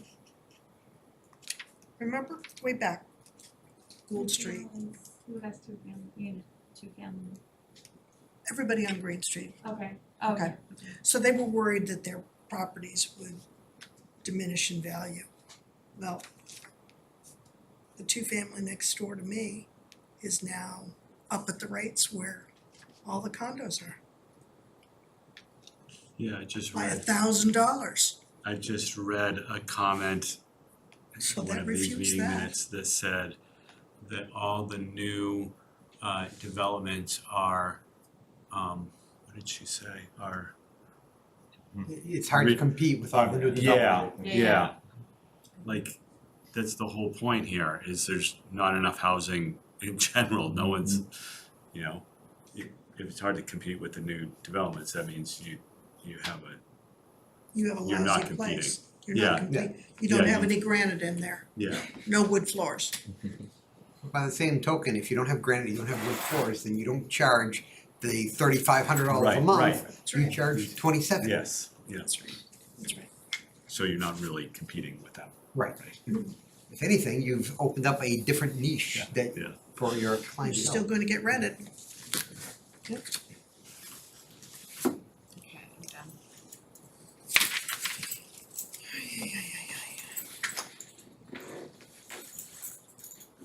That's it for me on 11/21. Okay, oh wait, is anybody still reading?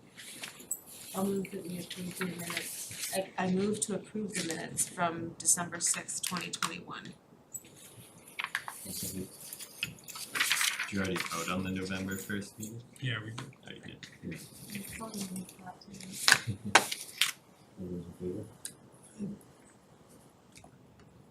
Thank you. But no, you didn't vote on November. We didn't? We did. There were three people who I objected. didn't get it either. Okay, I move to approve the November 2021 minutes. I'll second it again. All those approve, right? All opposed?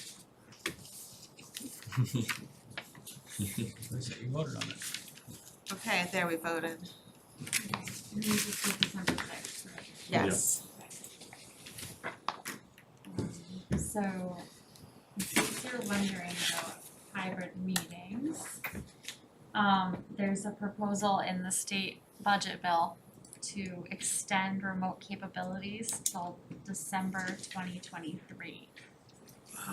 It looks like the budget hasn't been signed by the governor yet, but I think it's passed both chambers. So, It's in conference, it'll probably pass end of July, cause that's when it always does, yeah. okay, I was just trying to figure it out, I couldn't. It passed one and then it got amended. It passed both chambers, now it's in conference where they work Yeah. out their differences. Yeah, right, okay, alright. So they can pass it after the fiscal year starts? No, it just usually goes, oh no, I didn't mean July, it usually, they'll pass it probably like the end of June. Okay, alright.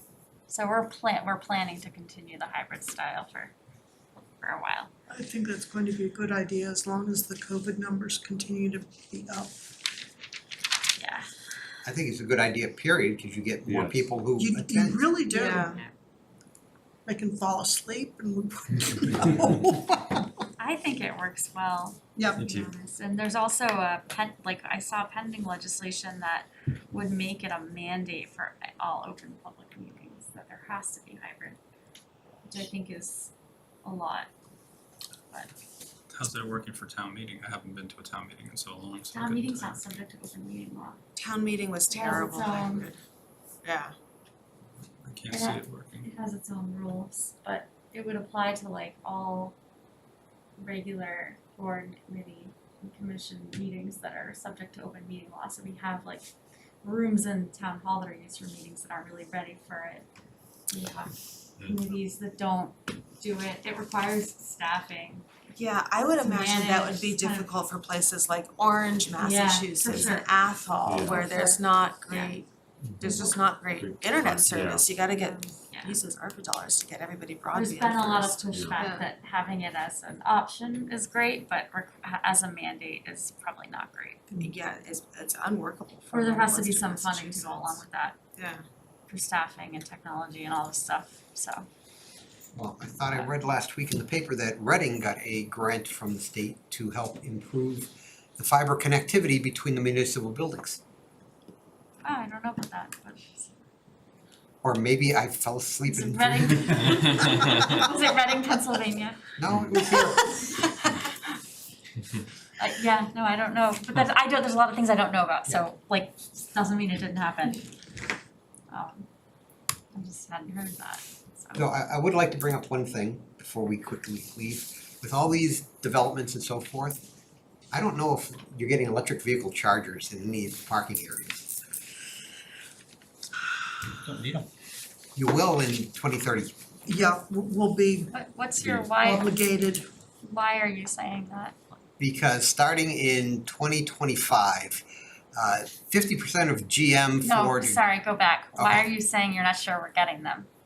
because I don't think They're not on any of the plans Yeah, we've not been on the looking plans. at. They all claim to be EV ready. They are EV ready, they are designed during the construction phase that if a This unit one? owner needs them, they can. This last project we're We working can on, put a condition for I- that. Did they already agree to it? I asked that Yeah. and they confirmed. For like a wall Okay. pack system? So somebody's living, if somebody's say renting and they want to get a new car and they want to get an EV, how challenging is it for them, do you think, to get the landlord to use the EV readiness to get an EV charging thing? I mean, They won't until it becomes a groundswell enough so that That's right. so that they put in a system. It has to be Right. a Well, movement. in the ownership facilities, I'm sure that car owner could probably pay Yeah, have to it installed pay in and their they're spot. I think ownership would probably be Yes. easier and it just, it makes me, that's why I'm thinking about the renters renters. differ. And Tony, you make a good point that, you know, this is, if It's they're coming. ready is one thing, but if it's not there, then is it going to be difficult for people, especially say if they're not owning, to get So that's a get good in? point, when we get a Isn't that a rental, market? when you get a rental application to come in, you should have them clarify how they're gonna deal with that. Yeah, yeah. also Are like they what gonna- does ready mean, right? Like, ready, it's gotta be really ready. Right, all we need is a Yeah. 110 outlet. Right, conduit and. You need power Yeah, to the like- facility. Conduit still. power. Plug is not. Like useful, but maybe we should require. Because, right, the issue is you don't know what the, what the size and the sort of configuration of the units are gonna be, right? They're getting smaller and easier, so, you Yeah, know, the it garage could at be work just a is little thing, installed. you know, Little ones are. yeah. And you also Yeah. don't know how chargers might evolve, how charging stations might evolve over the next 10 years, at least I don't. Well, I can tell you how they're gonna evolve in the next 10 years, they're not. Because you only have so much power going into a building. Yeah, Unless you can get 480 into your building, you can't use level 3, so you're gonna be down to level 2. But you don't Well, even, we you don't don't need need level anything 3 in a more. No, garage. You can get away with 110, Yeah. Yeah. Yeah, exactly, right. In your You just building. need to have a plug right, at the location so I can plug in the car. right. well, I can attest it's really hard to actually find a car and including an EV right now, but when Yeah. when it's easier to get cars, I mean, I generally agree that it's better to be ahead of that since it's kind of clearly a necessity that's coming rather than having a bunch of buildings that are trying to catch up or not trying to catch up. So maybe we should be more specific about what ready means, like what we really want. Yeah. So ask them what their plan is going to be to address a tenant now needs Yeah, or wants a charger. and maybe we make it like a condition. Mhm. That way a Yeah, tenant, that the it's tenant would be available. able to, if they knew about it, complain to the town and we could take zoning enforcement. Yeah, Or that they just have to install or they just a install them. few to start. Yeah. So Ace Flats has some, and Chronicle. the property owner pays for the electricity. But at a certain point, that would probably change, right? If like enough people were drawing down from that. So Have you looked into the leaf? Have I looked into what? The the leaf. leaf, Don't do a leaf, don't do a leaf. No. I no, love my leaf. Leafs don't have a thermal battery management system, therefore the batteries only last roughly 5 to 7 years. Yeah, and you lease it for 3 and then you get an upgrade every 3 years. So you're okay Beautiful with thing. them dumping those? Yeah, actually, we might end up leasing. We'll talk about that. No, someone else uses the car and someone else will use it. should we adjourn? Do we have a motion? Oh, I'll move to adjourn. Second. In favor? Yes.